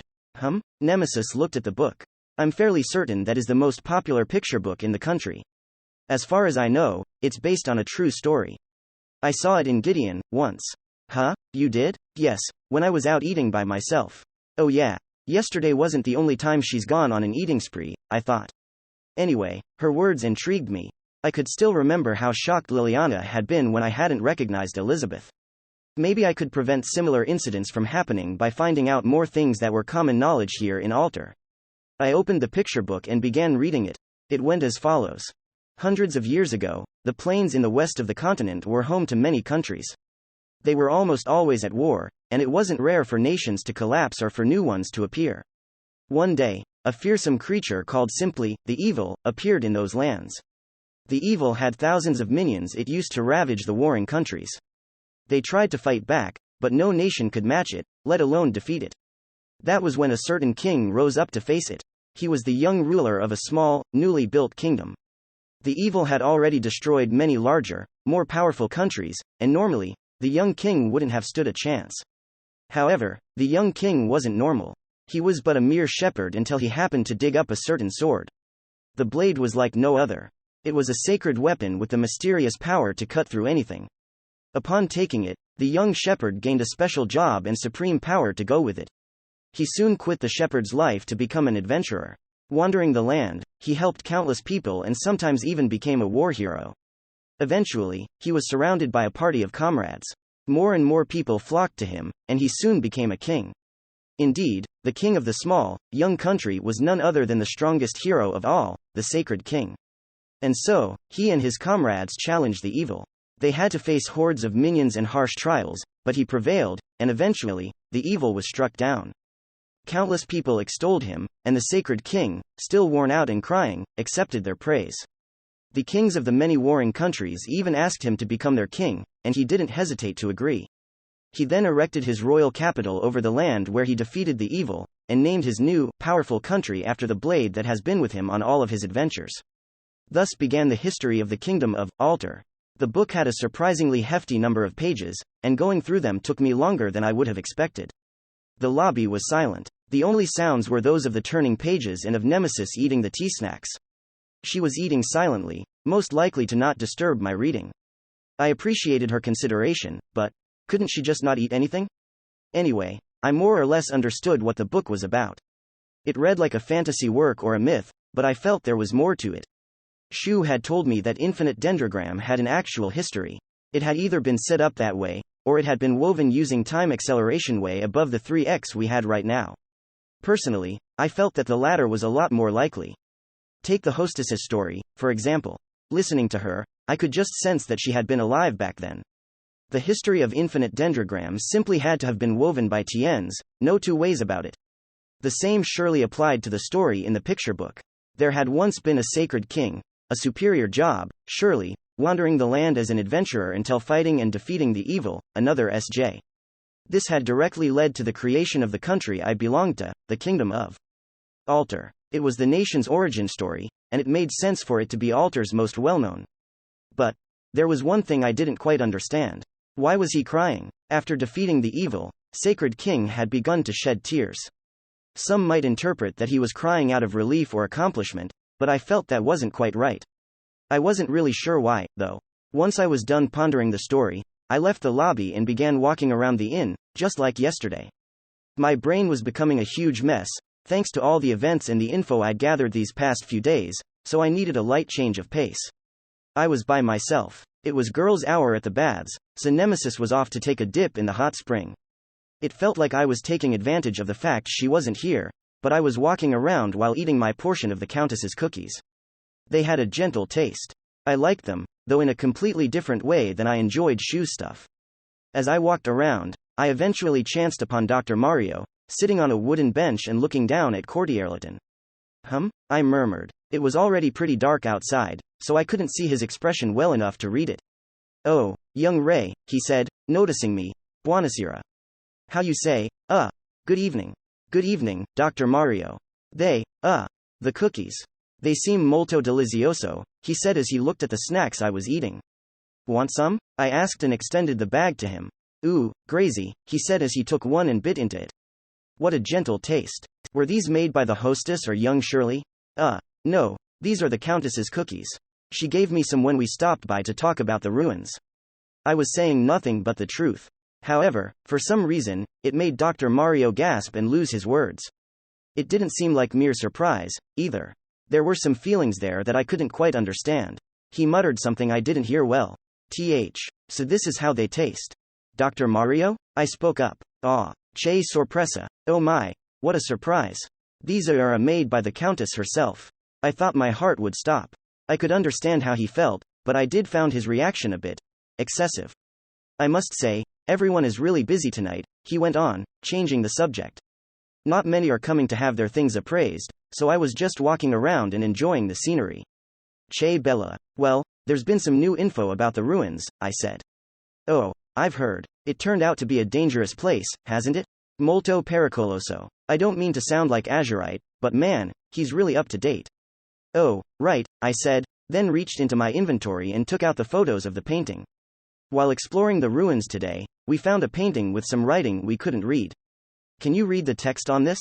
Un minuto. Give me a moment, he said as he took out a lantern from his inventory and lit up our surroundings. Yeah, you can't really read in this darkness. Let's see here. Dr. Mario took off his glasses, illuminated the text, and began reading it. Once again, I couldn't help but feel that his eye color was much like the Countess's. You can read without your glasses? I asked. Ah, see, he replied. In fact, they get in the way whenever I try to read something too close. So they're not for nearsightedness, huh? I've read it. Here's what it says, he said, then began reading the text aloud. The day the incarnation of beasts devastated our 4 infantry divisions is still fresh in my mind. It overwhelmed the horizon, and we matched it in neither quantity nor quality. Are we finally lost? Nay, it is not over yet.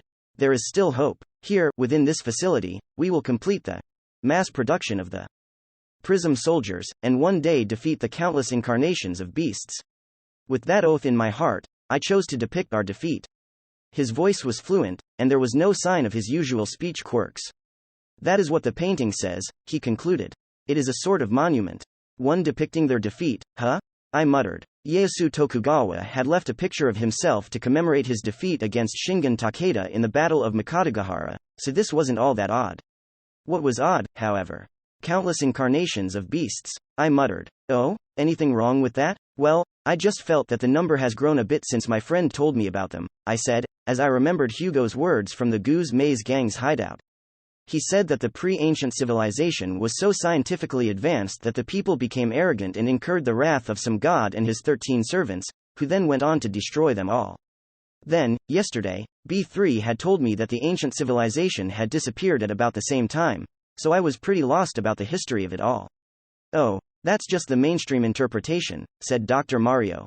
It involves elements from the religions that came afterwards.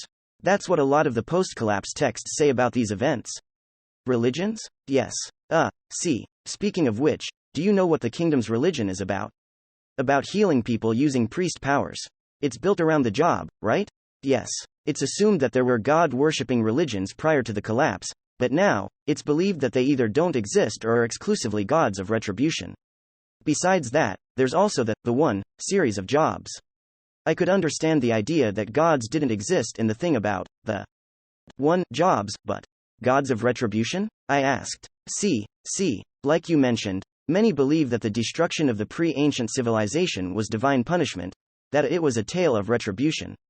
I was silent. Hugo had mentioned that countries besides Drife and Granvaloa purposely avoided technology to avoid incurring the gods' divine wrath again. Mind you, the kingdom was also dabbling in it to get out of their dire situation. Anyway, gods of retribution, huh? I pondered that. Nemesis is based on one, isn't she? But again, that is the religious take on it, Dr. Mario continued. Reading historical documents written during the collapse itself gives you a, how you say, different perspective. Have you heard that both the pre-ancient and the ancient civilization collapsed at the same time? I did, I nodded. According to the documents from that time, the 2 civilizations in question developed on different continents. Different continents? There's another continent? I asked him. There was another continent, rather. It somehow sunk, leaving only a solo flying ship, and that's what we call the ancient civilization. The texts often mention an extracontinental vessel, you see. Extracontinental vessel, I murmured. A continent had vanished, and all that had remained of it was a single ship. They arrived at this continent, but the prosperous civilization that was already here didn't accept them.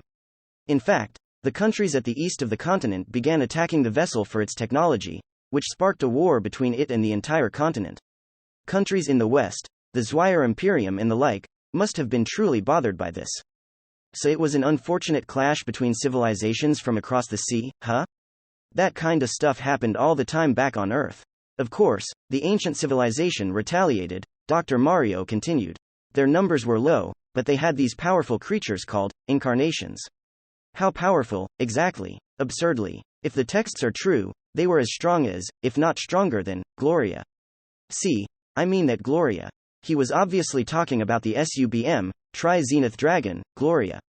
It was the strongest monster the kingdom had ever faced. Beating it had required the combined powers of Shu, Figaro, Miss Aberration, and her lunar society. Shu had been the only one left standing when it was all over, which said everything you needed to know about the thing's fearsomeness.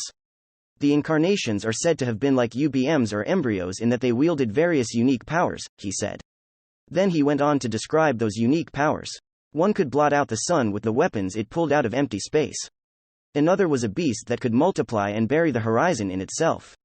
Another could consume countless boats along with the very sea they were in. Another was an orb-like entity that could use thousands of unknown powers. The ancient civilization's ship had contained these beings with extraordinary powers. The incarnation of beasts depicted in the portrait was one of them. The incarnations numbered 13. 14 if you included their so-called God, the extracontinental vessel. It seemed like a meager number, yet it had been enough to crush the entire continent. The pre-ancient civilization stood no chance. It collapsed in no time, Dr. Mario continued. And that's the reason why we have no details about what happened to the ancient civilization. It seems to have just disappeared after the clash. Both of them were gone, and that's it. Thus, he ended his history lesson. It gave me a lot to think about, answered a few of my questions, and gave me a bunch of new ones, like, if the ancient civilization was so powerful, why didn't they contact the pre-ancient civilization earlier? With all the power of the extracontinental vessel and the incarnations, crossing the sea should have been child's play. A keen observation, Dr. Mario said. Many scholars argue this, as well. The fact that there was only one vessel leads many to assume they had some obscure, yet powerful, reasons for that, perhaps religious, perhaps geopolitical. We can't know for sure unless we discover some ancient civilization ruins or something, but all their civilization had was a ship, so all we ever find are pre-ancient ones. Still, I do hear that Granvaloa is exploring the seafloor for the continent that sunk. Do you think they'll find it? I asked. Who knows? There should be traces of it somewhere, if you ask me. After all, if it didn't exist, where else could they have come from? Well, I can't argue with that, I thought. But wait, he said the pre-ancient civilization's ship was flying, right? Then, couldn't it have come from outer space? Nah, there's no way. Thinking of this reminded me of Franklin's words from the Pandemonium. Anyone who thinks this is just a game is either retarded or a child who believes everything he's told. I have no idea what all of this actually is. I'd assume it's the human experimentation phase for the creation of a nation. No, worldwide virtual reality, but even if this world was aligned with his words, the devs couldn't have made this world extend all the way out to far space. There was just no point in having done that. He'd also said something else back then. What was it, again? I have a question for you, as well, Dr. Mario said. May I? Sure. What do you want to know? Do you know anything about the Prism soldiers mentioned here? We saw some machine armor constructs both in and out the ruins. They're set to capture monsters and Tiens and use them as fuel. Pretty sure it's those things.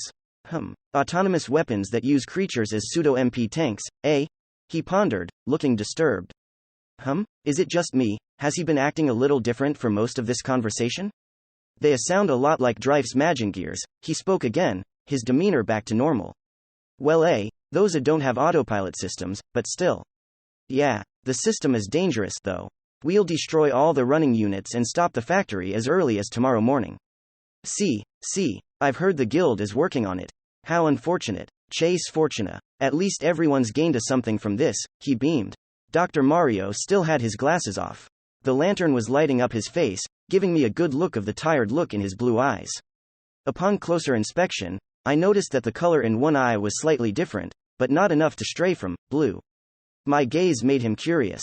Qualcosa non va? What's the matter? Do you have Altarian noble blood? I went ahead and asked him. Why would you assume that? Countess Courtierleton has eye color that's much like yours. She said it runs in her family. She was also heterochromic, her right eye was blue, while left was green. Azurite had said she also had Courtierleton blood. Her eyes were much like the Countess's right, and the same could be said about Dr. Mario. I understand, he nodded. See, it's true, I have Altarian noble blood. And I've been told that some of it is Courtierleton. Though my generation has already lost the, how you say? Status. So, you have Altarian nobility in your ancestry, but the family split, and your branch isn't noble anymore. See? That explained his visit to the Countess's mansion today. He must have been curious about his ancestors' home. The words he'd said as he left also made more sense now. Still, something didn't feel right. His reaction to the cookie was still on my mind, too. I'm quite sure I'd find being a noble to be uncomfortable, in any case, he said. I very much prefer field work like this, it takes away the weariness from desk work. Desk work? Yes. By that, I mean the non-stop glaring at draft budgets, applications, things like that. I'm far better suited to act on my own. I find that being important is tiring. Is that so? It is. The way he put it made it likely he was a professor or a director in some academy somewhere. And again, I couldn't help but notice his speech slip. That reminded me that he hadn't told me where he was from. I had a rough idea, though, so I just went ahead and asked. You're from Drife, aren't you? Chapter 8. Freedom Prism Writer, Ray Starling. Dr. Mario answered my question with another one. How do you know that? He didn't pretend I was wrong or try to silence me. He just stared at me with his blue eyes, curious about what had given it away. I've had a hunch since our talk yesterday, I said. Yesterday? You knew about Jade, didn't you? They found that prism steed in Drife. I know someone who knows a lot about stuff like that.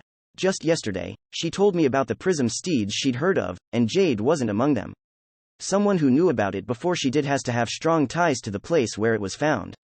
There's more than that, surely, he said. Yes, I nodded. These days, the only countries looking into the pre-ancient civilization are Drife and Granvaloa, right? Well, you said your research involves official desk work, so it's pretty likely that you're from either of those places. That was 2 reasons out of the way, and I also had a third. You also said that you have Altarian noble blood. Altar and Drife might be at war right now, but I hear they used to be great allies. Consider that, and it's not all that weird that a Drifean has Altarian nobility in his ancestry. I also had another reason I didn't feel like saying out loud. Azurite was extremely wary of him, a mere scholar. And she was an operative working for someone in the kingdom's upper echelon.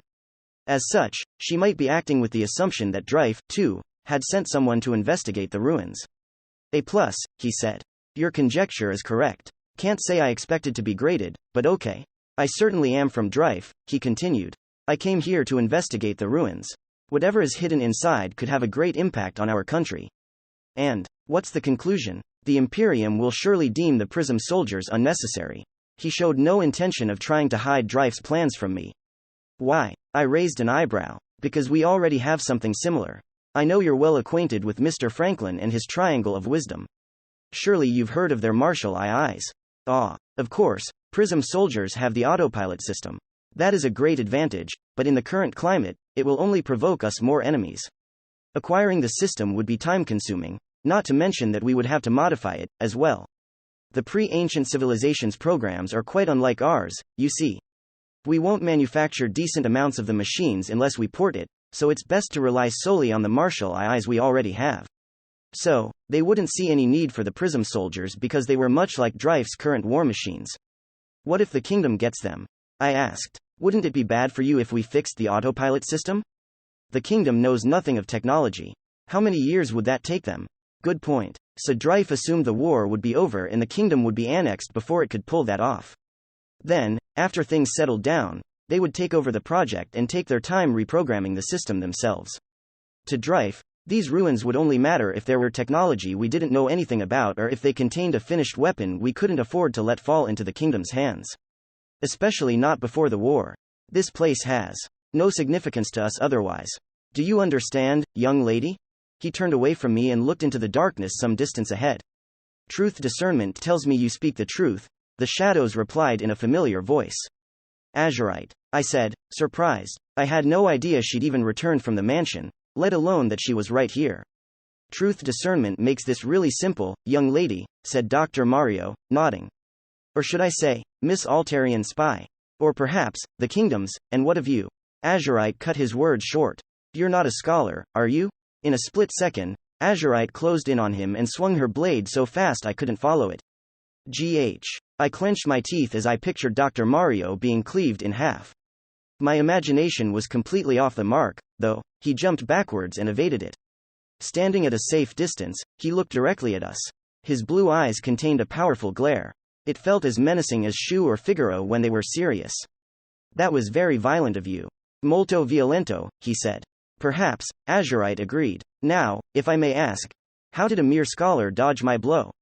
Oh, so that was a preemptive attack to test Dr. Mario's identity and... Wait, no, hold on. Whoa, whoa, whoa. Did you think this through? What if he'd been the real deal? I yelled. He would have been split in half. No need to worry, she said. This blade of mine cannot cut now. Unless I aimed for his head, he'd have only ended up with a few crushed bones. Goddamn, you're such a meathead. Not as bad as Figaro, though. That guy'd probably just shove a chain into his face and turn his head into mush. You're one of Dreyf's special soldiers, I assume? Azurite asked Dr. Mario. Special soldiers? I repeated. I wasn't sure I understood what she meant. Dreyf's Special Mission Task Force, often called just Special Soldiers, she explained. It's a group comprised entirely of fully trained battle jobs or superior jobs, all specialized in single warfare. Or infiltration, like what we have here. A group of maxed out high ranks and superior jobs? I guess they're like Dreyf's version of the Royal Guard before their post-war decline. Dr. Mario nodded. See, that is correct. Mario isn't your real name, I assume? I asked. Also, if you ask me, that manner of speech stands out far too much for an infiltration. Is there something else you're hiding that makes it part of your camouflage? You aren't wrong. Dr. Mario slowly nodded. Except about one thing, I really am a scholar with a doctorate in archaeology. Mario may not be my real name, but it is my name as a scholar. So even if it wasn't his real name, he was still Dr. Mario. Anyway, I've been found out, so I guess this is it. Oh, before I forget. He took something out and threw it to me. As I caught it, it made a hard jingling sound. What's this? I asked. The payment for my stay here. Could you give it to the hostess? Oh, and please tell her that the food was delicious and the hot spring felt amazing. I could feel my exhaustion just fade away. Okay, he was one of Dreyf's special soldiers and he'd infiltrated Alter, but he really didn't seem like a bad guy. What if that had been a bomb? You'd be one-armed again, commented Azurite. Aw, I hadn't even considered that. You're easy to fool, aren't you? No, I'm not. Sure. I had a secret player killer in my party. Didn't know my brother was the Co-D until the thing at Gideon, and drank the drug slime mixture Franklin gave me, but that's it, really. Let me rephrase. You are absurdly easy to fool. Such a simple man. She looked at me with an indefinable expression. Dr. Mario watched our exchange with a friendly smile, then said, It's a shame, but I must take my leave now. You truly believe you can escape? Azurite pointed her blade at him. My dear, I already have, he replied, and a split second later he vanished, leaving behind only a small bird. Wah! Azurite exclaimed. I gasped. I recognized the creature. The bird was a monster created by Franklin. It was designed for castling, a skill that switched the position of the user and the target monster. Gideon's masters often called it Chimera Wing. Well, he's a Dreyfian soldier, I murmured. No surprise that he has access to Franklin's stuff. Castling couldn't have taken him too far, but the man had moved fast enough to dodge Azurite's blade. Catching up to him would be a challenge, to put it lightly. Might as well assume we lost him, Azurite sighed. He's a special soldier. He might have prepared something for us in the ruins or its surroundings. We should urgently hire someone to investigate. You think he, or Dreyf, rather, will do something there? Yes, I do. In fact, I came here exactly because I assumed Dreyf will make a move. Huh? I didn't really understand that. I figured she'd known Dreyf would make a move, but I hadn't thought she was here because of that. What did that mean? That aside, she sighed again, don't you think you showed him a bit too much? He is a Dreyfian special soldier. The portrait from the ruins is one thing, but he could have assaulted you just for your prism steed. Well, I was told that all original owners were at risk of being attacked for them. Even B3 would have attacked me if she'd been an active PK and if I hadn't been her friend. I'll run into people gunning for silver sooner or later, I said. Besides, he analyzed silver for me. My gratitude for that outweighs the risks. Is that how it works? In my mind, anyway. Also, I know he's from Dreyf and all, but he really doesn't seem like a bad guy. He hadn't hesitated to teach me, an enemy master, about the pre-ancient civilization. He could easily have lied, but Azurite had confirmed that he hadn't. Enemy soldier or not, the man seemed cordial and honest, qualities you rarely found in bad people. You really are simple, Azurite grinned wryly. But I have friends in the Imperium, as well, so I can't deny those words. You have friends in Dreyf? I asked. Yes. Our countries used to be allied, after all. I was a transfer student there, and... She gained a nostalgic look and fell silent. Oh, this is no time to talk about the past. True, we went off on a tangent. Back to the matter at hand, she said. According to truth discernment, he didn't speak a single lie, but we should still be cautious. Speaking of which, how long were listening to us? I asked. You make it sound like you were there from the start. That's because I was. I tried to call out to you, but you began speaking to him. Before I could. I had no idea she was there. I thought, somewhat surprised. Again, he didn't lie. But his manner of speech was off in more than just quirkiness. It was technical, designed to conceal the truth without saying a lie. Most army men know how to speak like that. Special soldiers doubly so. Yeah, I also feel that he wasn't lying, but it did seem like he was hiding something. It had to be related to the portrait. Something hadn't felt right about the way he was talking about it. As for what it is, I said, pondering, he'd claimed, without lying, that Dryfe had no need for Prism soldiers. However, that was still only Dr. Mario's own take on it. We couldn't rule out the possibility that Dryfe would come for them anyway. Besides, even if that didn't happen, these ruins might contain more than just the Prism soldiers, I said.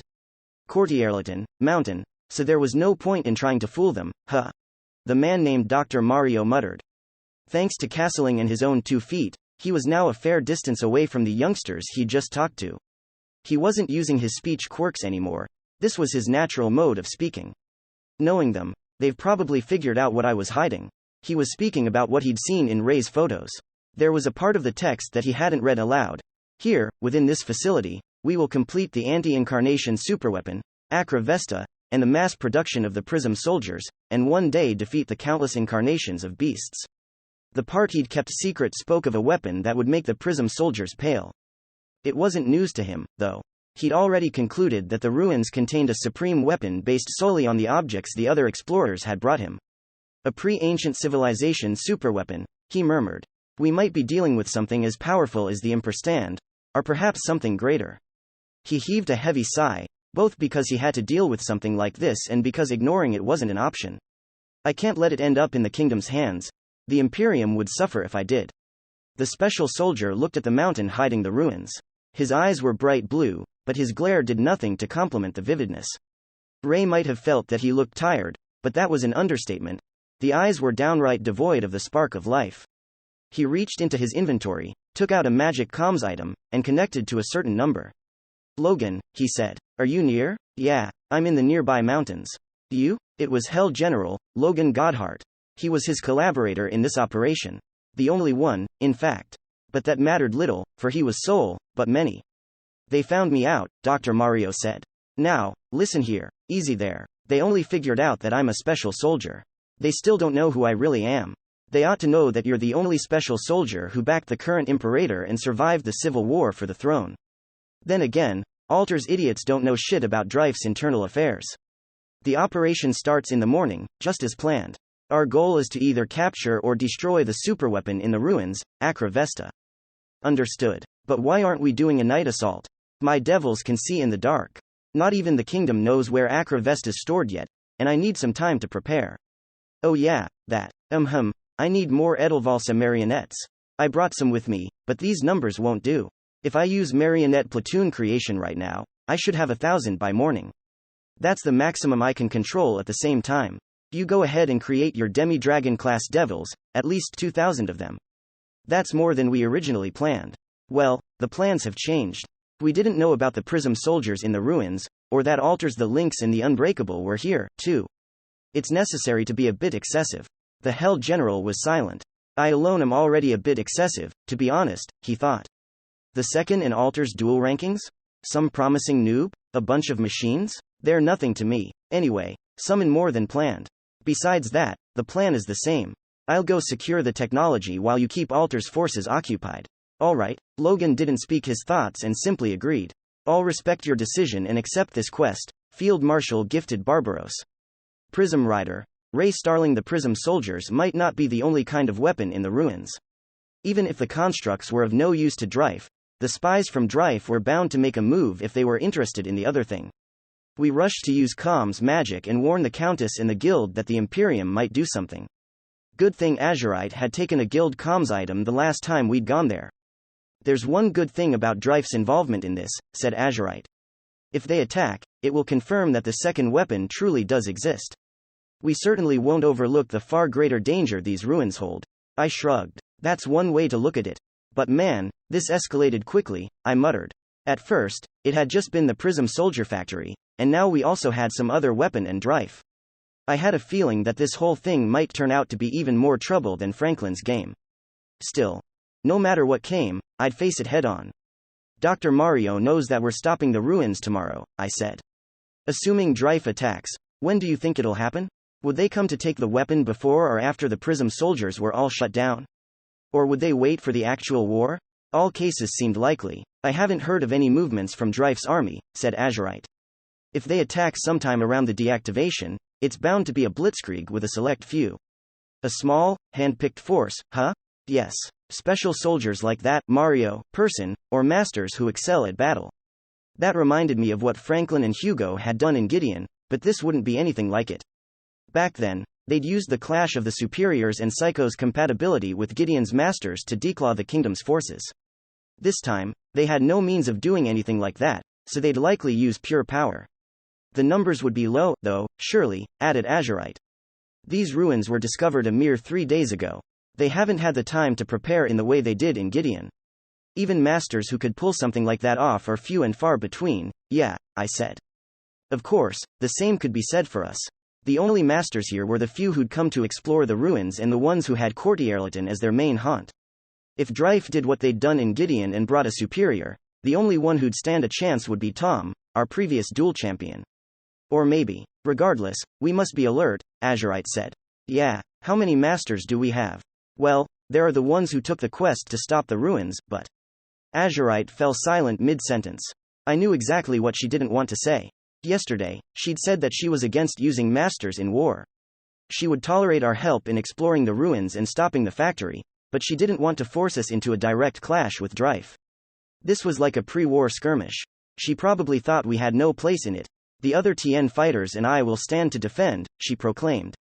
You join the other masters and stop the ruins. The gravity of the situation clashed with her line of thinking, causing anguish you could almost hear in her tone. Still, I couldn't agree. No, I said. I'll stay on the surface and fight Dryfe's masters.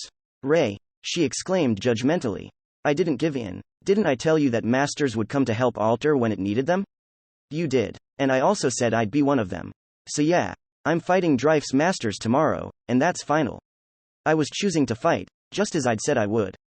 But that's my role. I thank you for your help with the investigation, but you masters mustn't take part in.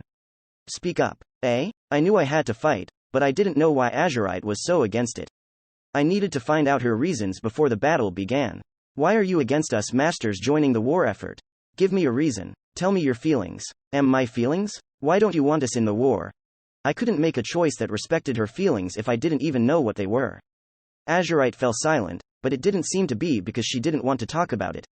She was just conflicted, contemplating something. Soon enough, she opened her mouth. Very well. I have 2 reasons, actually. The first is that I simply don't trust masters. I'd already guessed that one. Thanks to the war, many Altarian TNs no longer trusted masters, and Azurite was among them. Masters had killed her mentor, Langley Grandria, and her teacher, the Arch-Sage, and for all I knew, there might have been many more. I really couldn't blame her for not trusting us. But the reason I refuse your assistance is different, she went on. I don't hold any mistrust towards you. That was as good as saying she trusted me. And yet she was still rejecting me. My second reason is my late father's words. Your dad's? Yes, Azurite said. He was one of the people in the center of Alter's government, and he thought a lot about the stark increase in masters that started 4 or 5 years ago. That was more or less when Infinite Dendrogram had come out. Shu and the other first-wave players had gotten online and started messing things up or solving them. He used to think a lot about what would happen if these powerful, immortal beings kept growing in power and number. Did he think we're a danger or something? No. The other way around, in fact. Father considered masters to be inhuman agents of revolution who would lead humanity and the world to a better future. In his eyes, you were akin to divine messengers I've read about in legends. Divine messengers? I raised an eyebrow. Well, that's an interesting way to look at us. It made me think of the extracontinental vessel, the god and the servants, but that was probably unrelated. That's why my father refused to hire masters for war, she said. He believed that there was no future for a world in which masters were seen as nothing but sellswords for war. You are so much more than that. You are saviors from another world. I was silent. Wow, he sure put us on a pedestal. That line of thought didn't even align with the vast majority of masters. After all of us had started out with the intention to play. Even if there were people like me, growing to value the lives of those who called this world their home, none of us came here to make this world a better place. I was pretty sure not even Miss Aberration was an exception, and she was a damn cultist. If Azurite's father really was a big name in Alter's government, this misconception might have been one of the reasons why the country was in such a dire state. After all, we masters were no saviors or divine messengers. You don't agree with him on that, do you? I asked. I don't. Even so, I'll follow his words until the end. They were our last. She fell silent again. From what I could tell, her father must have died in the war. Not even a year had passed since then. The memory had to be fresh enough that merely talking about it opened the wound again, making it hard for her to speak. I silently pondered. It was easy to say that she was just a slave to her father's memory, but if it was near and dear to her heart, who was I to ruin it for her? I couldn't take that angle, so. Before I came here, someone told me this, I began.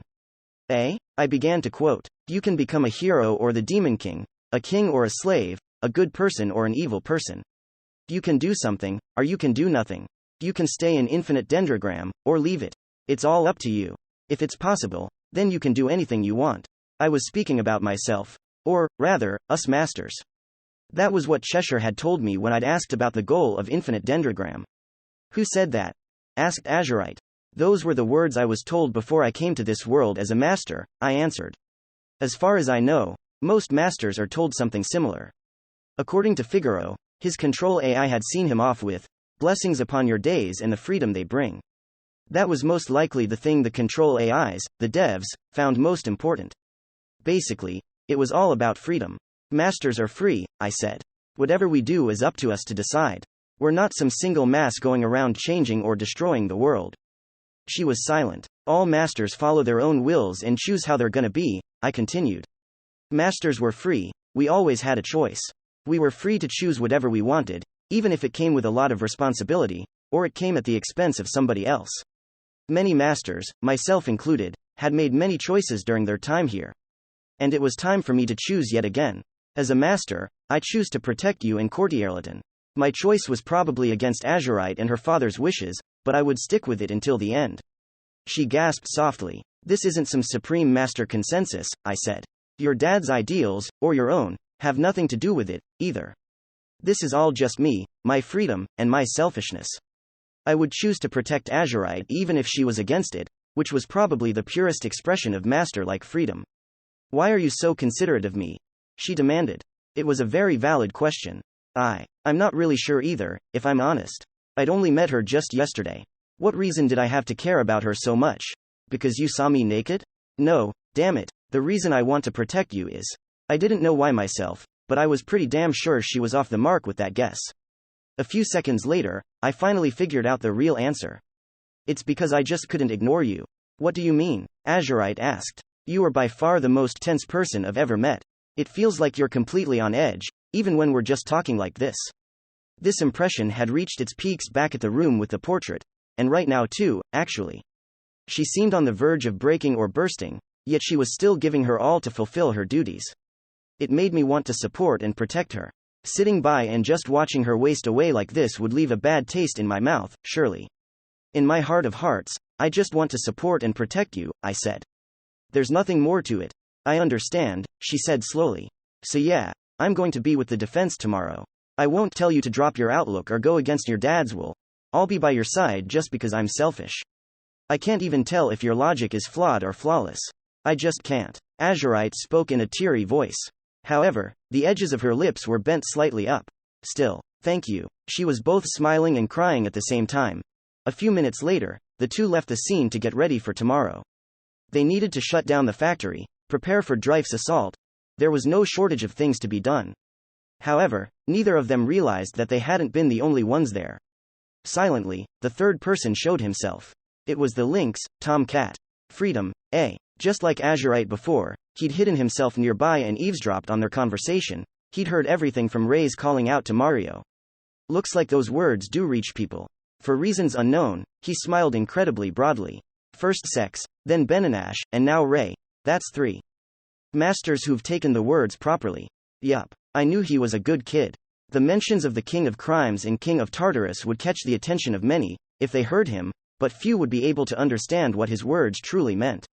A few seconds later, he walked away, finally leaving the scene completely empty. Chapter 9. The Three Armies Courtierleton Mountain. There were 10 odd parties pulling an all-nighter on the mountain containing the ruins. They were all masters on a quest to kill and collect the prism soldiers near Courtierleton.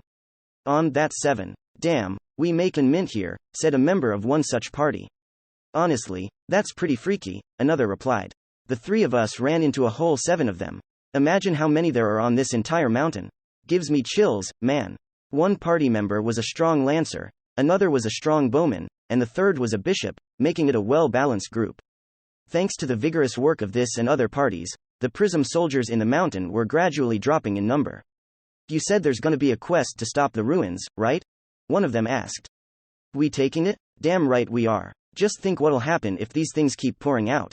Our town'll be gone. True. They're only about as strong as demi-dragons, but that's still a bit much for Tien's.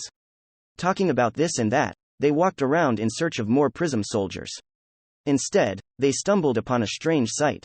It was a space in the forest where the trees had vanished, as though pulled out of the ground by the roots. Hold on. What the hell's this? One of them exclaimed. The trees are just gone. Another said, stunned. Did the machines dig them up? The third asked.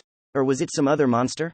No clue. Though, looking at what's going on, we should be careful.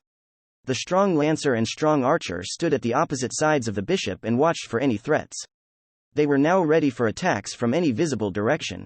The bishop also prepared to use the relevant support skills. They were cooperating well. Any proper party with a support would have done the same, but that was exactly what made them so easy to take advantage of. Phase 1. In a split second, a creature burst out of the softened ground below and grappled the bishop. The creature looked like a tree, twisted into the shape of a marionette. In fact, that was exactly what it was. It used its arboreal weight to drop the bishop to the ground and cut his throat with the knife in its hand. Exclamation mark quote. The bishop couldn't speak any of his skills now. The puppet took advantage by stabbing his crown, spine, and heart, quickly ending his life. The immense damage to his body didn't allow for a long resurrection period, so the bishop quickly turned into particles of light. The marionette worked absurdly fast. Huh? Yelled one of his party members. You bastard. The strong lancer and strong archer finally reacted to the marionette and quickly destroyed it, but their bishop had already gotten the death penalty. Both sides had only a single casualty.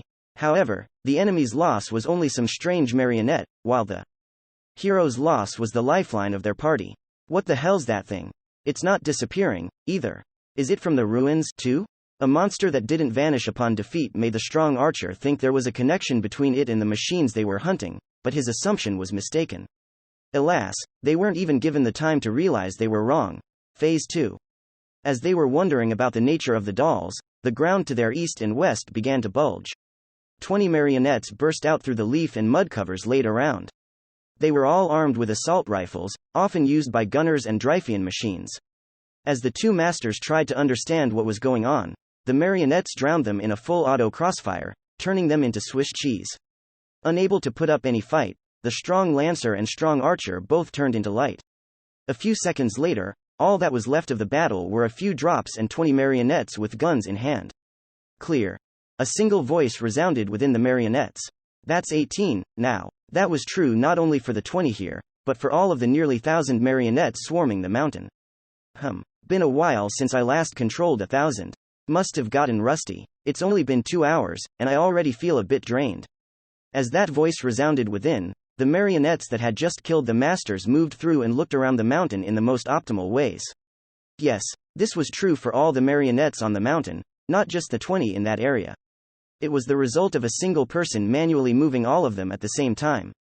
He saw 1,000 times more than a single person, processed all the marionette states in real time, controlled them all simultaneously, and had them all cooperate. They were also equipped with high-frequency knives or assault rifles, which he was having them wield the exact same way he would have wielded them himself. This was a fully functional, 1,000-strong army, commanded by a single will. Needless to say, this was an astonishing feat. Auto would have been one thing, but controlling such a number manually was downright inhuman. Nevertheless, this man was capable of this. He was the current field marshal of the Imperium, gifted Barbaros. His superior job, Zero General, was specialized in commanding unmanned weaponry, and he was the special soldier who had wielded the unguided gaze, Edelvalsa, for the past 30 years. That mythical special reward had been with him for as long as he could remember. He'd begun controlling these marionettes before he could even walk. He was the Imperium's strongest soldier. No, he was a one-man army. All weaken their forces a little more. He'd been a special soldier for most of his life, and nighttime ambushes were his specialty. To ensure that he would succeed in taking Acra Vesta, this man continued his hunt for those who'd get in his way. Prism Rider, Ray Starling. So came the morning. It was so cloudy and dreary, it was hard to believe the skies had been clear yesterday. Such an unpleasant weather, sighed Nemesis. Seriously, I agreed. It felt extra bad because I hadn't even gotten a second's worth of sleep last night. I'd been too busy keeping watch in case Drive made their move while it was still dark. The guild had tried to contact the capital to ask for reinforcements, but as it turned out, long-range magic comms were currently jammed. How truly irksome, said Nemesis. Yep. Man, that guy. The culprit was most likely Dr. Mario. While we were exploring the ruins yesterday, he had been outside the whole time. He must have used the chance to set up jammers all over Courtierleton, then activated them when we caused a stir by telling the guild what we found out. Fortunately, only long-range comms were jammed. We could still communicate locally. Then again, that might have been the very reason why it had taken us so long to realize that long-range comms were busted. We had no clue how many jammers there actually were, so going after them wasn't realistic. The high-rank AGI-focused master was on a guild quest to send a message to the capital, but I wasn't sure if he'd make it in time. Hell, it was entirely possible that he'd be stopped on the way. I had a feeling that Dr. Mario was capable of that. Remembering the way he'd evaded Azurite's attack, I was sure it was because of his immense fighting ability, rather than just high AGI. Azurite had said he was a special soldier, one of Drife's best, and I didn't doubt that for a second. Ray, Nemesis said, how powerful is he? What does your intuition tell you? He's a match for some top dual rankers, at least, I answered. To be more specific, I couldn't imagine Chelsea or Bishmal standing a chance against him. Sure, this wasn't based on actual data. However, back when he'd evaded Azurite's attack, he'd been as menacing as Shu or Figaro, both superiors. I never would have thought I'd feel something like that from a Tien. But man, they actually didn't do anything last night, I sighed. I should have just gone to sleep. The fact they were jamming the comms made it pretty damn clear they wanted to settle this before word reached the capital and reinforcements came. They hadn't come at night, but they would surely act within the next few hours. We'd have to protect the ruins in Courtierleton from Drive while stopping the Prism Soldier factory and securing the other weapon at the same time. Needless to say, that wasn't going to be easy. It would have been great to have someone from the Gideon gang, like Shu or Figaro, but sadly, I hadn't been able to get in touch with Shu since last night.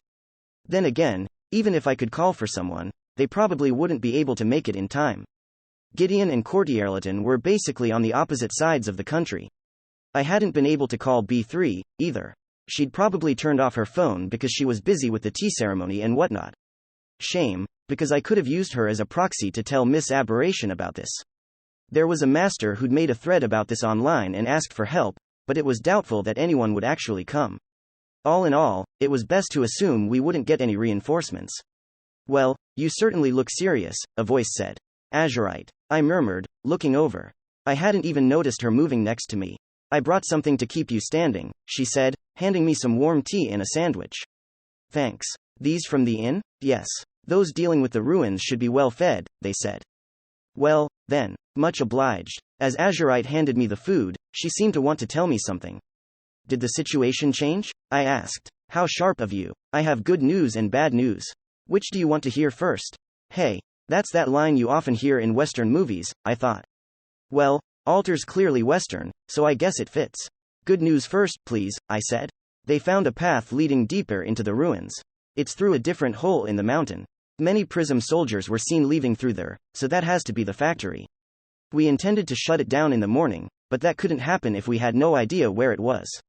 So figuring out its location was good news, indeed. Tom Cat and a few dozen other masters are already on the way, she added. Then there's nothing to worry about, I said. Just like yesterday, Tom would easily break through the security and reach the deeper parts of the ruins.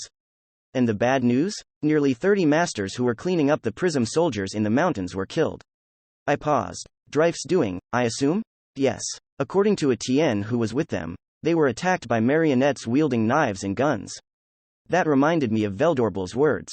He'd mentioned that Dryfe had a Tien who used a marionette special reward. It would make sense for Dr. Mario to be that person. He was a special soldier, after all. And a really intimidating one, at that. I felt there was something more there, but I couldn't put my finger on it. So, how many people stayed on the surface? I asked. There are 200 Courtierleton Knights, but our master count doesn't even go above 50, even when you include the low-rank jobs. Apart from that, there are about 40 to 50 Tiens who've come to explore the ruins. So not even 300 in total, huh? That number might have been decent in some cases, but our enemy was someone who could deal with 30 masters all by himself. Not to mention that they could always bring someone like Franklin. Things would be pretty bad if they did. Not that I don't have anything to counter someone like that, I reflected. I silently looked at my hands, and the miasmaflame bracers, Gardronda. Then I shifted my gaze down to the grudge-soaked greaves, Gu's maze. The townspeople had heard out about the danger of the ruins, flooding the town with negativity for my greaves to absorb, and it was bound to get worse if Dryfe attacked. The stage was being set for me to use the new ace up my sleeve. The skill has 3 conditions, okay? I recalled what Gardronda had told me while I was out cold. You've already cleared one, but there are 2 more. The one for after you use it is especially troubling. She hadn't been joking about that last part. After using the skill, I'd be given one of 3 demerits, each with an equal chance of happening, and if I was unlucky, I'd end up with the death penalty, or worse. I'd be lying if I said I wasn't worried about that. However, if I found myself in a situation where I had no other option. Ray? Azurite cut short my train of thought. What's wrong? What are you brooding over? Asked Nemesis. Hold on. You couldn't read my thoughts? I asked her. She nodded. I'm unsure why, but I couldn't. Were you thinking something indecent? Nope. Did Gardronda do something to hide it from her? I wondered. Guess I'd need to faint to find out, but I'm not going to start bashing my head against the wall. Anyway, I get that we have a bit under 300 people on defense, but what about the positioning? I inquired. Azurite began explaining our defensive setup. Well, for now, Before she could finish, her comms device began to release static. That thing was from the Adventurers Guild, so the person on the other end had to be someone from there. I'm listening. What happened? Azurite asked the item. Lady Azurite, we have news from the ruins, a voice from the item cried. I recognized the voice. It was a guild worker I'd met yesterday. He seemed to be in a panic. There's an unprecedented number of Prism soldiers trying to escape the ruins. There are over 1,000 of them. My jaw dropped. That was shocking news. 30 minutes ago. This is a directive from Zircon Leader. High energy mark discovered in the surrounding area, threat level, A++. The mark resembles incarnations, determined that it is superior class, detected intention to invade this facility, absolute defense initiated, all Prism soldiers, prepare for battle, all 2065 Zircon fire units, run in defense mode. All 898 Zircon laser units, run in defense mode. Analyzing the current state of the anti-incarnation weapon. Anti-incarnation weapon number 3, Acra Vesta, 37% complete. Hull alone is 75% complete. Main armaments and sub-armaments unimplemented, 1 analyzed weapon complete and equipped. Deliberating. Determined to release to the front lines. Initiating sortie preparations. Time of release will be determined by Zircon Leader. Standby. Due to release of anti-incarnation weapon. Searching for cooperators. Requesting assistance from number 1's and number 2's storage bases. Communication failed. This facility will defend against the threat independently. Ignore all casualties and damage to the surroundings until the threat is eliminated. The fate of mankind depends on this battle. Purge the threat of the extra-continental vessel, Prism Rider, Ray Starling. There are that many? I exclaimed. 1,000 Prism soldiers? How? The very notion filled us all with terror. How do they have the fuel? Nemesis howled the most important question here. Prism soldiers worked only when they had a living being as a source of energy. Due to this, the machines already deployed on the mountain should have been all they were capable of releasing. Even the factory had tons of units in stock, it wouldn't mean anything if they couldn't power them. We'd speculated that there might have been 1 or a few units with a reactor, but 1,000? No way. They say these Prism soldiers had pipes going into their backs, cried the guild worker through the comms device. Pipes? I gasped as it all suddenly made sense. Electric cables. It was probably magic, rather than electric power here, but whatever. Same difference. These units were powered not by animals, but by the ruins themselves. Unlike the first unit I'd encountered, these probably couldn't leave the ruins, but if all they had to do was defend the place, that wouldn't be a problem. It also wasn't a surprise that the ruins had the power to pull this off.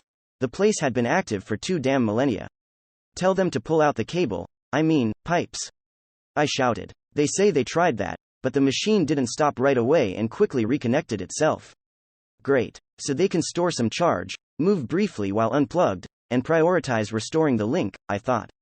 The designers thought it through, I'll give them that, but damn, that's annoying. What of Tom Cat and the others? Asked Azurite. Half of them were taken out by the Prism Army's surprise attack and the nearby traps, the guild worker replied gravely. Most of those who survived can't break through the Prism soldiers' defenses. Masters were powerful, but 1,000 demi-dragon tier machines with a home field advantage would be a bit too much even for them. Even if some masters there had some devastating skills, using them wouldn't be an option. There wasn't enough space there to use such skills without wiping out their own allies. However, I knew someone these circumstances wouldn't affect. You said, most. Does that mean that someone made it past? I asked. They say that Tom Cat carved a path through the Prism soldiers and went deeper in. Tom, I cried. He was all right, just as I'd expected. The odds were much worse than yesterday, but he'd still pulled through. Understood, said Azurite. We'll focus on defense now. Roger that, replied the guild worker. We'll contact you again if the situation changes. With that, the call ended. This is unexpected, Azurite sighed, comms device in hand and a grave look on her face. It really shouldn't be, though. We shouldn't have underestimated the ruins' defense system. So we can only hope that Tom succeeds in shutting down the factory, said Nemesis. Yeah, a part of me thought that might be too much for him alone, but then I remembered the way he'd fought yesterday. He might actually pull it off. Either way, all we can do now is destroy all the Prism soldiers leaking out through the entrance, I concluded. Indeed, Azurite agreed. The moment I turned to head towards the ruins, the comms device turned on again.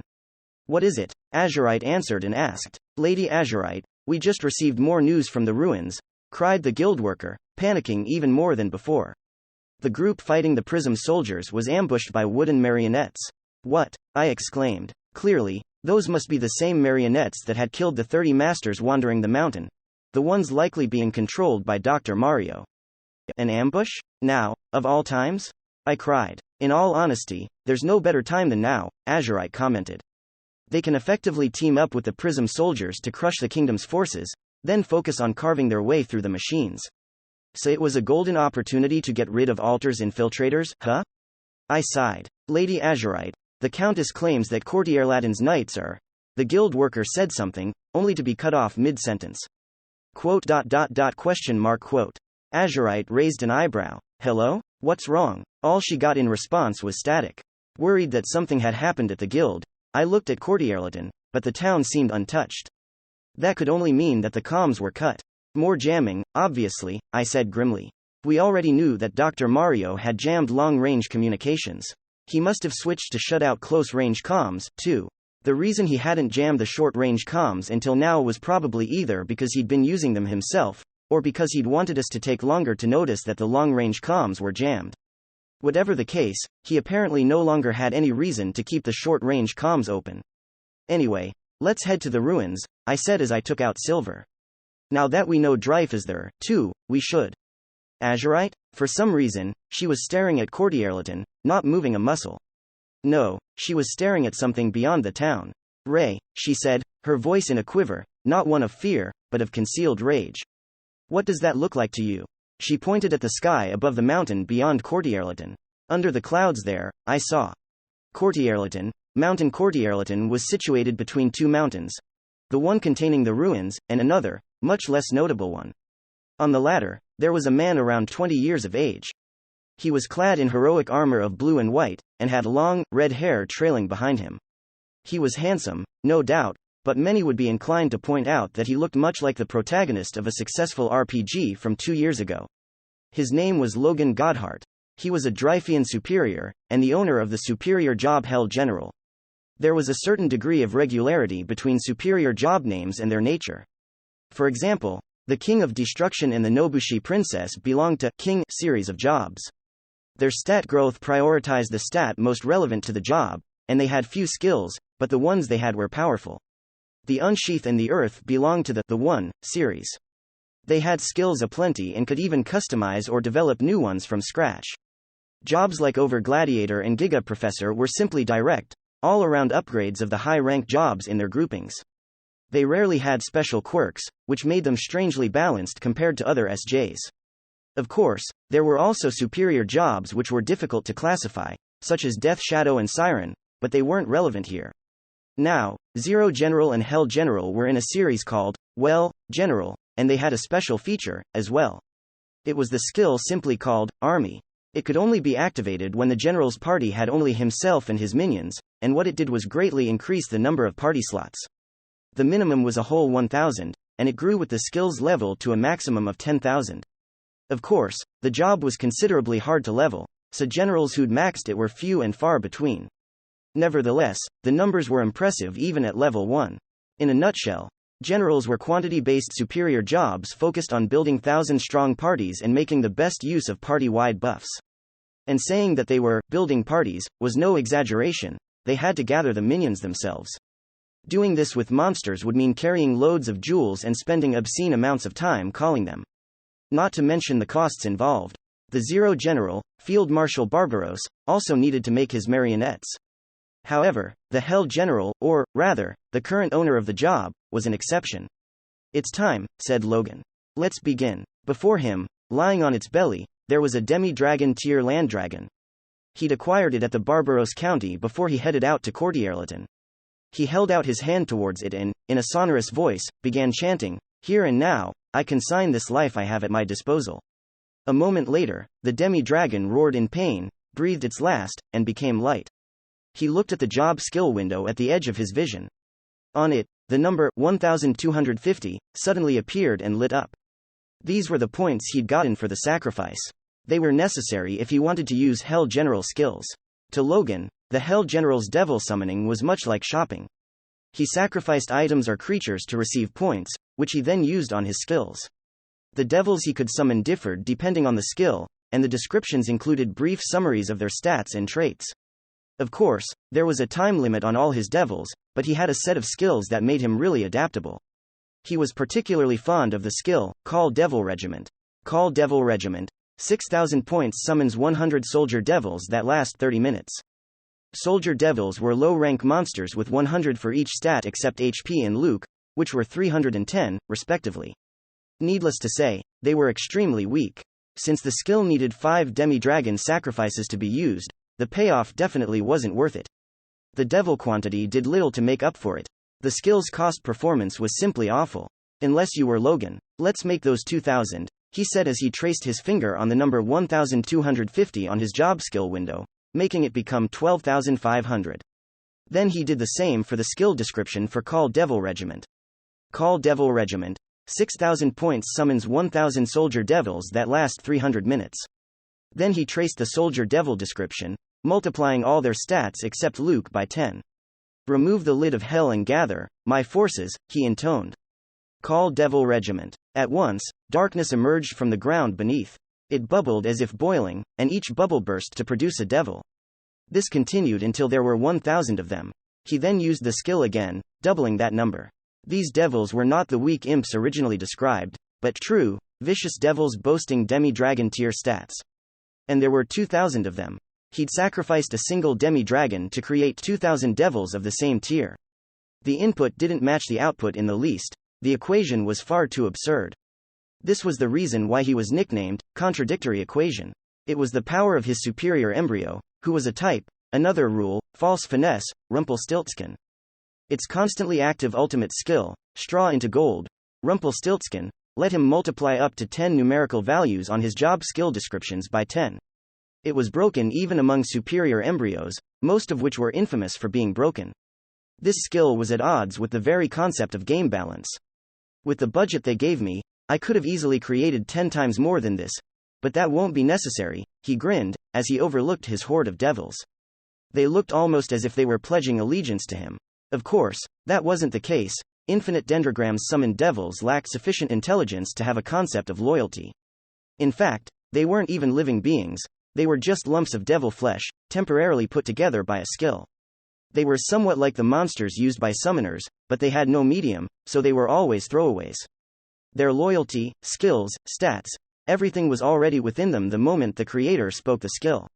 In a way, they were instant devils.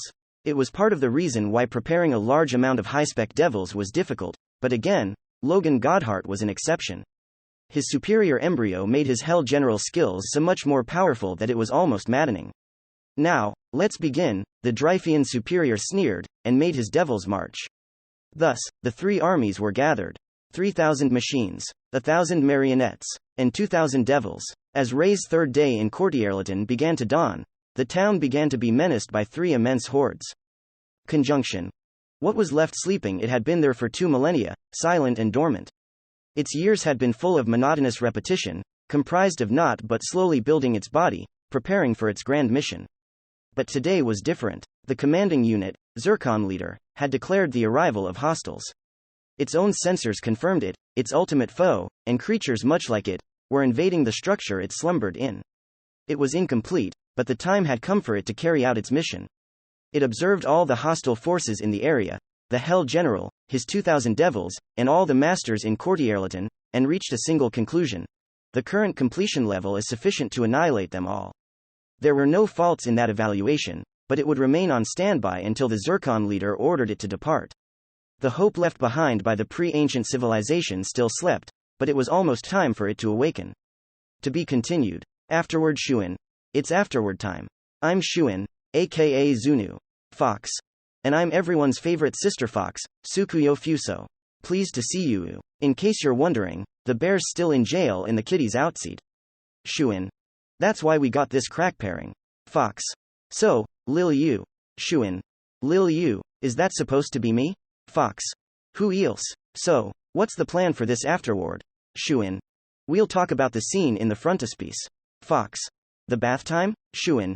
Yup, but we'll leave that to the author. It's time for his serious comment. Dear readers, thank you for your purchase. I am the author, Kaido Sakin. Alright, so. The seeds for the bathing scene were planted in December of the year 2015, when I was uploading the web novel parts that would become the basis for Volume 5. That was about when Editor K came to me with an offer to novelize my work. We met up in person and talked about various things, one of which was the color pages. That was when he mentioned how common it is for 2-page color spreads to show a bathing scene. Upon hearing that, I decided that I should write a bathing scene of my own. The rest is history. This very volume has it. It never would have been illustrated if this series had been cancelled, but thankfully, that didn't happen, and you now get to see it in its full, colored glory, just like I first intended. Taiki's drawing is so splendid that it feels more beautiful than cute or erotic, but that's good in its own right. On another note, with this volume's frontispiece, cover, and text, Azurite is gaining greater amounts of HP, heroine points, than even I, the author, anticipated. How will Nemesis protect the throne of the main heroine against this mighty foe and her relentless heroine Ing? Little would give me more joy than your excitement for Volume 9 and its intense battles, both physical and the one for the aforementioned throne. Kaido Sakin Fox, serious comment. Really, now? Shuin. I get what ya mean. It wasn't all that serious. Fox. Is he acting weird cuz the other two aren't here? Shuin. Whatever. Let's just do the announcement. Fox. Oki. Shuin. Volume 9 of Infinite Dendrogram. Fox. Planned for release in February 2019. Fox. So yeah, keep buying, y'all. Shuin. The bear and the cat are coming back next time. To be honest, I had no idea it'd go so well with just us two. Fox. Same. We should plan out a downsizing to give ourselves more spotlight, and, Shuin. Stop. A break for the orchestra paladin, Ray Starling. It was the day after we arrived at Courtierleton. Azurite was having a private chat with the Countess, so I whiled away the time listening to Veldorbel's performance. To say that the music was pleasant on the ears would have been a gross understatement. Man, this is good, I muttered. Nodded Nemesis. She even stopped eating just to listen. The music had tons of variety. You had famous movie theme songs, foreign TV series openings, Western game BGM, and even music from anime, both well-known theater classics and late-night shows. After a few songs, they took a break. The children took the chance to go to the bathroom, grab a snack, drink some tea, or play around with Veldorbel's embryos. Wind the cat Sith and Percussion the Kobold were especially popular. I walked over to Veldorbel. Sir, that was just amazing. Why, thank you, he said. I seldom play for audiences of mostly little ones. I won't lie, I was a bit tense. I really doubted that, but it didn't seem like he was lying. Don't orchestras usually play classical music, though? Symphonies are long. You may split them into movements, yes, but a group of children would prefer a few shorter tracks, don't you think? Well, that makes sense. I nodded. You covered a wide range of genres, too, I said. You think so? Those tracks have something in common, though. They do? How? Movie scores and anime themes are worlds apart. What kind of link can they have? Do they all start with a re note or something? I asked. That isn't what I had in mind, but yes, they actually do. I'm impressed you could tell. I just guessed and got lucky. Don't think too much of it. Unlike Shu, I wasn't a born musician. And, I'm drawing a blank for any other links. What's the answer? Oh, it's nothing special, he smiled. They were just composed by the same person, a humble man by the name of Otto Engelberg. So I shouldn't have excluded that. I'd actually considered that it could be the composer, but I'd thrown it out the window because of the late-night anime themes. So there's actually a guy whose music can be heard in both Western flicks and Japanese anime? That's something. I've heard enough to tell that this Otto person is great at his job, I said. The children like his work, too. Haha, Veldorble chuckled. I'm certain he'd be overjoyed to hear that. Speaking of the children, they seem ready for more. I'll go back to playing, if you don't mind. Not at all. Go ahead. All smiles and baton in hand, he walked to the bright-eyed children and resumed the ensemble. The end. The gold-eating bear. Dual City. Gideon, night offices, prison cells, unbearable. Odd as it may have seemed, one of the cells in Gideon's night offices contained a bear. At first glance, he looked like a caged zoo animal, but upon closer look, you would realize it was just a costume. The wearer's name was Shu Starling, the one and only king of destruction, and he was one of the few superiors serving altar. He had been locked up after defeating the superior serial killer known as Gerbera. Eccentric that he was, he'd rushed to her while destroying dozens of buildings in the way. That was obviously a heavy crime, but as the hero who had ended Gerbera's spree, he wouldn't serve any time. He'd be let go as soon as he paid for the damage. Of course, the amount had to be calculated first. The officials worked fast, but it would still take a few days, and he'd have to wait behind bars during this entire time. Although his new cell was better than the one he'd been in while a suspect, a cage was still a cage, so. Man, I'm so very bored. He could have been killing time offline, but for reasons unknown, he was choosing to stay in the boring cage. Noticing the hero's ennui, the jailer sat down next to his cell and took something out of his inventory. What would you say to a game of chess? He said as he presented Shu a chessboard.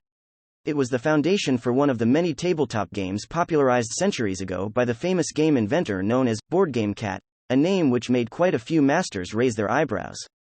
The jailer saw it as a good way to keep Shu entertained. Shu thought the same thing. Chess, huh? Been a while since I've played it, he said as he got comfortable. Playing through the bars might have been weird, but it still made for a nice picture. How about we bet a little money on it? It'd make the game a bit more hairy, don't you think? Those born and raised in the city of duels had little to no aversion to gambling, so the jailer didn't hesitate to accept. However, he would soon come to know that it was a grave mistake. Come the next day, things had completely changed. My turn. Whoa, it's Anthony, the chess champ of the Gideon Knight Order. Beat him. Avenge us, Anthony. A crowd had formed before the cell. Bring it on. I'll bear it all, Shu said proudly, chess piece in hand and a tall pile of 10,000 lire coins next to him. That was the money he'd won playing chess. At first, the bets had all been just 100 lire coins, but after Shu's winning more and more games, more and more challengers had appeared from all over the night offices, increasing the betting rate 100-fold.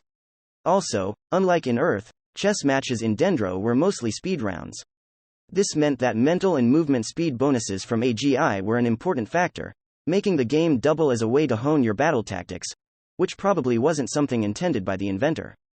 Because of that speed, Shu had already garnered over 200 victories in just a day. GHAAAAAHH. ANTHONYYYYY.